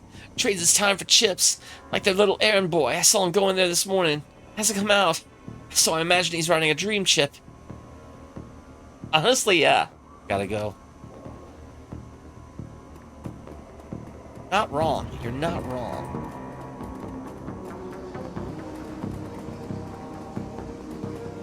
Sometimes I lose voices for characters. Or forget them, or I can't maintain a specific thing. Jamal. We got Jamal.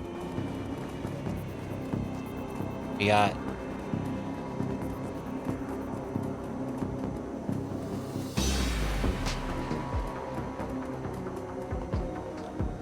What you looking at, Spike here? Here you have a pass card.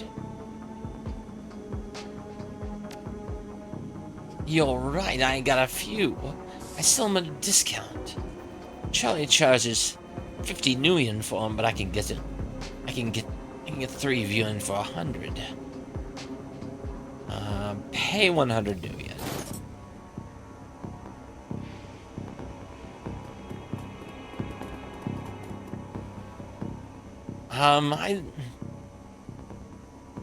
If I could figure one out. Need a pass, 50 nuyen each. 150 for the lot of you. That'll let you come and go as you please. You can chip in there and we'll keep you safe while you ride. BTL chips are separate costs. Last about 3 hours. Prices vary. But they'll buy those inside. Got our passes right here. Great. Have fun.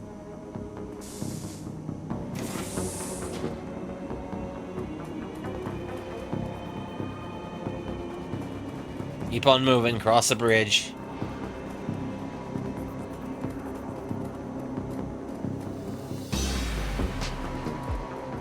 At some point I will, Owl. It just... Ravens in here?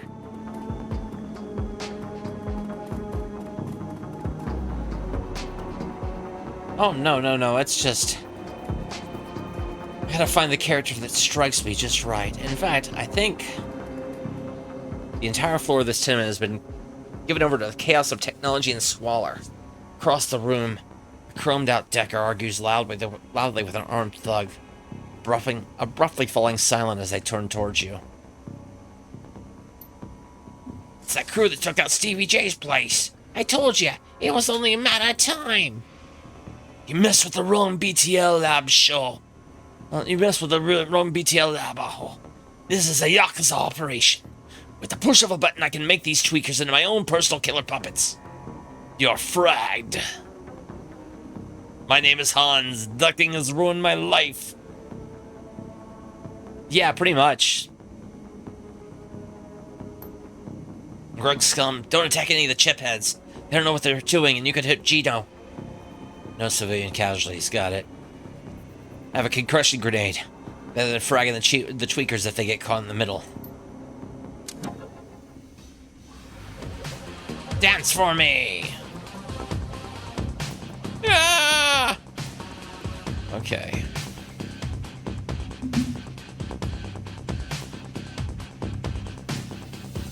ETL operator, chiphead man.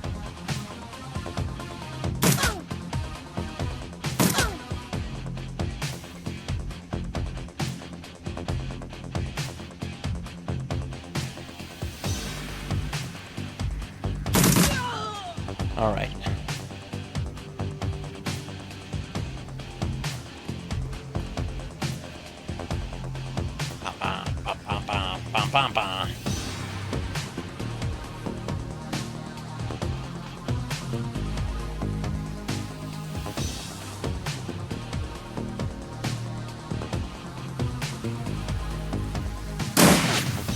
Oh, jeez.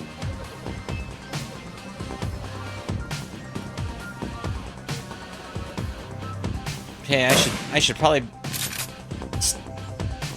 play light with that shotgun. Yeah.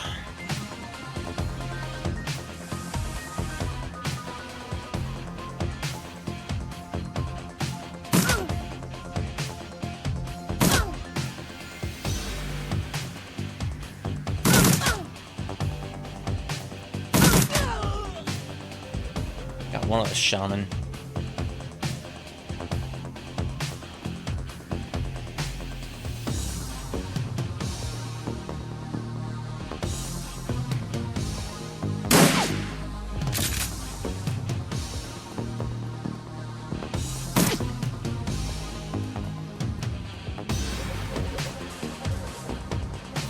Detail bodyguard.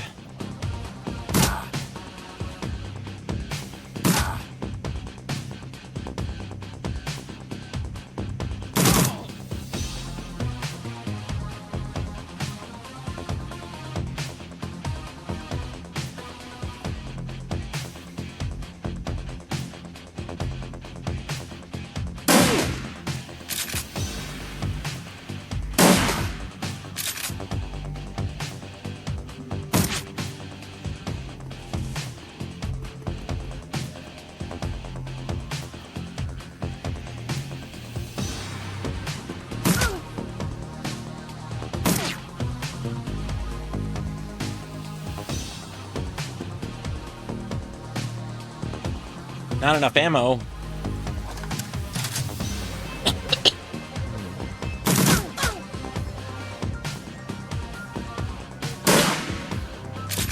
Point blank range. Shotgun.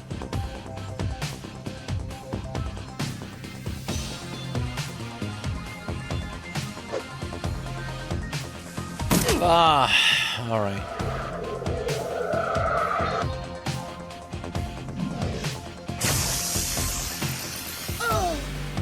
Oh, good.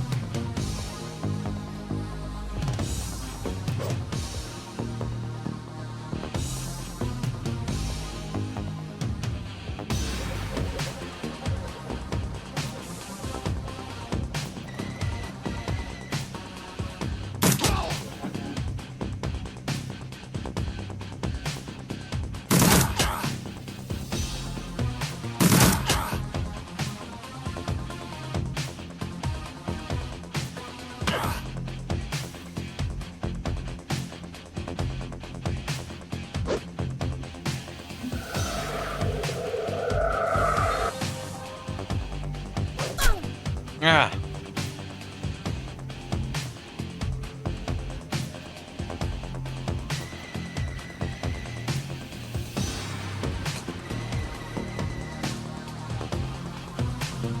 Out of ammo. All right.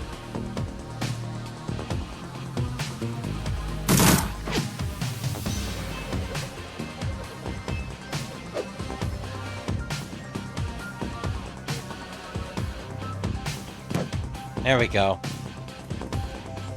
Knocked him out. Oh, what are you doing?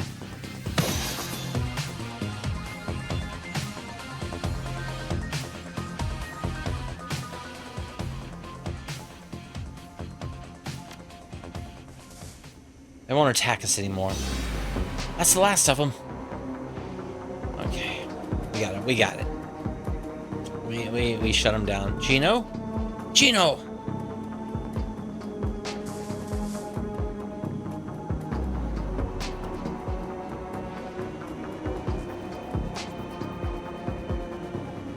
Gino.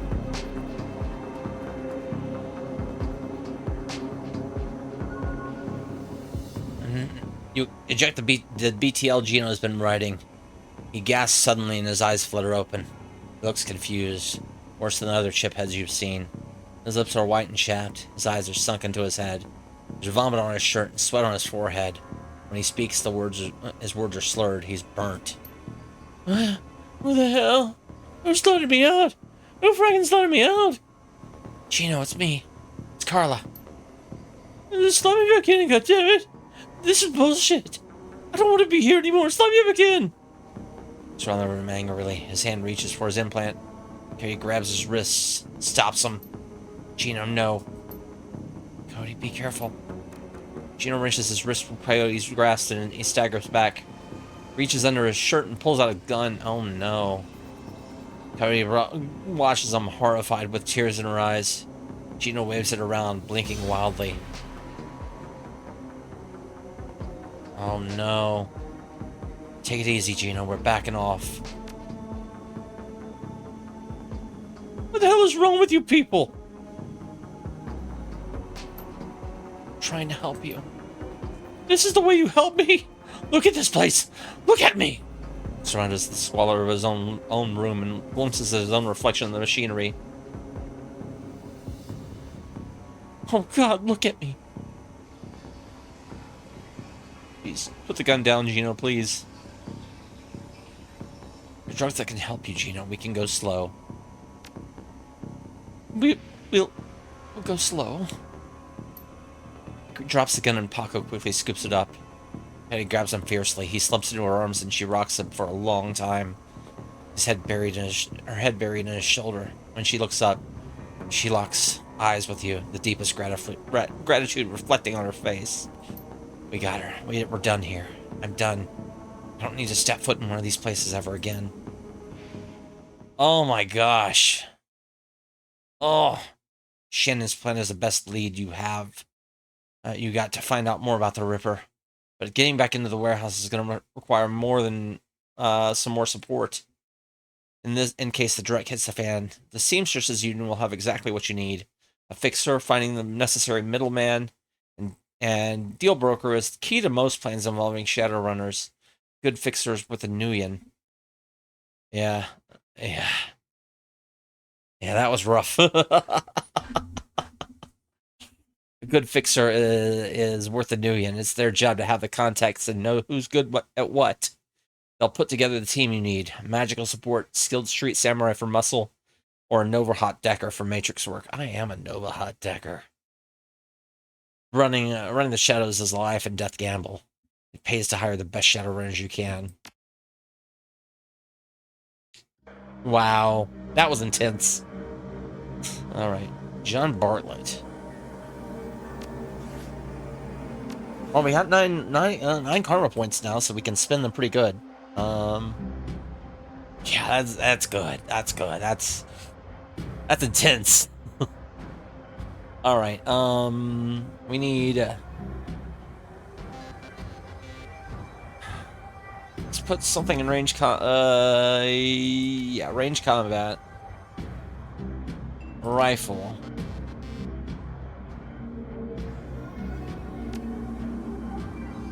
You know what? You know what? I think instead, let's put.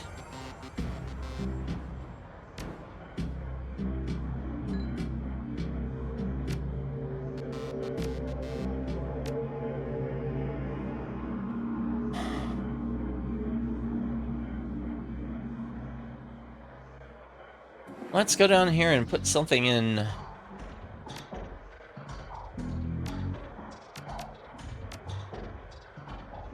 Charisma. Because we need to up our conversation a little bit. And let's put...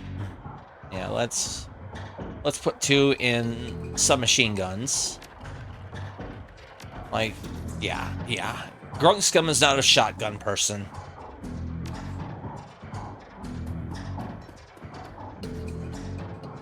Tree Bomb flags you down as you walk through the door. Hey, Grunk Scum! There's a woman looking for you, Jessica something. She's waiting for you by the stage. Bellevue type, wouldn't order anything, won't touch anything. I'm afraid I think she's afraid of diseases or something. Thanks, Cherry. No charge, chumma. Why's the bar so empty? We don't get much action in the early afternoon. Just a few salarymen slumming Touristville and hoping to talk to Madam Sinful and some die-hard regulars. Madam Sinful? That's what downtown folks like to call Mrs. Kubota. It's a Touristville thing. They like her to have a naughty name like that. Who's around? I just got in, but I think Coyote's cleaning the back bar. Mr. Delilah's hanging out in his usual place. The vendors downstairs came in a few minutes after me. Oh, and Bartlett's here. Don't think you've met him yet. Who's Bartlett? John Bartlett. Big presence at the end of the bar. He's in the biz, connected. You might want to meet him. Is that guy still bothering you? You mean my ex, Shane? Yeah. No, he hasn't been in since the last time. No calls or pages or handwritten notes either. Weird, he was getting so persistent. I guess he finally got the message. Maybe he'll find someone at the Universal Brotherhood of his and settle down. I'm gonna have a look around. I got a bad feeling about Shane. A real bad feeling about Shane.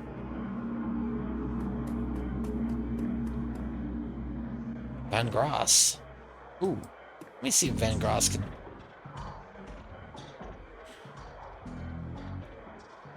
I'm very busy.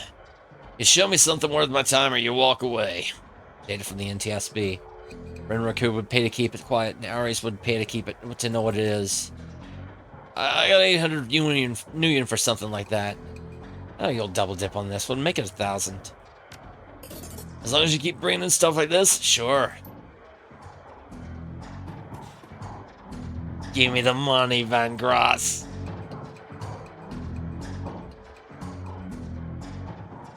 Full of life with a quick smile, the man tilts his head and watches you approach. Hey guy, what's shaking? A little this, a little that. I hear that, old May. I think I might have something for you if you got the Nuyen. Time is money. I'm listening. You ever hear of the Nephilim Network? Of course you have.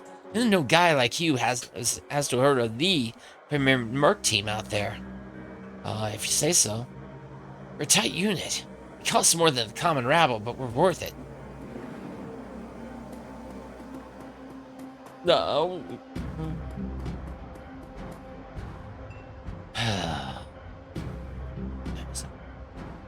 5:38. I have a little bit of time. I am going to take a bit of a break and get some food in me before I continue.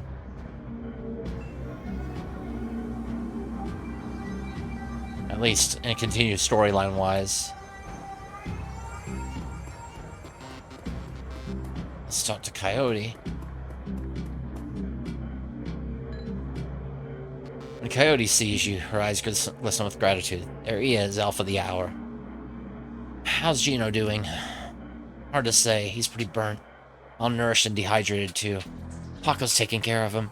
He's got friends who know about that kind of thing. He's a good man, that Paco. The world looks pretty different to me now that I got Gino back. What happens now? Now I'm gonna finish my shift and get some sleep. I think I'm due for some. After that, I'll buy some ammo. I'm running low. See you around, and don't forget about me if you need some backup of your own. Yeah, I might. Mr. Cluey. Glad to see you well, Grug Scum. And you, Mr. Cluey. Holding on the fort? Thanks, big guy. How's everyone here doing? There's a good bit of nervous energy in the place for sure.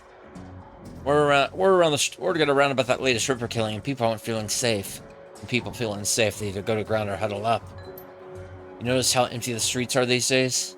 That's because everyone is either locked in their squats, holed up in places like this, or seeking refuge in the nearest Universal Brotherhood chapter house.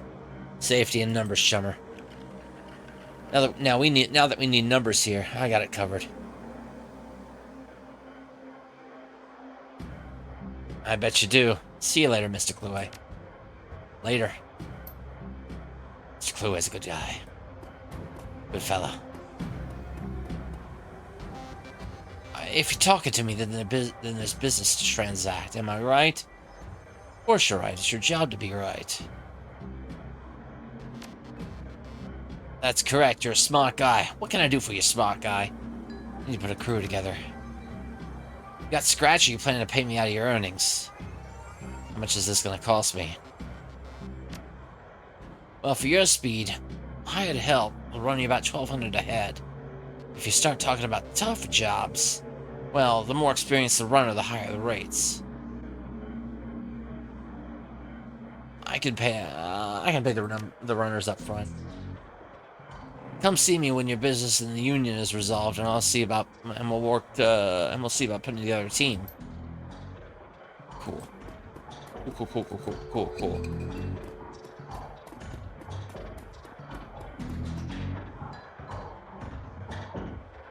Alright.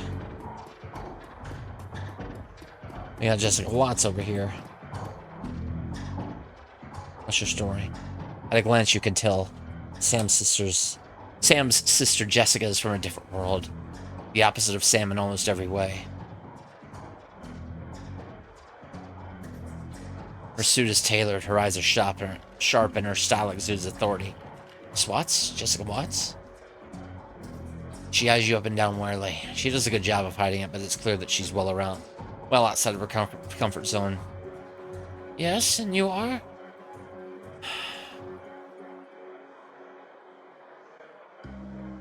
My friends call me Grug Scum, and I counted Sam among them. That's funny. I didn't think Sam had any friends.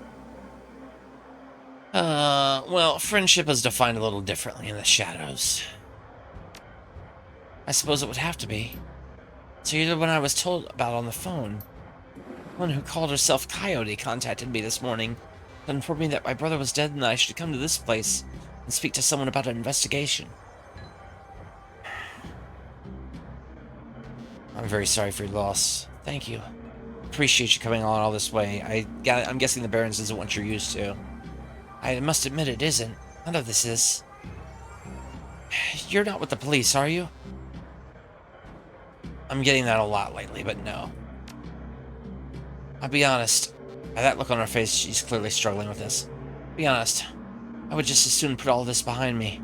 The fastest way to do that is through proper channels. Surely there's an official police investigation going on. Why not let the professionals handle this? Lone Star professionals? Not the one I've seen. But you must have better things to do than waste your time searching for whoever killed my low-life brother.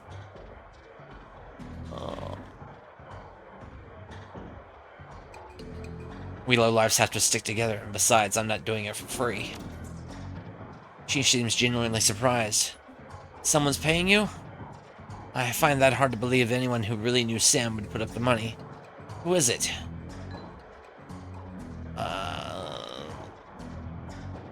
Gosh. I don't know whether to be honest or just, or be,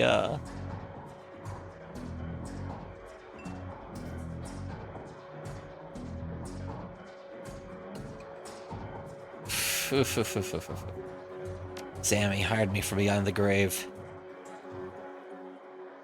He set it all up before his death as a contingency. Exactly. Am I to believe that my drunken sot of a brother hired you to find the person who killed him after he died? The boardroom mask drops momentarily, and at a sigh she reveals a brief glimpse of real emotion. I left Seattle to get away from Sam and his bullshit. Now I'm back. He's dead, and I still have to deal with him. Jessica composes herself, and in a breath the mask is back in place. Listen to me, Grog Scum. You seem like a decent person, but I'm trying to move on with my life. My mother killed herself last year, and well, Sam was Sam, you know. I worked so hard to put my family issues behind me. I don't want to see this drag on. I would love nothing more than to give you closure, and quickly. I appreciate that, but I think I'd prefer it just to let it be. No one else needs to get hurt. Your brother had my back when I needed him. I can't walk away from this. You talking about the same man? My brother's worthless, Grunk Scum. Worthless. He used people. Never mind. I can see that you're not going to let this go, and I respect that you're honoring my brother's memory in your own way. But I hope you can understand how emotional this is for me. Maybe you can do things in a way that the police can't. Maybe I can tell. What do you need from me? When was the last time you saw or spoke to Sam? It's been ages. I can't remember. Bartender here recalls Sam complaining about arguments with his sister. There was a note on Sam's body, and apologized and offered to meet up and bury the hatchet. It was signed Jessica. I wrote many such notes in the beginning, but I haven't made an effort in such a long time now. I don't know why he would have kept it. Where were you on the night of Sam's murder? I'll overlook the implied accusation and tell you that I was at a fundraiser all evening. A very crowded fundraiser. Did Sam have any enemies? Sam's biggest enemy was Sam. I don't know of any others. You'd likely know better than me these days. Were you and your brother close? I think I made my feelings about Sam pretty clear. Don't you? You don't seem to care whether his killer faces justice.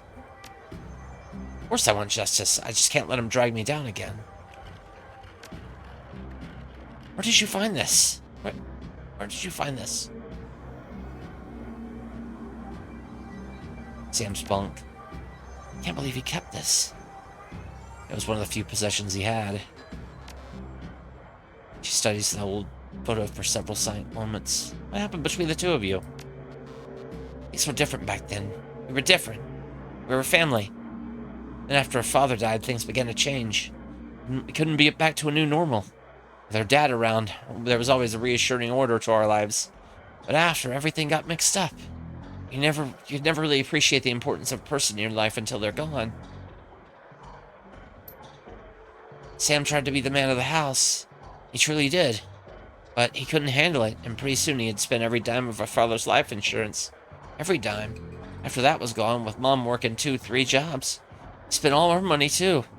Couldn't stand the way he abused her trust, and finally, I just had to leave.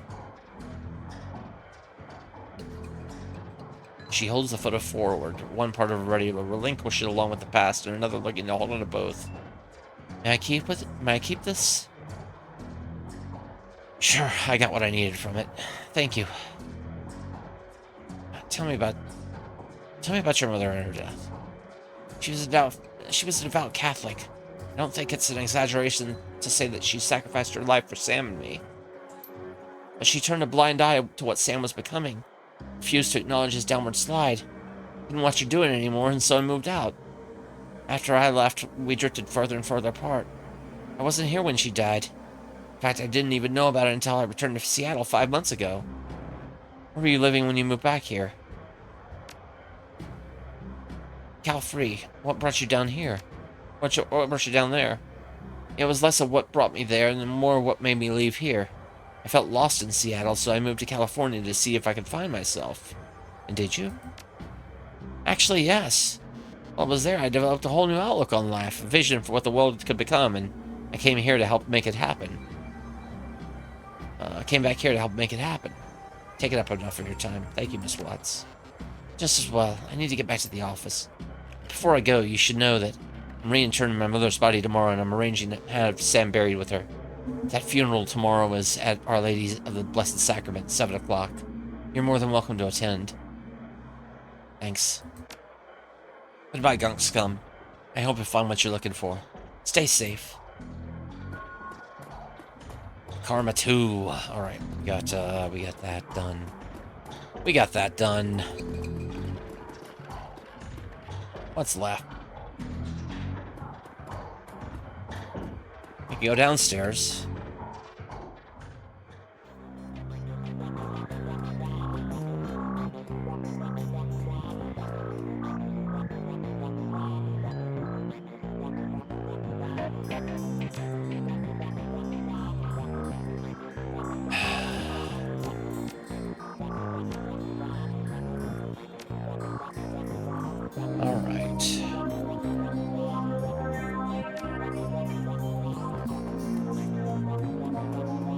Yeah. There's Dr. Sarah Castle. Hope to see another day, have you?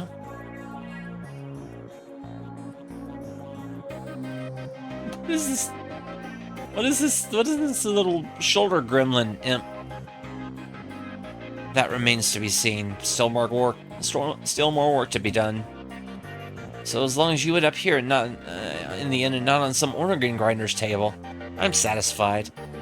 Granted, a repeat customer means a person counting death more often than any good doctor should condone, but I don't suppose I can dissuade you from your course of action?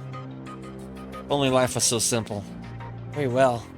And let's talk about how I can help ensure you make it back more than once. Alive more than once. How I can help you make it back alive once more. I'm sorry. How'd you fall in with this operation anyway? I suppose you might expect that I had a fall from grace. Certainly that was the case of many of my peers. If not that, you might think that I was compelled to do this because a friend or a family member became a Shadowrunner, and I hurried to their assistance one fateful night. But the reality is, I grew up knowing this is what I want to do with my life. My parents were both Shadowrunners, and very successful ones at that.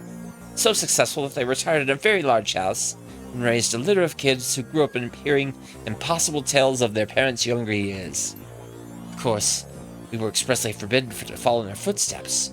We were all expected to attend university, and take full advantage of the opportunities that they had fought so hard to give us. So, Mom and Dad were proud to see me pursuing a medical degree. They only had minor reservations. About me applying that expertise to the treatment of Shadowrunners. After all, they never would have survived long enough to meet and fall in love, if not for the ministrations of several street docs along the way. In a way, yeah. So I suppose you could say I was born into this life, after a fashion. Is there anything else I could help you with? You got some medical supplies, huh? Wow, I've got 6,000 new yen all of a sudden. Show me your cyber wares.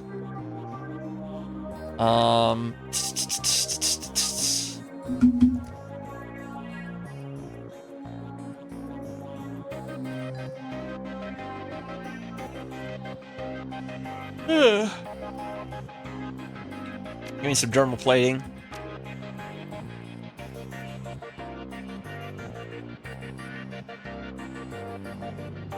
Give me some cyber legs. Oh, one at a time, huh? Well, that's rude.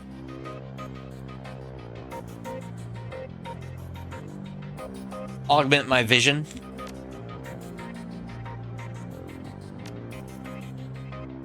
Cyberware causes essence loss. This affects the magic rating of your character, as magic is equal to essence rounded down. Magic is very important for spellcasters. The base number of spell slots available to cast. Okay, this is cool. Oh, I'm buying it. I'm paying for it out of my pocket. Although I should probably not.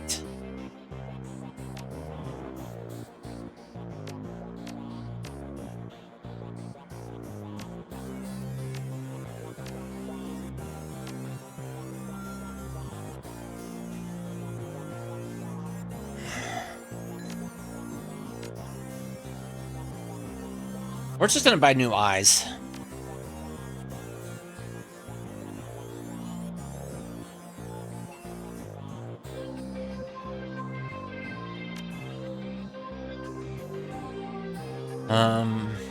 Magic is very important for spellcasters.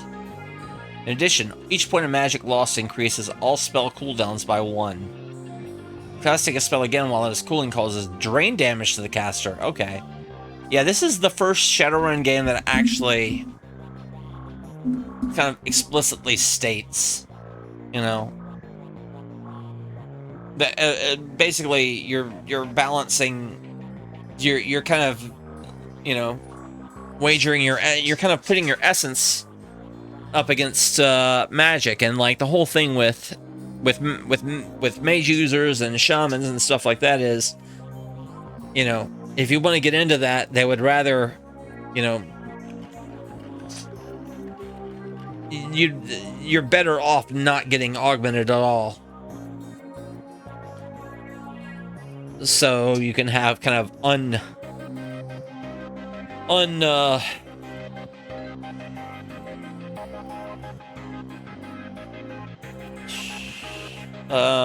know, something with the way that, you know, kind of the metaphysical reason for like essence being better channeled without cyberware or without, you know, augmentation, body augmentations. All right, thank you for the eyes.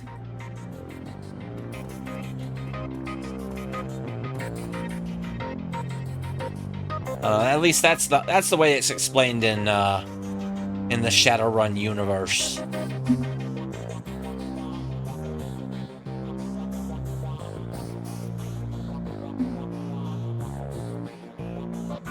He hates Zogs. Click here to find out why.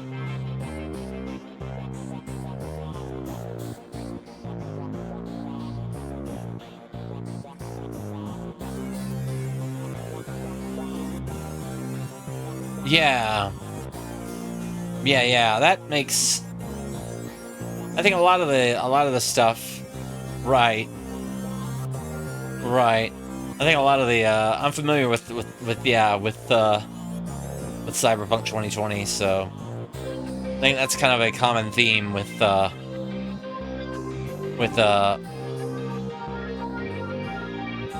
cyberpunk based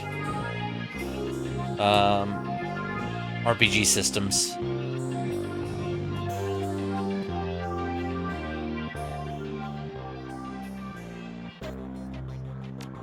Yeah, exactly.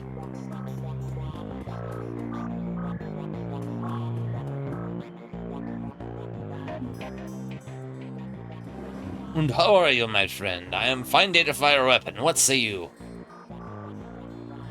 Tell me about yourself. Well, hold on. What do you have in stock? Anything new gun-wise?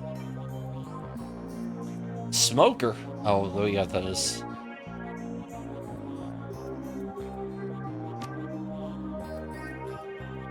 Never mind. David Fry the Second. Let me see your inventory. I need to buy some more.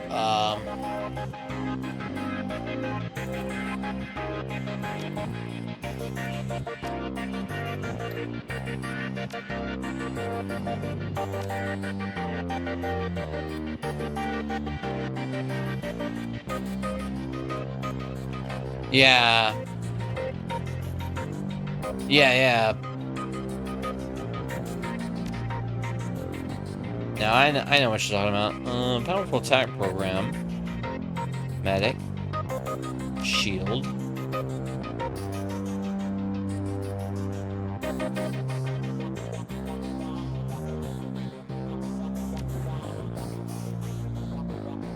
Oh wait, did I buy slow instead of shield? Shield.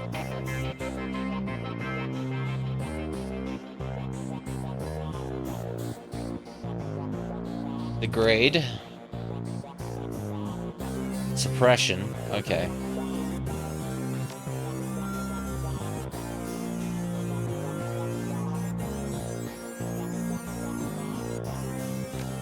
Okay, we've got an upgraded deck.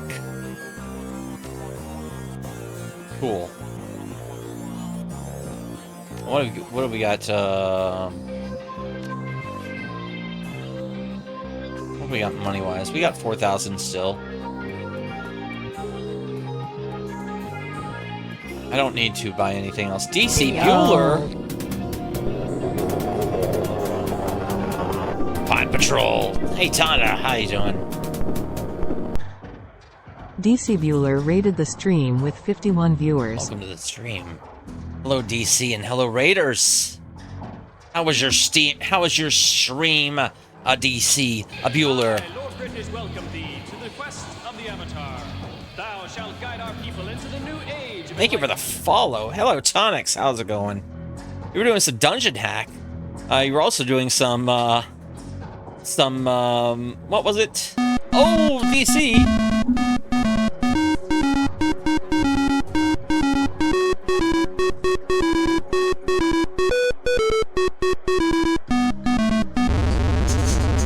Ratclaw gorillas, ratclaw gorillas, ratclaw gorillas, ratclaw gorillas, ratclaw gorillas, ratclaw gorillas. DC Bueller, thank you for the 6 months of continued support of the stream. And how are you? How was the rest of your stream? Long live the Queen. Awesome. Yeah, that's one. I've got that in my backlog.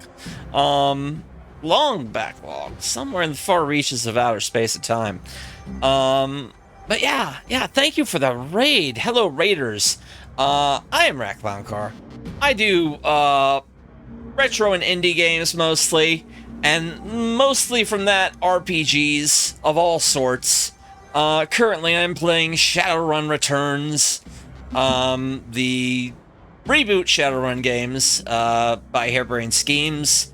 They're available on every platform nowadays and available in multiple stores. This is part of the first game in the trilogy.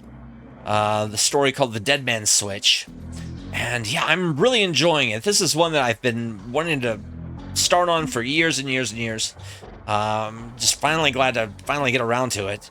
And yeah, I'm just glad that y'all could come by, and thanks again for that raid. And yeah, hope your stream went well, and hope everybody out there is doing fine too. But yeah. Yeah, how much did you get done in Dungeon Hack as well? Oh. Zooming in, zooming out. Zooming in, zooming out. You went through them as part of your first Twitch channel. Oh, yeah, this is a great game. I'm really enjoying the writing, and I'm really enjoying the world-building detail, and you gotta go take... Okay, alright, post-stream stuff. Yeah, I'll probably be wrapping up in a little while, but I'll be back on later on this evening, too. You did the first of 18 levels, so 17 more to go. Excellent. Yeah, I'm probably gonna be wrapping up shortly to get some food. To do my own fooding, but, But yeah, thank you so much for the raid. And yeah, take care, and take care, Pod. Oh yeah, these are I just played Tonda, I played the SNES game and I played the Genesis game back to back. And so this is like basically me continuing that series. And gosh, both of those games are really different and really satisfying in their own way. Oh yeah, there's some good references to both the old games. Sadly, no references to the lost Sega CD game.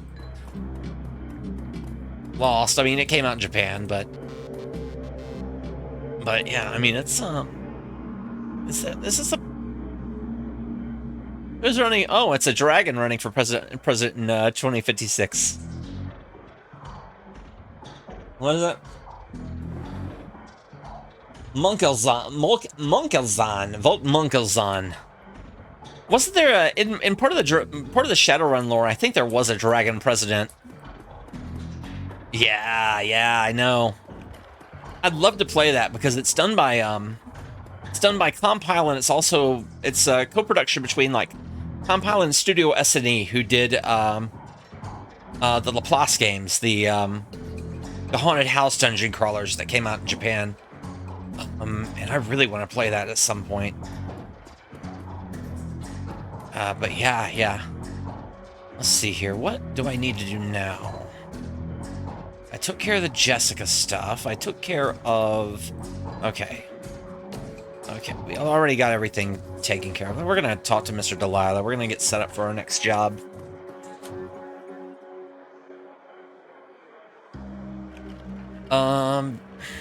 You ready to do business now? I have that runner crew on site as soon as I got the Nubian. Yeah, I'm ready. Alright, so Shannon's part of our group. Alright. Who else we got? Who else can work for us?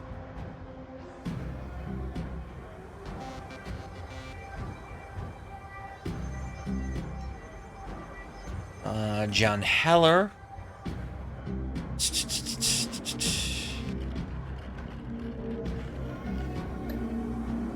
What about the Nephilim Network? Ooh, we got some serious business ones here.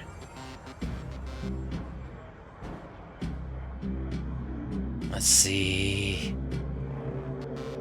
Yeah, this summer has kind of accidentally turned into a whole thing with Cyberpunk games for me, though, Tonda. It's like, because I've been playing these on Saturdays. I've also been doing some dungeon crawler games. And I'm playing Megami Tensei 2, the Super Famicom version, the fan translation, on Tuesdays. And then on Thursdays, I just finished Das Geisterschiff, which is a cyberpunk survival horror dungeon crawler that involves giant robots. Yeah, I'm surprised that I didn't see... I'm not seeing Coyote. Yeah. Summer of Cyberpunk. But yeah, I'm not seeing... I think Coyote is still kind of in recovery. Technically, so she's not really able to join us at the moment. She's still dealing with her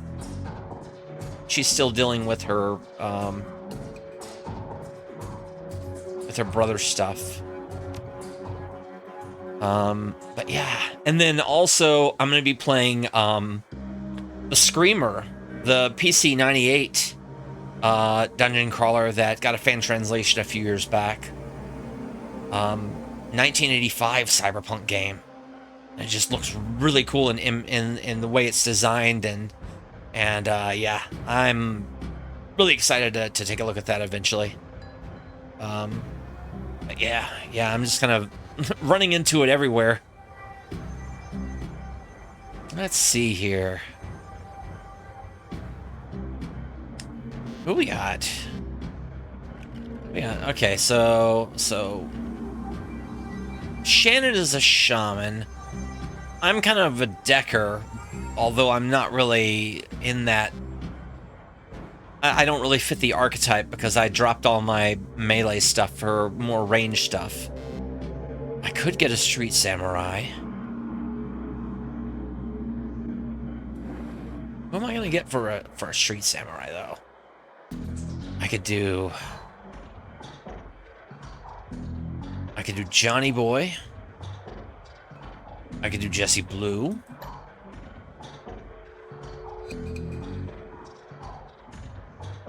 Yeah, I'm more of a combat decker than anything. Utility man. I guess Weapon Master Levi. Oh. Okay, you might be worth keeping around here, because Levi might be my guy here. Oh,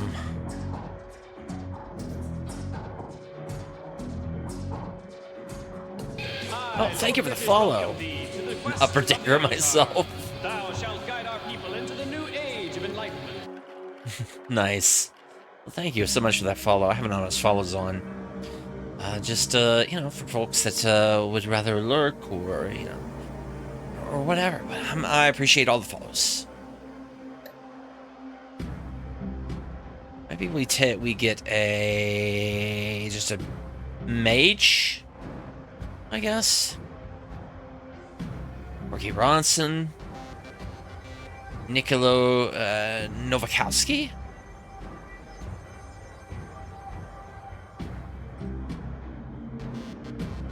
Like that. Oh yeah, Powerball, Manaball, Heal Wound, Aim, Armor. No, Corky Ronson is a rigger.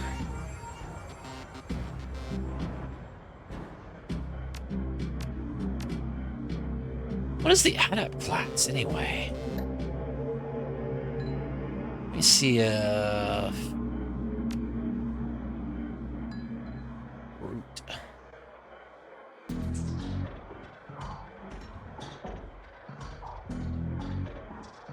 Initiate. Here's my guy. I think. Winterhawk. Yeah, I think this works. Okay. We got folks. Hire these runners and meet Shannon at the NTSB warehouse? Absolutely. You return to the docks to meet Shannon Half-Sky. The Ripper's latest victim was her brother. Shannon appears cool and professional. A consummate runner by birth, if not by trade. She'll get the job done, and hopefully, one of the hearth spirits in this place can point you towards the Ripper. Dealing with spirits can be tricky business, but when they deliver pure platinum, one doesn't have to be an Amerindian shaman to summon and control spirits. Anyone with magic talent can do it, but Shannon seems to have a particular connection to the spirit world. As you approach the gate, you know something's not right. The docks, already strange and uncomfortable at night, trigger the need for caution. Then you see it. The guards are missing and the gate's been smashed in. Do I?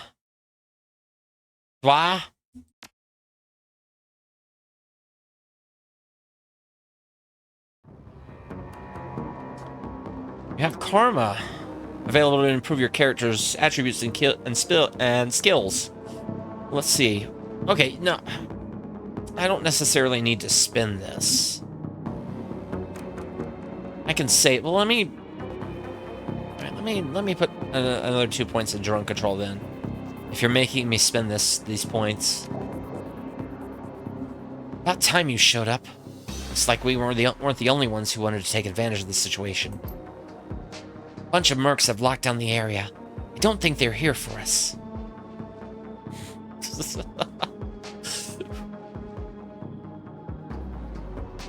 I thought it was when you collected glossy baseball cards.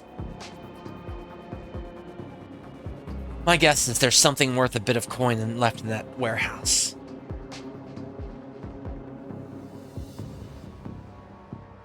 Any chance we could sneak past? Probably not. They've been doing regular patrols around the perimeter. The front door looks like it's locked. Well...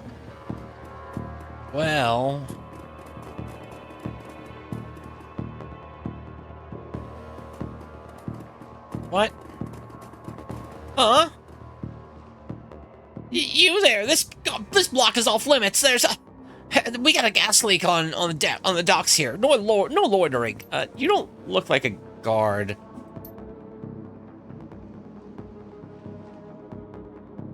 Hey, are you even listening? Get out of here. Really, guy? They aren't even paying you enough. Especially not once the Lone Star spends a response team. Frag, I knew she was lying. They told me they jammed up all the Lone Star channels. Damn it, I'm out.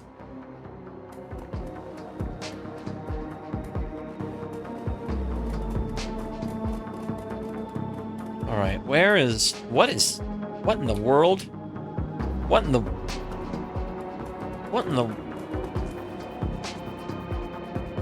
Is that a body? Well, let's see if there's anything down this way.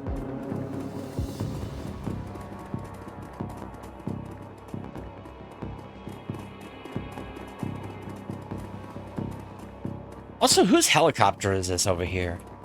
I've still got questions about that helicopter.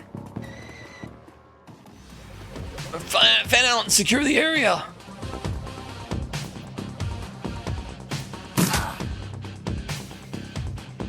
Oh, we've got some stuff going here. All right.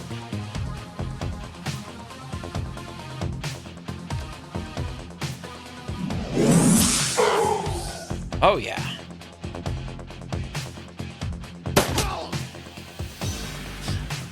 Way to go. All right.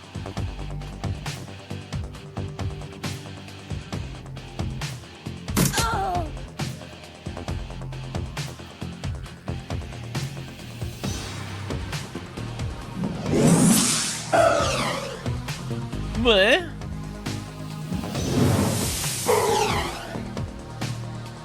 Are you kidding me?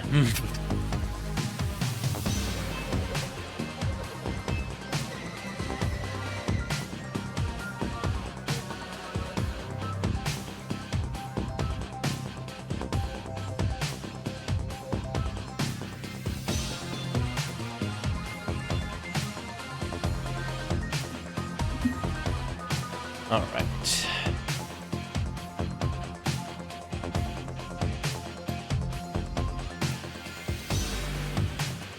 Line of sight block. Well, next.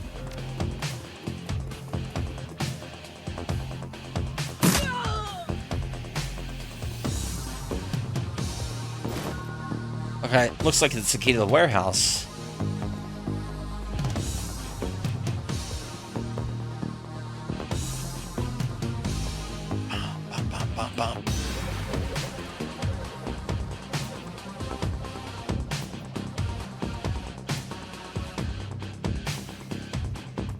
Oh, all right, Hulk.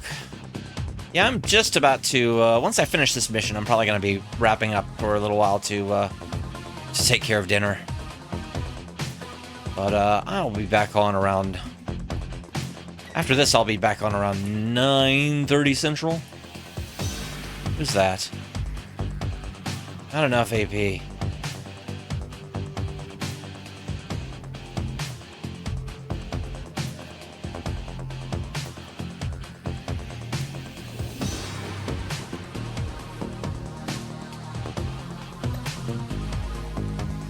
Monobolt.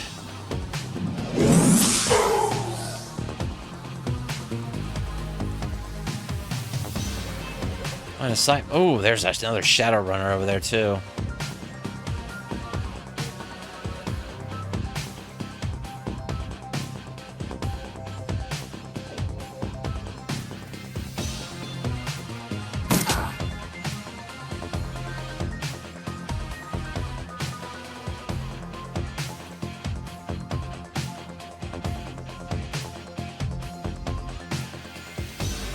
Okay, that's a little bit obnoxious there.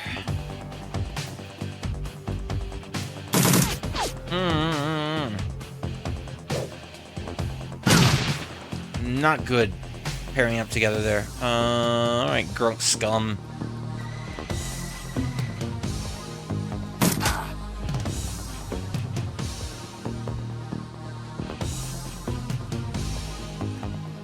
I'm gonna go ahead and heal up. maybe I can...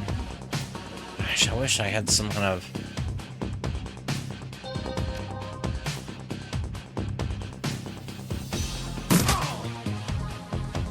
There we go.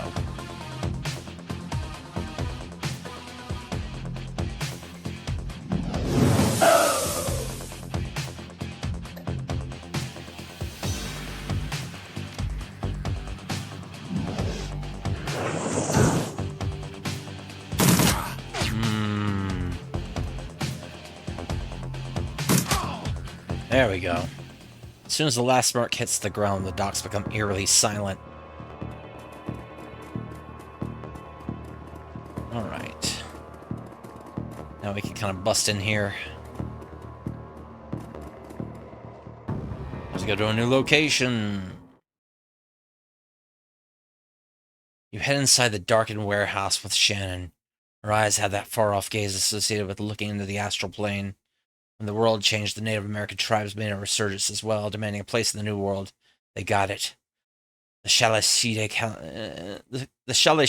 Council now represents 8.6 million Amerindians across a multitude of tribes. Shalish Maka, Sinshirash, oh, sorry about these pronunciations, and others. They've adapted to the awakening better than other nations, thanks to a deeper connection to the world, both physical and spiritual. You can see that connection alive in Shannon now. You notice the shift in her focus as she returns to the present. She nods to you. You can sense the spirits in this place. Now you just need to find them. All right.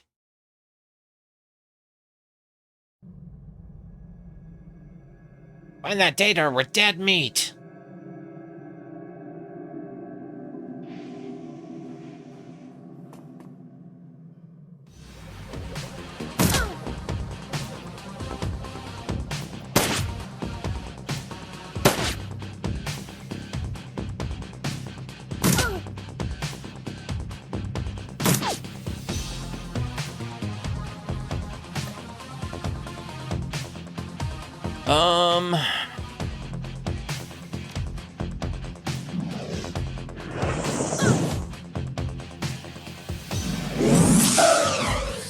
Well, we got 1, 2.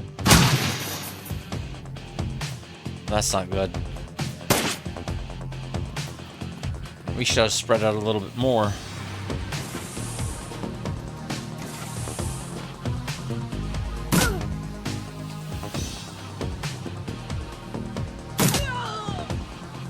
We can get rid of these guys before they can summon the spirit. We need to get rid of these guys before they can summon the spirit.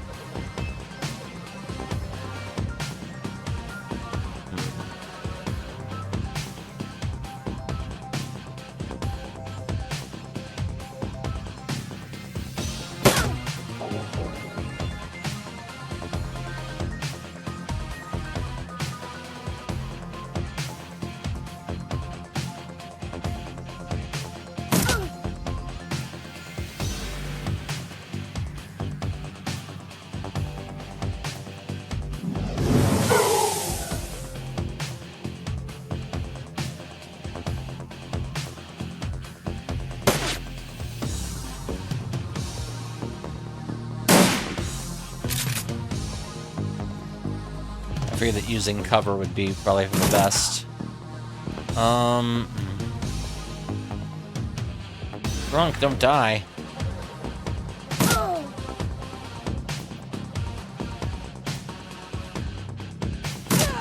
Grunk's gonna be fine. Monobolt. Not very good.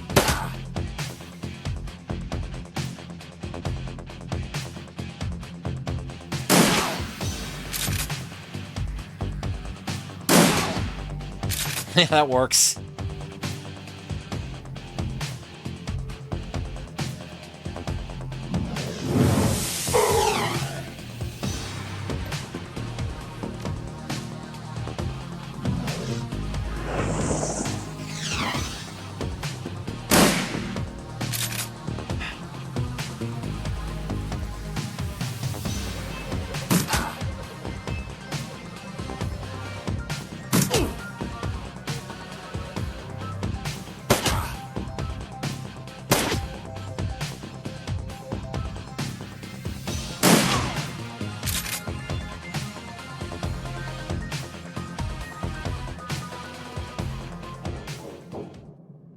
I think that's it. Unless there's like some hidden in some other rooms around. All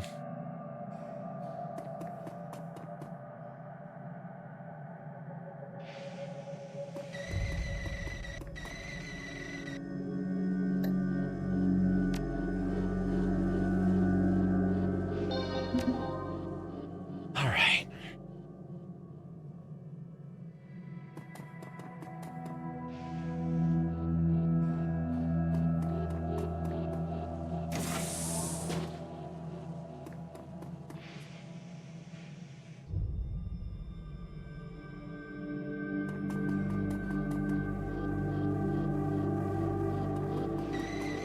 Where could it be?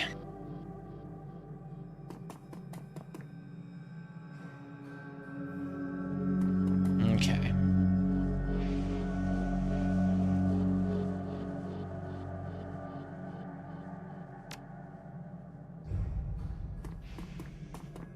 I just wish I could go to, you know, out of combat when there's nobody clearly in the area, but I'm sure that's kind of the point.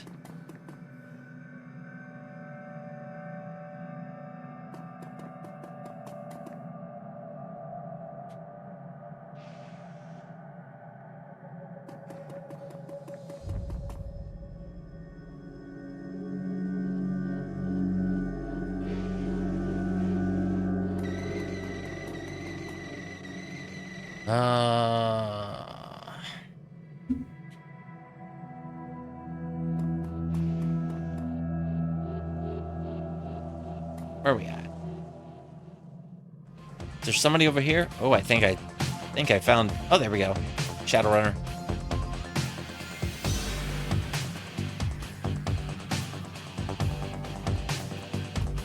That solves that.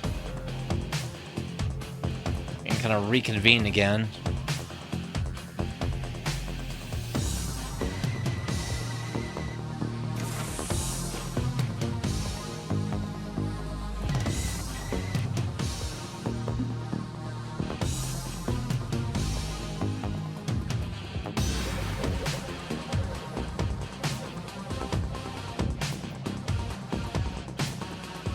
I believe I might be my best choice to take care of the remaining businesses.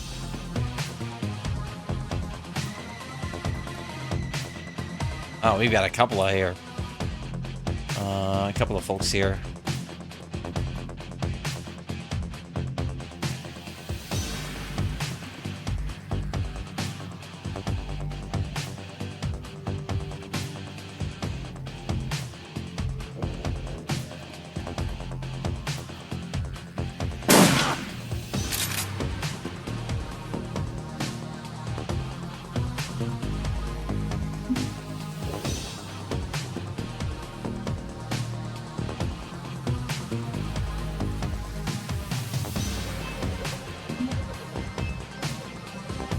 Again, just get behind this.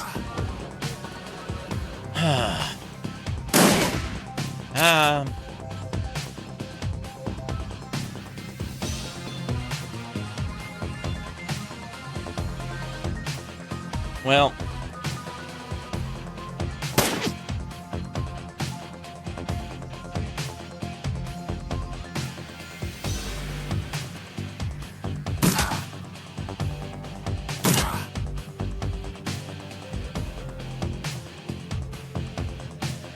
Better,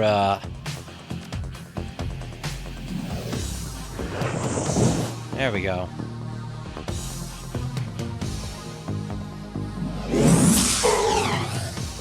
Better hope that we, snap out of that, then.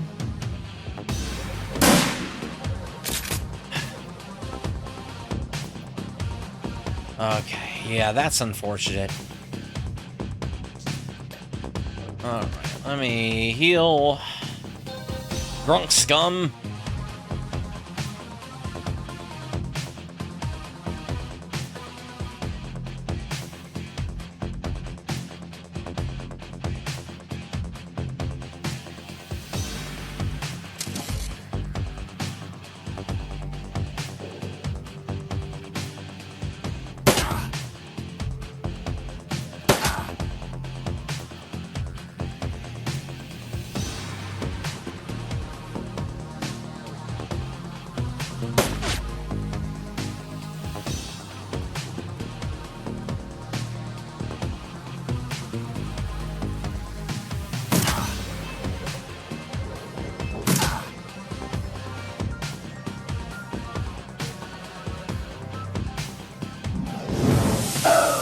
There we go.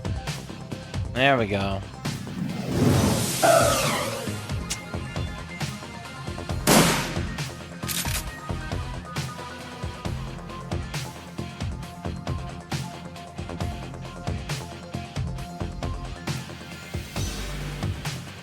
Alright, let's try casting another Monobolt.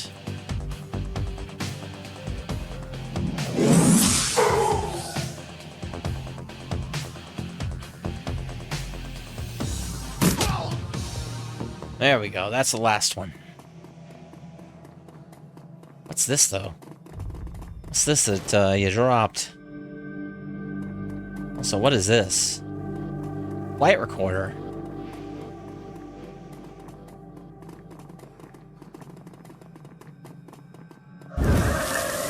Now summon the spirit. The air grows cold, and the spirits of dead children coalesce from the vapor of your breath. Oh, God, this is dark. Their cherubic faces are burned. Their lips quiver as if they're about to cry, but their eyes are round and vacant. They stare at you now, unblinking. They glare at you now, rather, unblinking. We are innocents who have perished in the flames, choking on smoke. As we fell from the sky, crying for our mothers, you bring anchors to your world, which was once home to us. And we will use them to testify. Show the first magical fetish to spirits. We no longer see the world of flesh, Seeker, only the essence and aura of living things. Words, though. Words may echo through the veil, and sometimes we may hear them. Last night this place was filled with a scream that went on, drawing us to it. It was a man crying out for a witness as he died, and so we came to bear witness.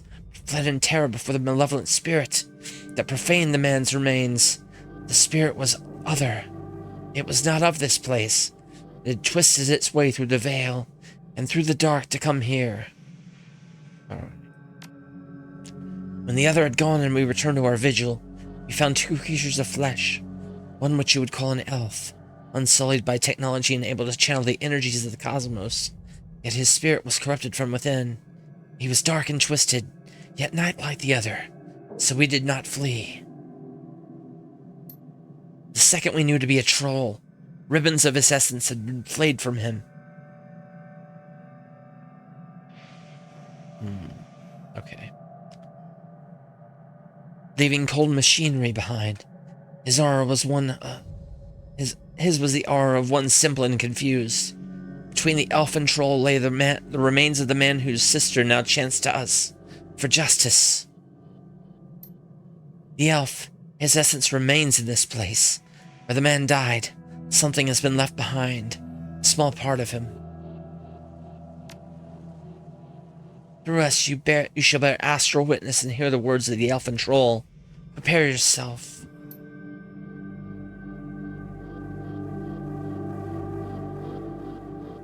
Your stomach lurches as a spirit passes into you. Heavy presence settling somewhere deep within your soul.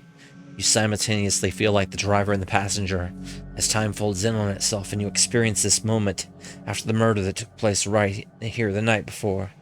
You don't so much as see the elf and troll as feel them. You idiot! There's no need to anesthetize him. He's already dead. Oh, it's that guy. It's that guy. I know that guy. I've seen that guy. Sorry, doctor. I usually put them out before you work on them at the hospital. Did this one volunteer too? Yes, they all volunteer. Just like I volunteered for this bit of butchery. I've seen him. He's the guy. He's the guy that showed up like at that the woman that was killed at Pike Street or at Pike Place.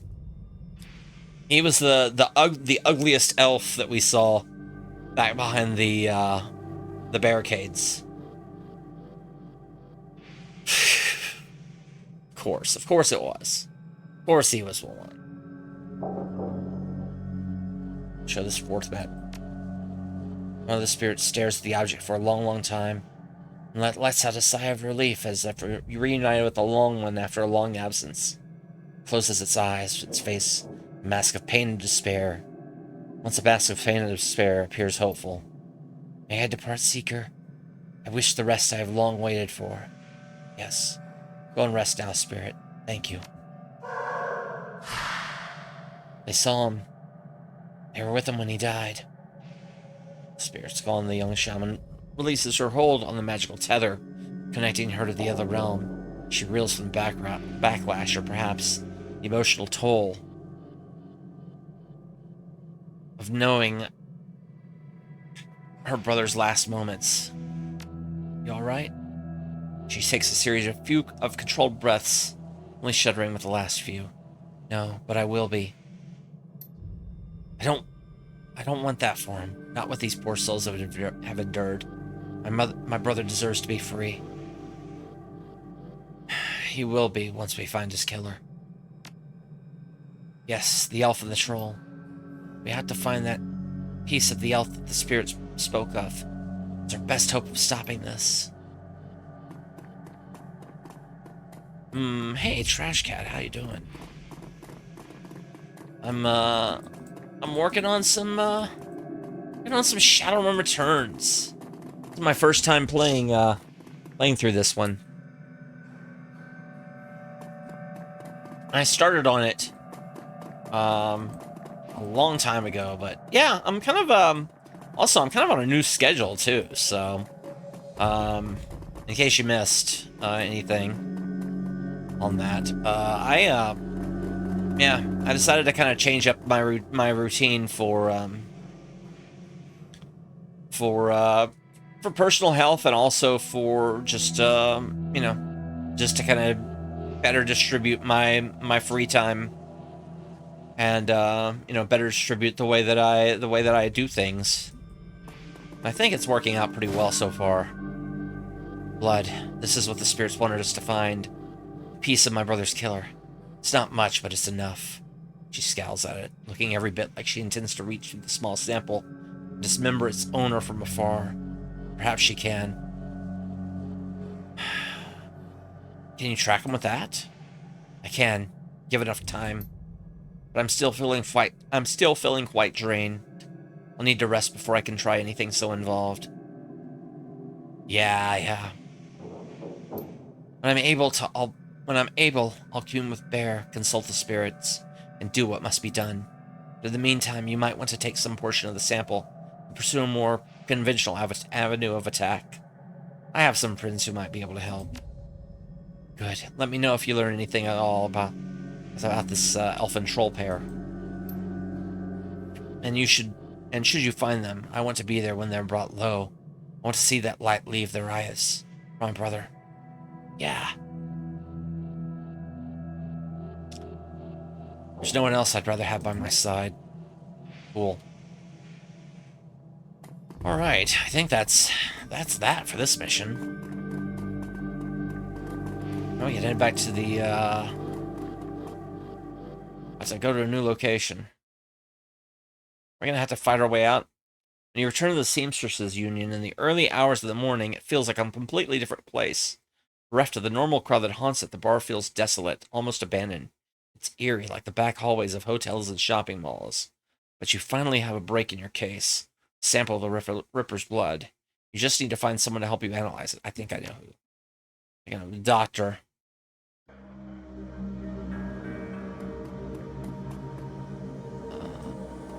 Without its colorful staff cast of regulars and posing tourists, the Union feels hollow. The front bar and lounge are deserted except for a handful of janitors. Mrs. Kubota is in the back.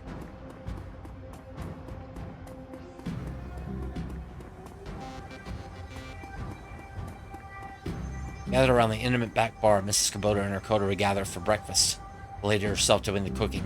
The smell of soy calf and something resembling sausages fills the room. Alright. Oh, hi-yo. Would you like some? Forgive me, Ome, but you look like hell. Long night. Any run you can walk away from is a good run. Helps when the other team doesn't walk away. No one to follow you. I can tell that you've been busy, and I can see by the look on your face there's something you need. This is about the Ripper? Yes, I found some DNA evidence, and I need some help analyzing it. This is excellent. I'll unlock the piano so you may go downstairs. I'm certain someone in the safe house will be able to help you, if they're awake. It's not likely that you'll visit the Matrix before that day is done. It's likely that you'll visit the Matrix before the day is done. May I take a sausage? Take the whole plate.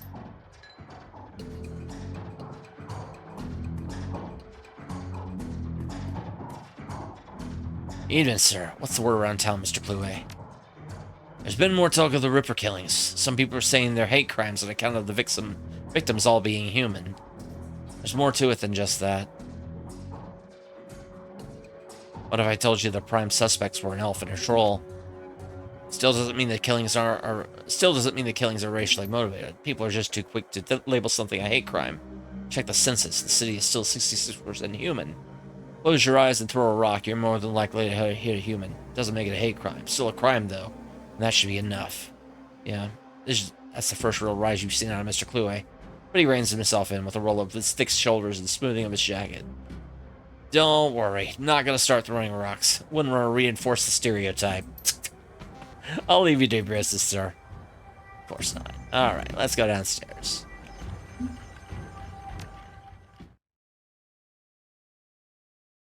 You've been doing a lot of legwork on this job, but it's going to require a trip to cyberspace and back to ID the Ripper. The Matrix, a cybernetic analog of Inside the Grid, the worldwide computer network. A digital world, information brought to life. Inside cyberspace, your avatar does all the work while your meat body's left behind. Meat body. All around your avatar are pathways to other nodes filled with data, IC, counter-intrusion programs, and other jacked-in runners. Cyberspace has as many dangers as the meat world and more. Locked doors, security countermeasures, black ice that can fry a Decker's brain. Every movement you make in the Matrix can be tracked. If you aren't careful, you get dumped, shocked out, and your brain gets fuzzy for a bit. Get hit by an enemy Decker, and you could die. That's the other thing. It's like the first two Shadowrun games didn't really have the threat of facing up against other Deckers on the Matrix, like people like going after you while you were connected. So you know, it's definitely it's Van Gross, David Fry II. Okay. I was expecting that we were going to have to talk to Dr. Castle, but I don't think that's going to be the way here. But anyway, wow, I've got 18 points. Let me spend some karma real quick before I wrap up. Put some in body, put some in quickness. Some more in rifle. And then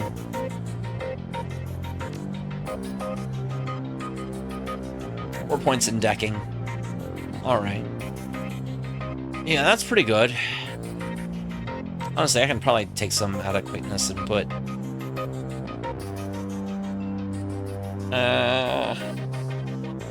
that back in intelligence. There we go.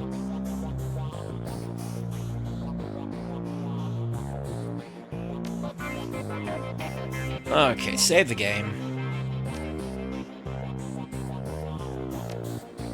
Alright, I think we're gonna call it here. Alright.